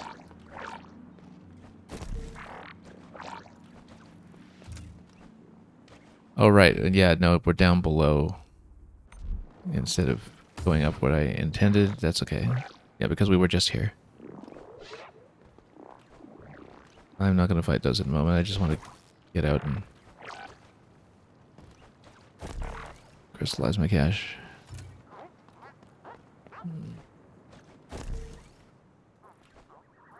It will be up here.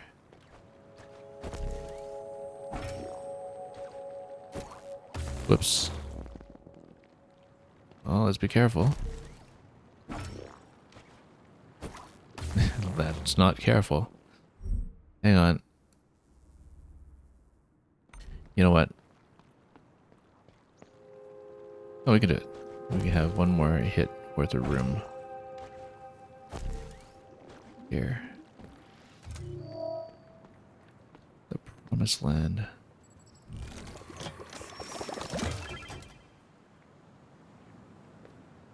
Crystallize everything and remember to pick it up. It's always a vital step that is easy to miss. Also, yeah, this continues to go right in a way that we actually have not pressed through yet. We didn't come here. To this place.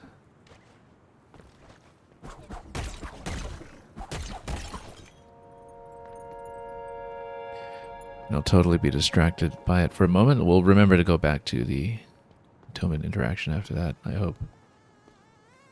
This is going to be a group fight. We should come back for that, I think. This will open this gate here. We better come back for that. I'm at low health right now. We know exactly where to go to do this, so we'll return in due course. This overhead interaction here gets you upstairs. Yeah, and there are a few connecting passages that we can still mend along the way as well.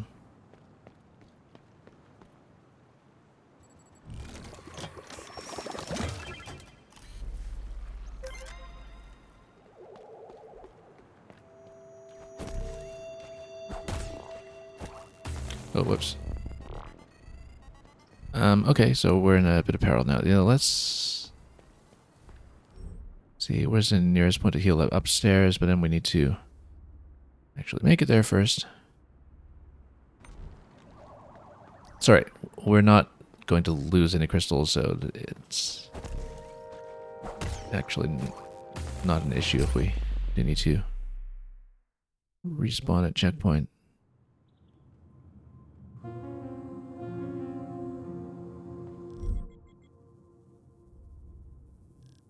So yeah, let's head back up first.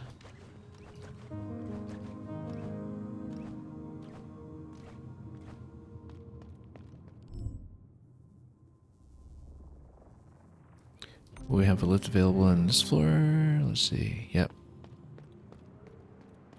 Let's stand to the side before we drop it.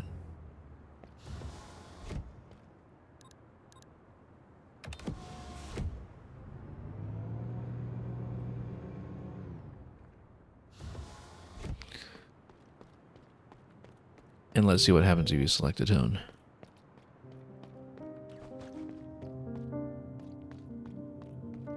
Can we still do it? Or, yeah, there we are.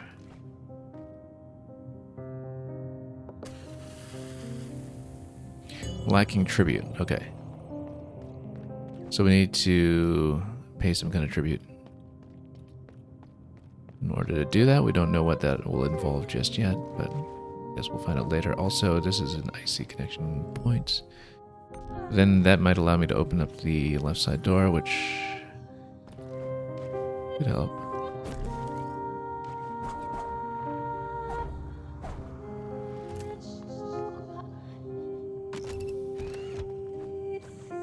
So this is sealed for the moment.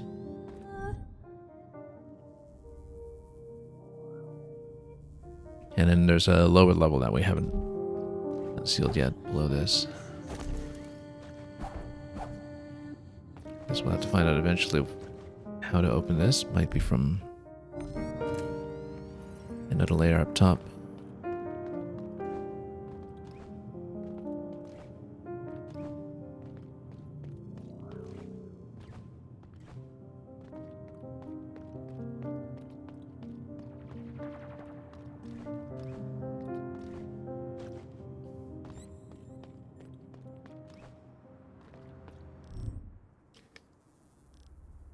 Okay, so at this point,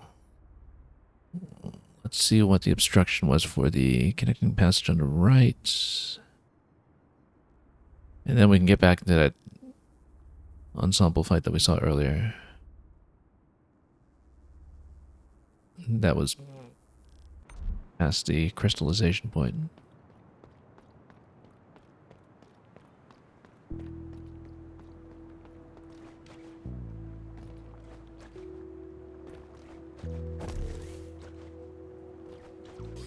Oops. Refresh it completely first.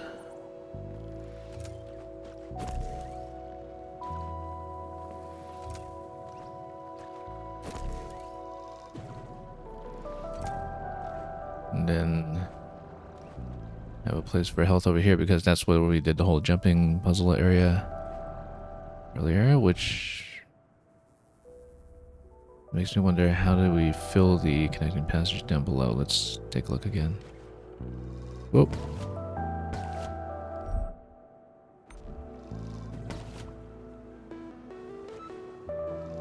Oh, that's not right. Okay, we fell in this way.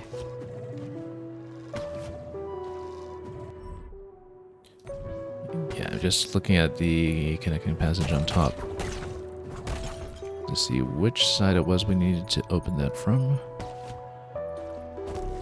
Oh, I made the same mistake earlier.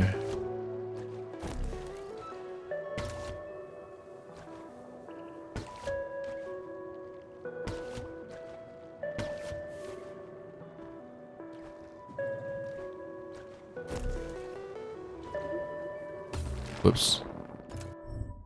How do we get back up to the left? Well, no, I think we do in fact need to go the long way around again.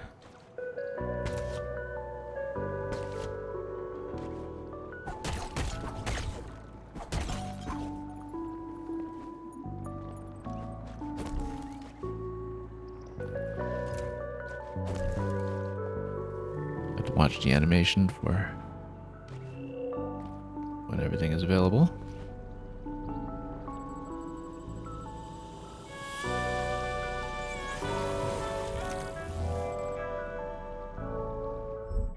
So if we go down below and to the left, let's try to follow it up here. Oh, nope, same mistake, same mistake. Oh, all the way down. That's okay, at least we respawned up here and not super low. Yeah, no, I actually have to do this bit again to get to the other side of where I don't remember if we even opened up the shortcut that I wanted. Oh, there is a shortcut to the left now that we opened up. That's right. When we first completed this. But we need to zip through that a little more successfully.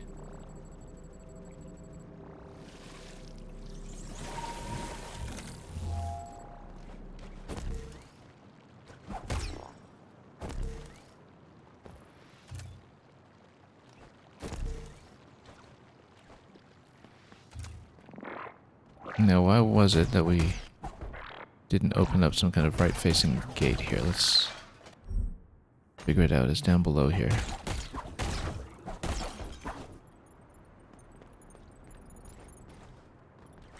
Oh yeah, this guy. Wow, getting hit so hard.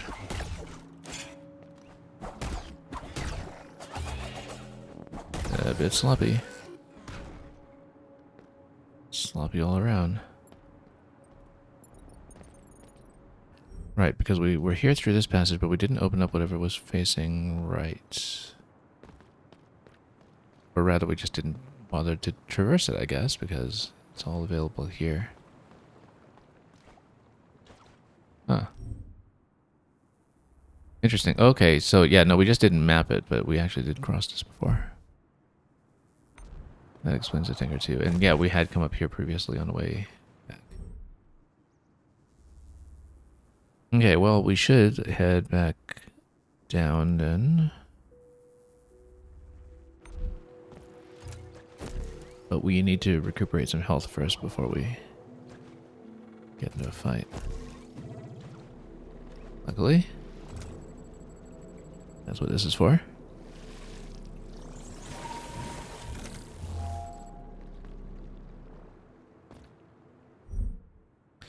We'll go down and crystallize a few things that we can.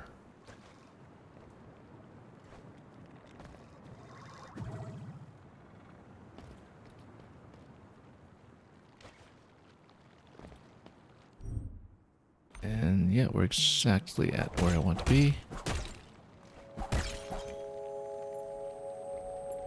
Or, well, slightly above, but close enough.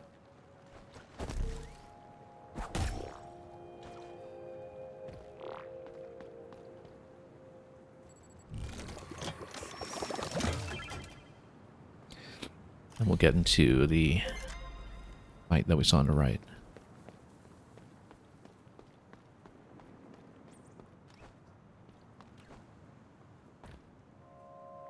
Yeah, so we haven't been down below here yet. That's okay, we'll take right first.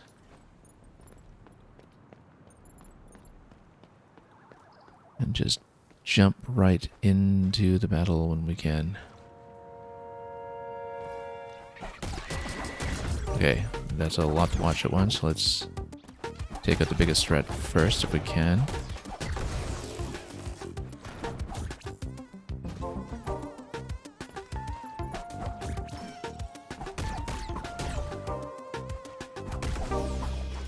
Okay, just a quick little container battle. Not too bad, actually.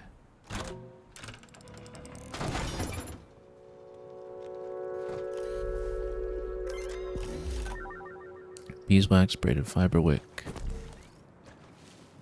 And there's a gate up top that we can unlock.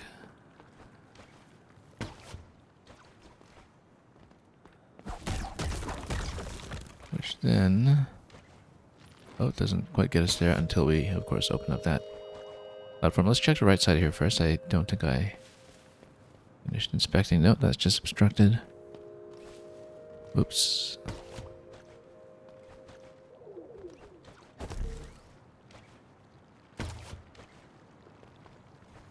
And then what do we have here?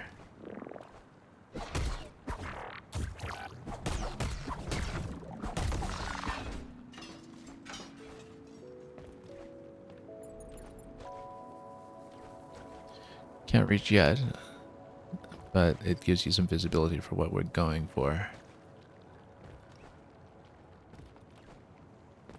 Unless we needed this to cling to something to give me a grapple point as an enemy, but can't depend on that, so we'll try to keep that location in mind when we wrap around this side. Let's listen to costs. Ah, I hear them. They're all around. They want to hurt me. Please make them go away. And we fight them. Okay. Yeah. Just a couple of them this time. Oop. Getting hit by a few of them at once. Let's see.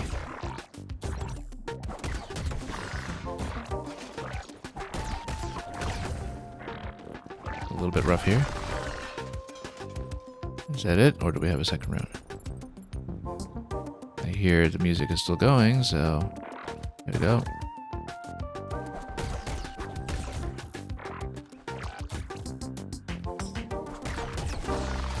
That's it. Are the baddies gone?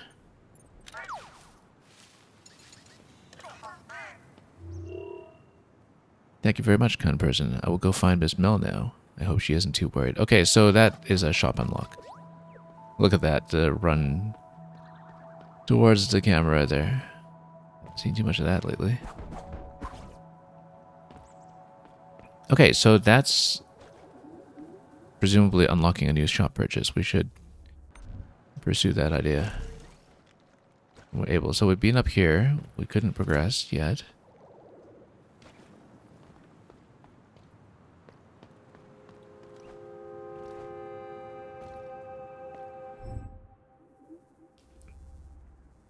That does it for a lot of what we've seen up here. There are a few other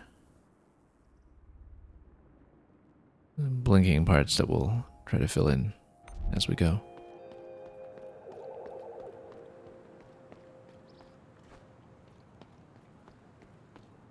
Blinking dotted lines. This connects down here. We hadn't really seen what's happening with this connection point yet, but yeah, it shows you that there's something to grab up here that we don't have a way to get to right now. We would need to fall into that gap and then double jump over.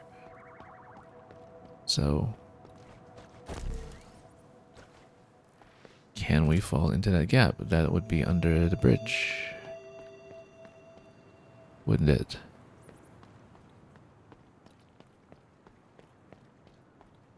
Well, we can inspect that a little bit closer. We should look at that.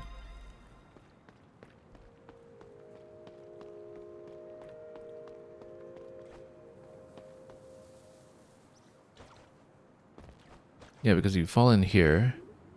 Looks like there might be a bit of a middle passage to jump through, I'm not sure.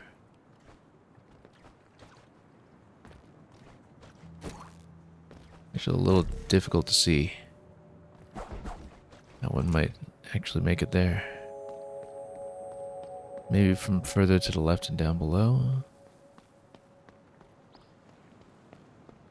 And then down below would be that whole passage under the bridge. Which we can do. I mean, we've seen it before. Whoops. Totally whiffed that. Alright. Let's actually just get back to the hub before we get into too much trouble here. Although it is possible to continue down here below. We don't want to take environmental damage at the moment, though. Let's just go back.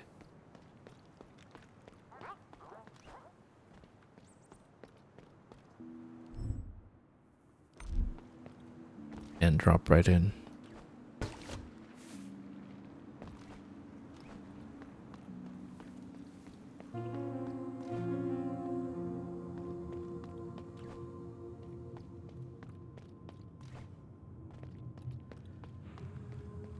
Yeah, so it looks like we'll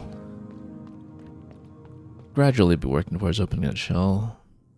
Also, I guess we crossed up here. I have to head down. Anyway, that's okay. We'll do a quick little fall. And see what's new at the shop. Just in time, lass. One of my scraplings just got here with a fresh load of broken gears. It's all in bad shape, but nothing I can't fix, especially with an extra pair of claws at my disposal. The correct amount of nacre, of course. Care to take a look? Okay, we definitely want an extension, first of all. Because the more we have, the merrier.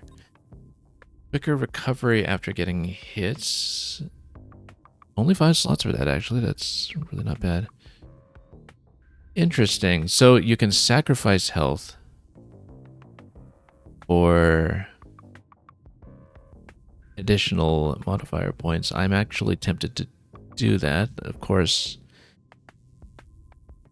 Yeah, because normally it costs you 20 to put on the extra point, but then you can sacrifice an additional point for 15 back.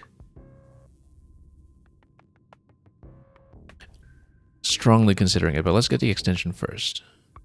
And then we'll see which one of these we want to get. Coding components aren't going to be relevant for some time yet, though.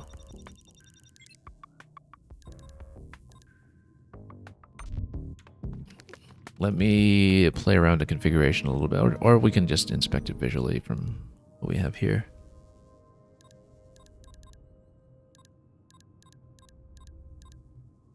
So we add an additional 15. Then... Now the thing about Enhanced Greed, though, is that it scales better with high health, because then you can take on a bigger deficit.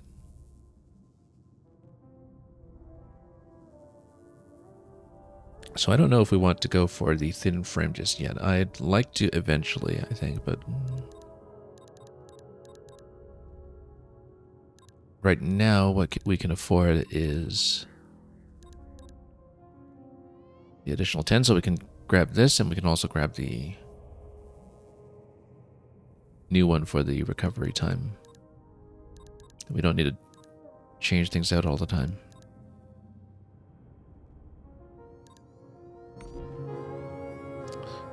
So actually, yeah, no, let's just go with that. We'll find more cores in good time. But the reduced latency is something that we can use immediately. The thinner frame, when things add up conveniently, we'll absolutely take it, I think. And when we just have a little bigger natural health pool to work with, so we have more room to sacrifice points. Oh, also, let's... So this one's shut off for the time being, so I guess we can't... Or take a nap for the time being, so I guess we can't really have it check anything that we've picked up yet.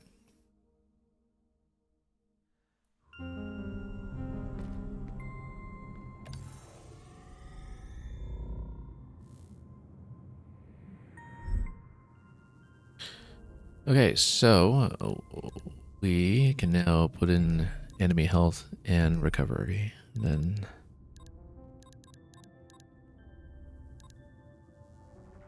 yeah, we'll retain damage over here. Yep, I think we'll keep that for the time being.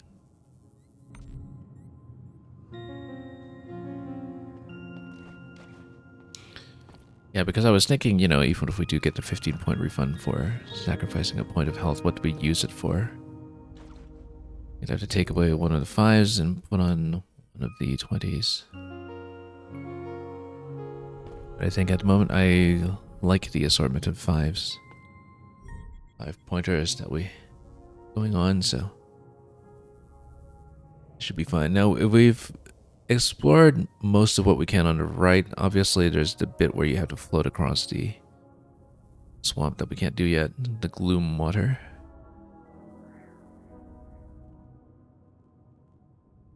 But it looks like the next place to go will definitely be over to the Metropolis Gate. I think what we'll do is I'll make it over there, and then I think we'll call it a stop for today at that point, because then we'll be in a good location for a continuation into a new zone. So we'll hit the save over there, and we'll be ready to proceed from there next session. Just looking quickly at how we're going to do this, I think we'll just go top layer.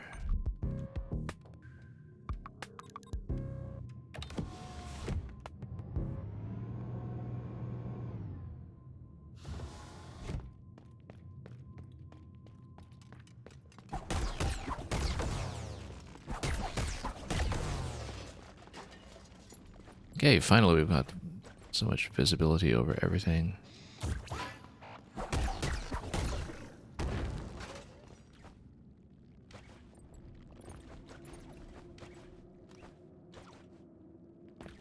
Oh, we could have just grappled on top the fast way here, but that's okay.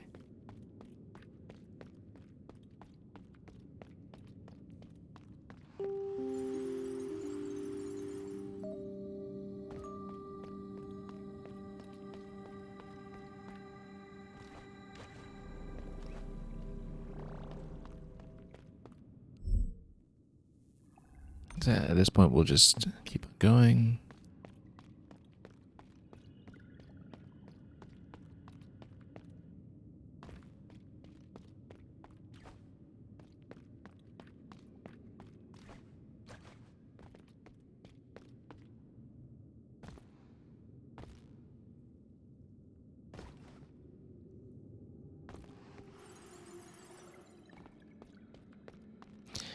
And just make it back to the city.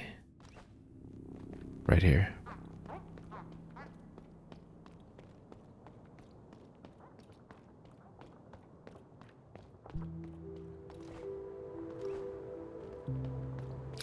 And we already know the way to progress, which is going to be through this bit here. And of course I say that while just directly playing it instead of sensibly saving it for the next session the way we promised. Oh, what is this interaction here? Disturbing curio, let's take it.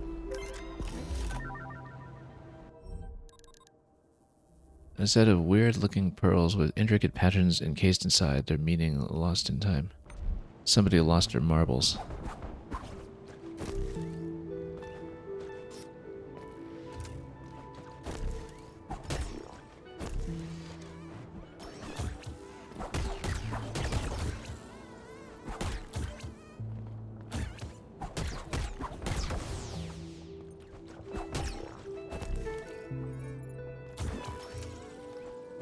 Yeah, unfortunately, you can't really spike these from up top. Just keep that in mind when making a big climb like this. This door doesn't open.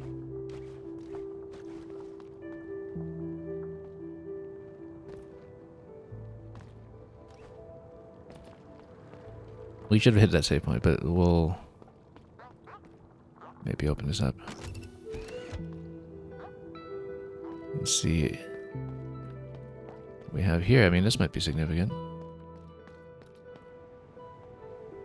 And then, oh, this is like a little puppy robot that follows you around.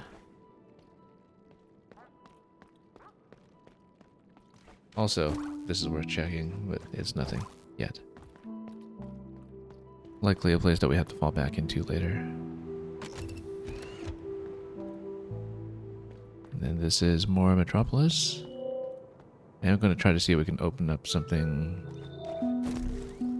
to go downstairs. This, the current sent you up. You got caught too, huh?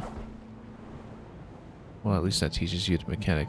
Oh, I see, because then it doesn't let you go across to touch that switch. Can you please hit that button down there? Well, not while we are in the grip of the wind, so that's the idea, is that you have to cut across to it. Now, what if we... There's always in a dodge, that doesn't do anything. Okay. We just need to turn that off. But you can't quite see any continuation of the mechanism down below on this side, so that will not be the solution yet.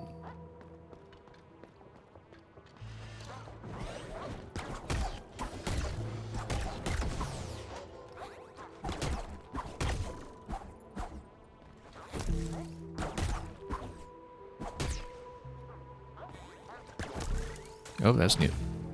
And it's hard.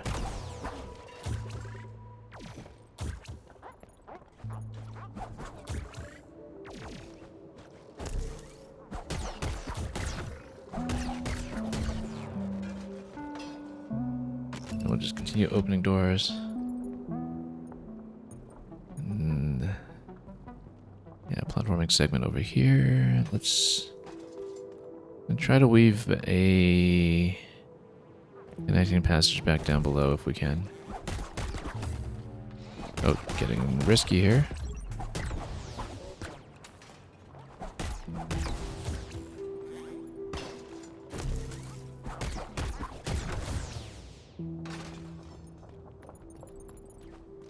Oh, we'll grab some health.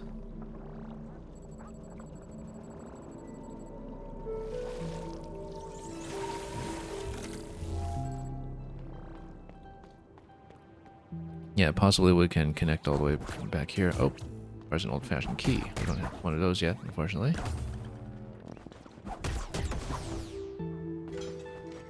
Let me see if there was anything else we could have gone through here. Something to grab in the building.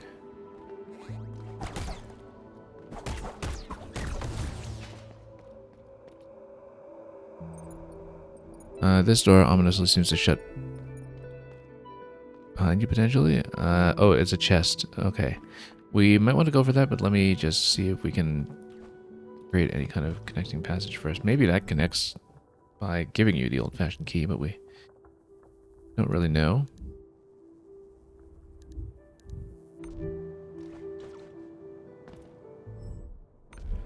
Let's head back up for a moment to crystallize our currency.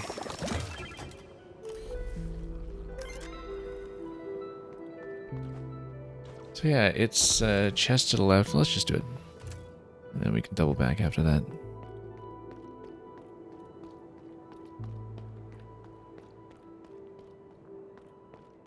We'll trigger it in just a moment. Let's just check the left side of the room first to see what this is.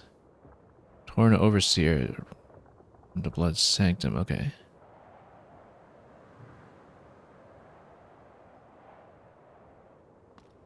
And this one, it's going to go all the way that way.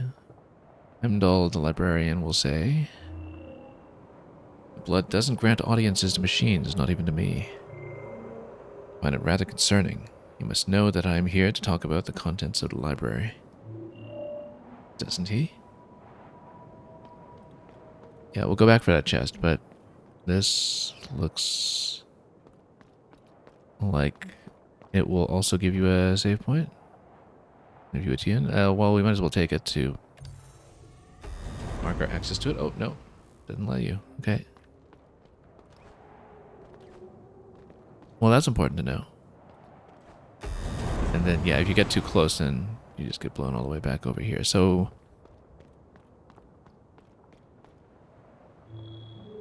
I told you, it doesn't matter that you are a keeper yourself.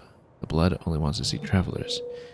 He needs to remember that he is an essential part of the vessel. Organic dwellers or no, our matters concern him too. So yeah, essentially it seems like all the robots are just essentially caretakers for a long-term generation ship. Yeah. So we're not going to save over there, but we can take the previous point. Now let's open this up and fight. Oh. Oh, big fight. Okay. We're down by a point of health, but that's going to unscrew itself. And here's the unyielding furnace.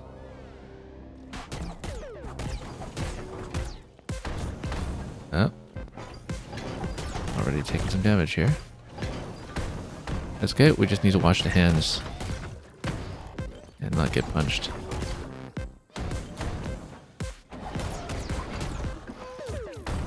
A little early on a dodge, unfortunately. Big health pool here. Yeah, we'll likely die on this attempt. There's a grapple point on top that we should take sometimes. We can dodge through the punches as well, if we're careful.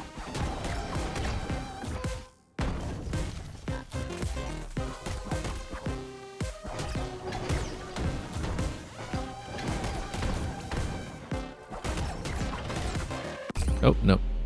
Missed a dodge that time. I saw it coming. That's okay. We went into that down a point of health. We weren't in the best place for that. And I completely neglected to take the save point prior to all of that, right? And So I would actually like to go back to do that. I think we should finish on that fight today, if we can.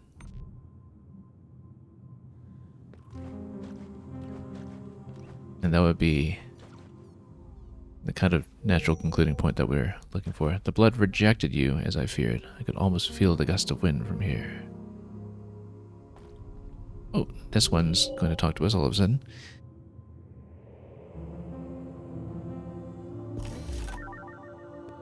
Right, because we found a new traveler treasure. Most likely uses tiny offerings and maybe prayer vectors. Coins in the worst case. Could you imagine being stripped of your pearl and turned into money? The absolute horror.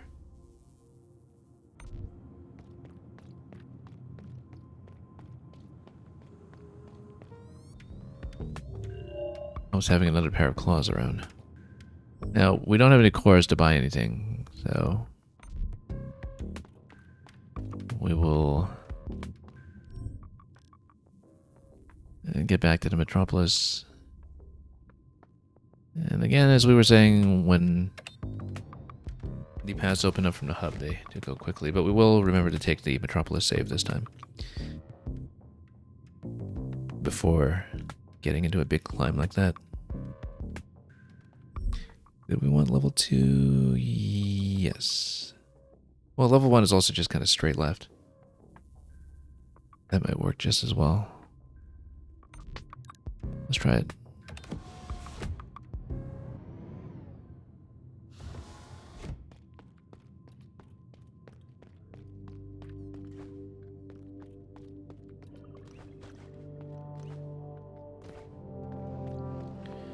Yeah, because we can speed through here with ice. We'll replenish that health point later. That's okay, we know where to do it. And then just barely made it over.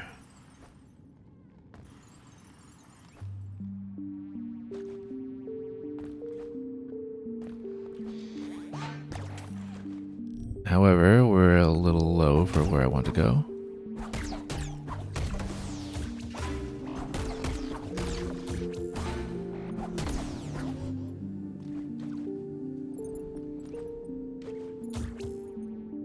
I'm really quite low on health, but that's okay. We'll manage somehow.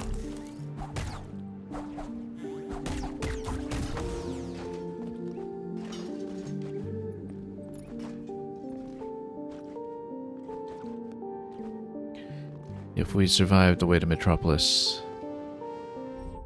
we're still alright.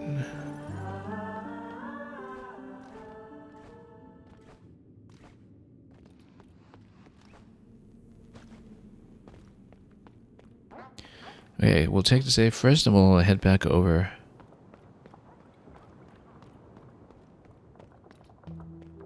And go for that boss.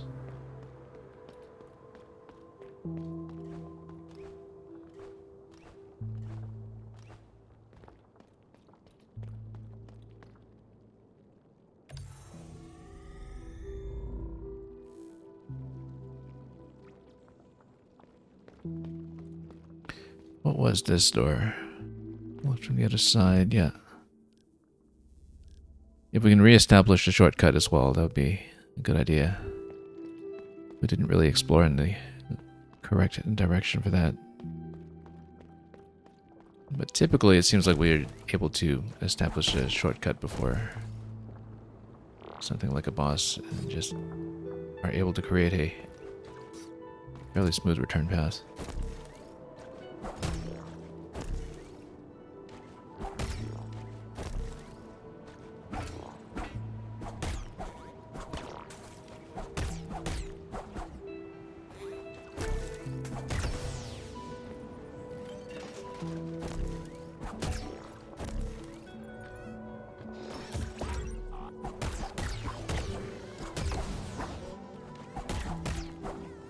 And then we'll just take these out quickly if we can.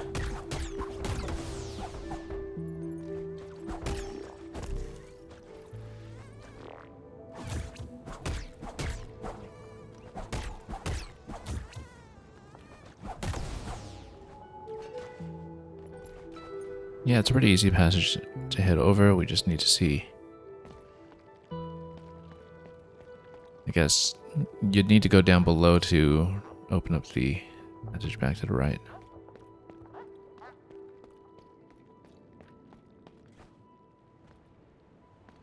And the little pup follows.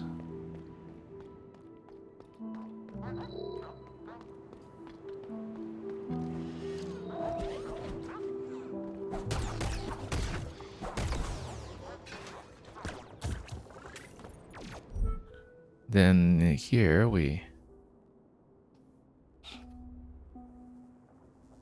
are able to just continue left. I can just skip those. Oh wait, no, this is passage that we had not gone through yet. Because we came down here looking for a return path. And there you can get health. Right, because we haven't stopped to map this yet.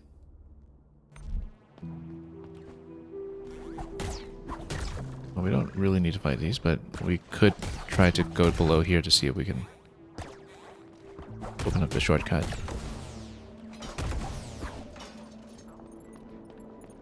That might be advisable. Open up a shortcut path here first. It requires the old-fashioned key. Yeah, we'll probably have to loot that off of boss, but... Oh, okay, big fight. That's right. We'll do it. Have to earn the shortcut after all.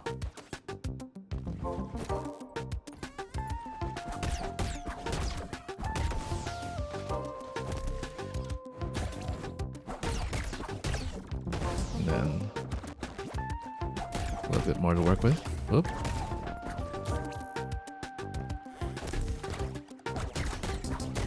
And we'll need to approach the ones on top too. Both of them. Okay, one little spot dodge there gets you around, and then we'll do the same with the other side. Oop.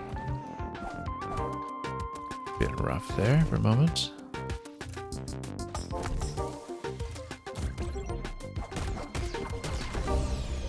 And that's it.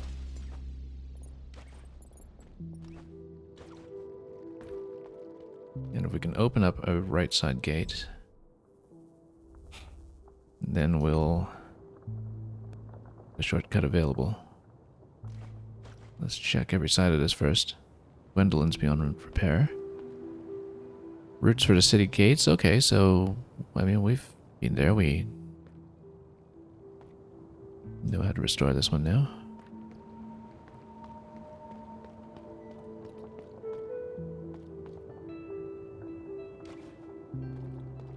The other side over here, that's okay. Okay, but then we'll just go down and then that's the one we want. Oh, almost took a dive here.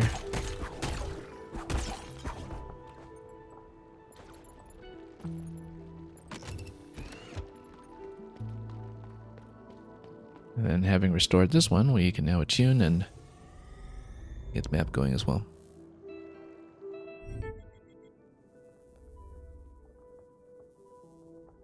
Yeah, so a couple things still require keys and unlocks, and probably that's a return passage from the left side in the bottom level that comes back here unless you unlock the doors, but we'll need to deal with the boss first.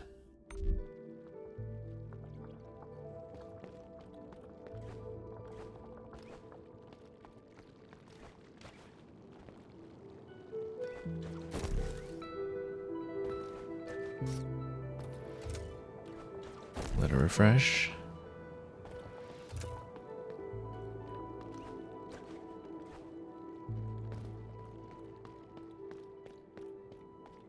And then it should be pretty straightforward at this point to return this way. We'll want to crystallize the currency, of course, before we tackle the fight itself.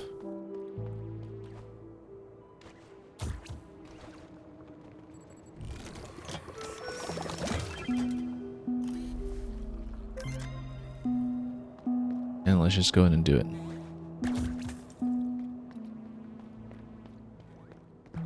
Yeah, floor's already open. Let's just dive down and get this thing. Okay, so we know roughly what we want to avoid.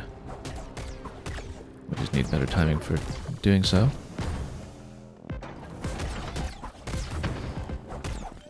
Already taking too many hits.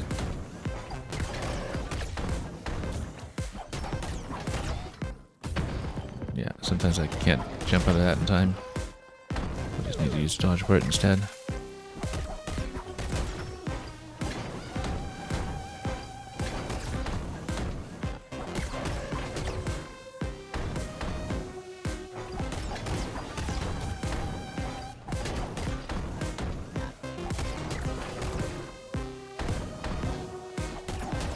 Yeah, as long as we just walk away from the hands, I think we're generally okay. Yeah, we want to stay grounded so we actually have a jump available for when the hands try to squish you from either side. Because the issue sometimes is that I'm not grounded, I'm taking too long to get into a jump.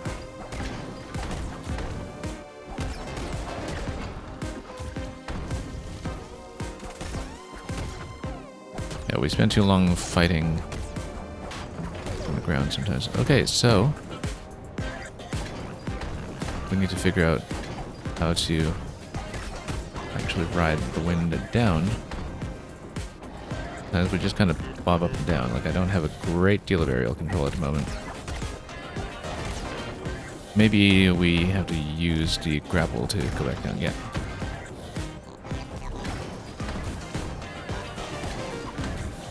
Oh. One more hit and we're done. And we're still only about halfway through in terms of health, so yeah, that needs a little bit more control. I still had to get used to how to manage our movement in the flying phase there. And I think we just need to use the grapple to get back into range of slapping him, but I'm not exactly sure how the grapple refresh is going to work under those circumstances. Like, I don't know how much you can influence the direction of where you're floating in that phase, but that was something we were trying to learn on the fly, so we just need to not take so many hits up front too at the early segment of the fight. When we know what's coming and we know how to dodge it, and just need to actually execute it properly.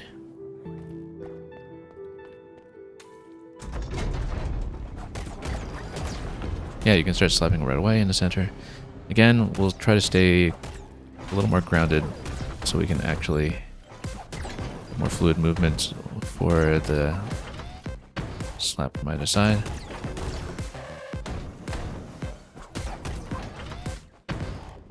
Yeah, definitely, again, throughout this entire game we've had to cut some habits with spending too much time in the air. Just from experience with games where you're much better off in combat by playing aerial juggles as much as possible. This is not really the case here. You actually want grounded movement for much of this game. Otherwise, your reaction time ends up being too poor. Now, of course, that makes the flying phase complicated because after having said so much about wanting to stay grounded, well, then we need to play in midair for the rest of it. Whoops, take one hit.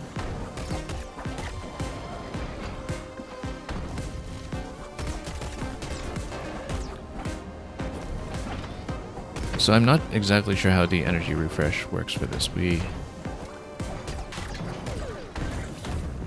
need to dodge a lot better.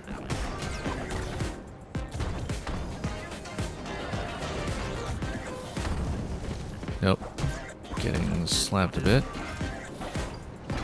Yeah, having trouble just getting within attack range. I've tried to grapple over, but it's been a little tricky to make that happen. Oh, we got punched from the side once again. Just couldn't get out of that position.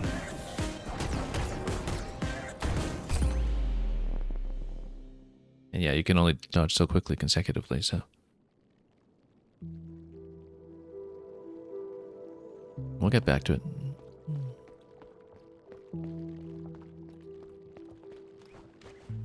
It'll go down, it just needs a cleaner second phase now. First phase we were actually fine that time. We took maybe one hit.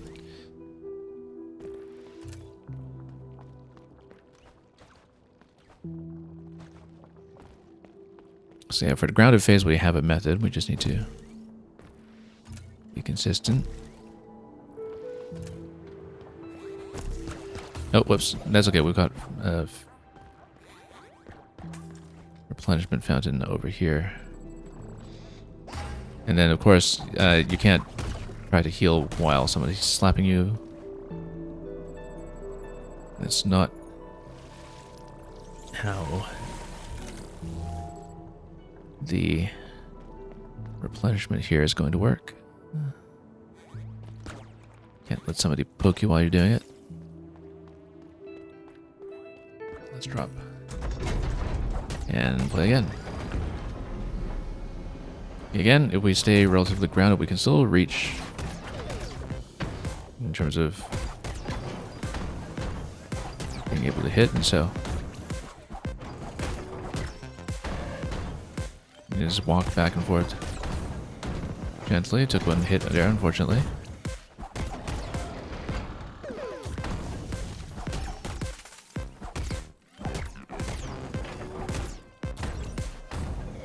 Nope, took a hit.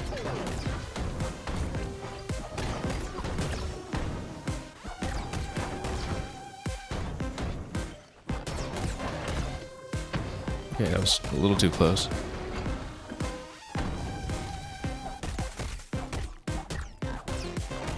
Yeah, when you just do an up swipe, of course you can't really do the 3-hit combo, but whoops, not too many hits.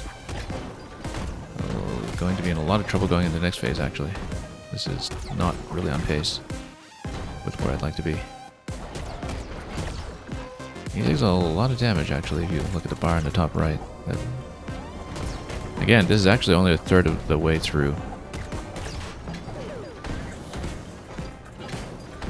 So yeah, we need to develop a more reliable idea of how we can control height in this phase. We're flying around everywhere.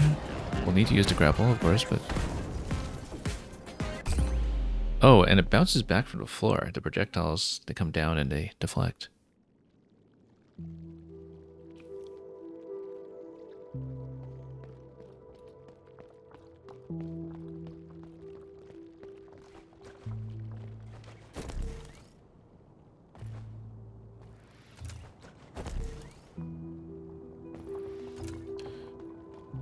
Okay, that's fine. We'll just have another go at it.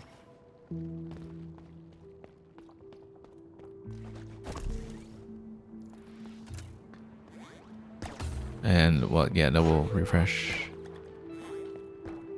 on this side once we've gotten rid of this guy. Yeah, we need to watch the dodge timing. This has been a bit of an issue. On the boss especially.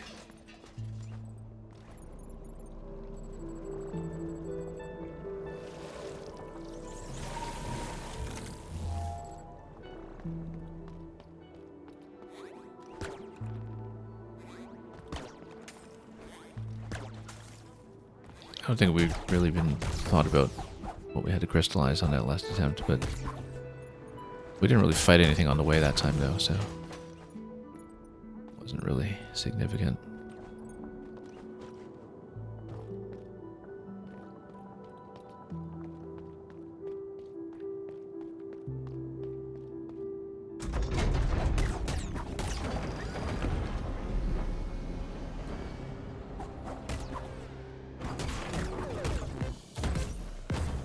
Oh, got hit already.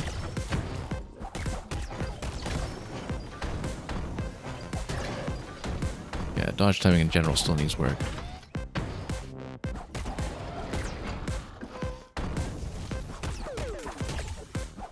It'll be absolutely critical in the second phase when our movement just isn't going to line up nicely sometimes.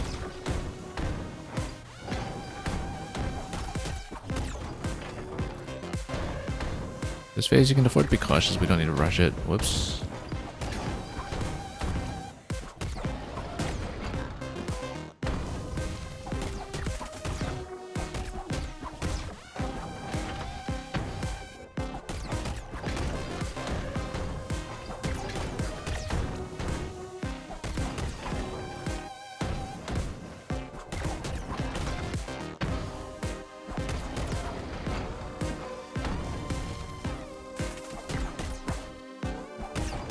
They need to watch where you're standing mostly. And then... Oop. I say that, of course, just as we took damage again. So yeah. Grapple back to reposition if we can. Can't get too far on top. Yeah, we are safe and defensive. We'll make it through this one. But, oh, one more hit, we're down.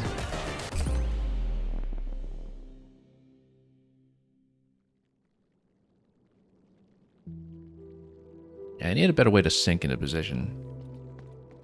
And that hasn't really been forthcoming so far.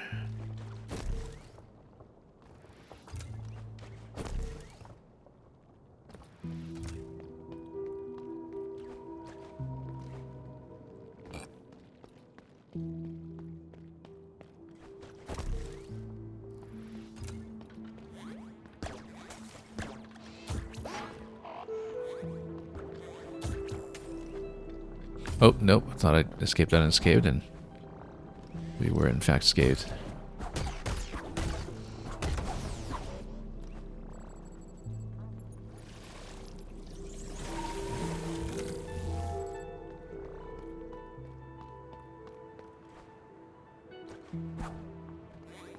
We don't really loot enough currency on each pass for it to matter very much, but who knows. Maybe it will amass to something important with time.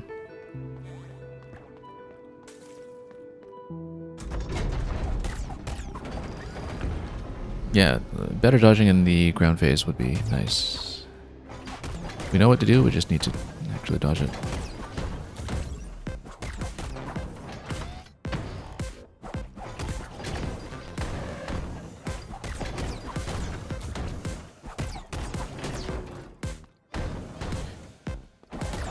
Getting the lead time down on the dodge button is also something that we still need to work on a little bit. It's and a little difficult to visualize sometimes when a dodge has come off successfully. We're a bit dependent on reading the rumble, or feeling the rumble rather, for the hit effect.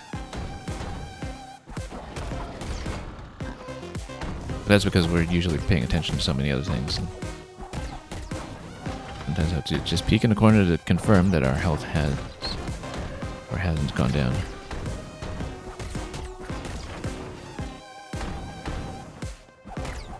Definitely I don't have much peripheral vision on the boss's health bar after all when we're still in the middle of dodging things. That's okay, it's just a matter of situational awareness. Okay. Oh. Yeah, if we try to avoid... Yeah, you play the axis where you're dodging. Like, shots are coming down, you try to play x-axis left and right. Vertical position doesn't matter too much. However, when you get punched from either side, that... Oh, whoops. Yeah, it's really quite difficult to handle.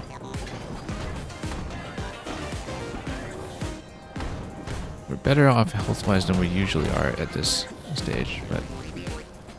Oh, you have to watch out for that because spikes do come back up. Icicles, rather. Yeah, have to save the dodge for the hits from the side.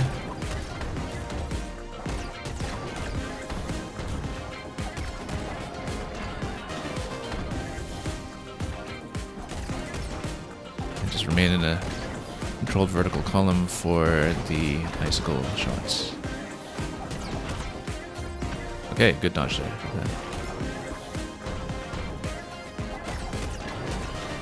Oh, oh, getting risky. And we got it.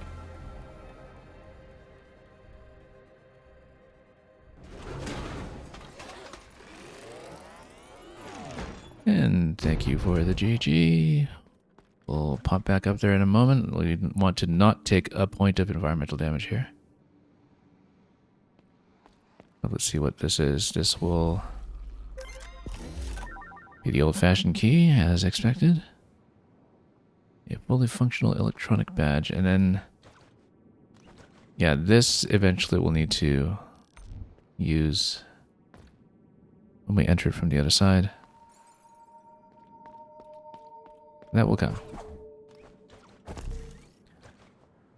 Let's get far enough to get out to the little replenishment fountain, and then yeah, eventually we'll have to turn off the fan for the save point on the left side. Right now we do need to go back to the save point on the right. Wow, dodged that from past the wall there. That was very luckily timed.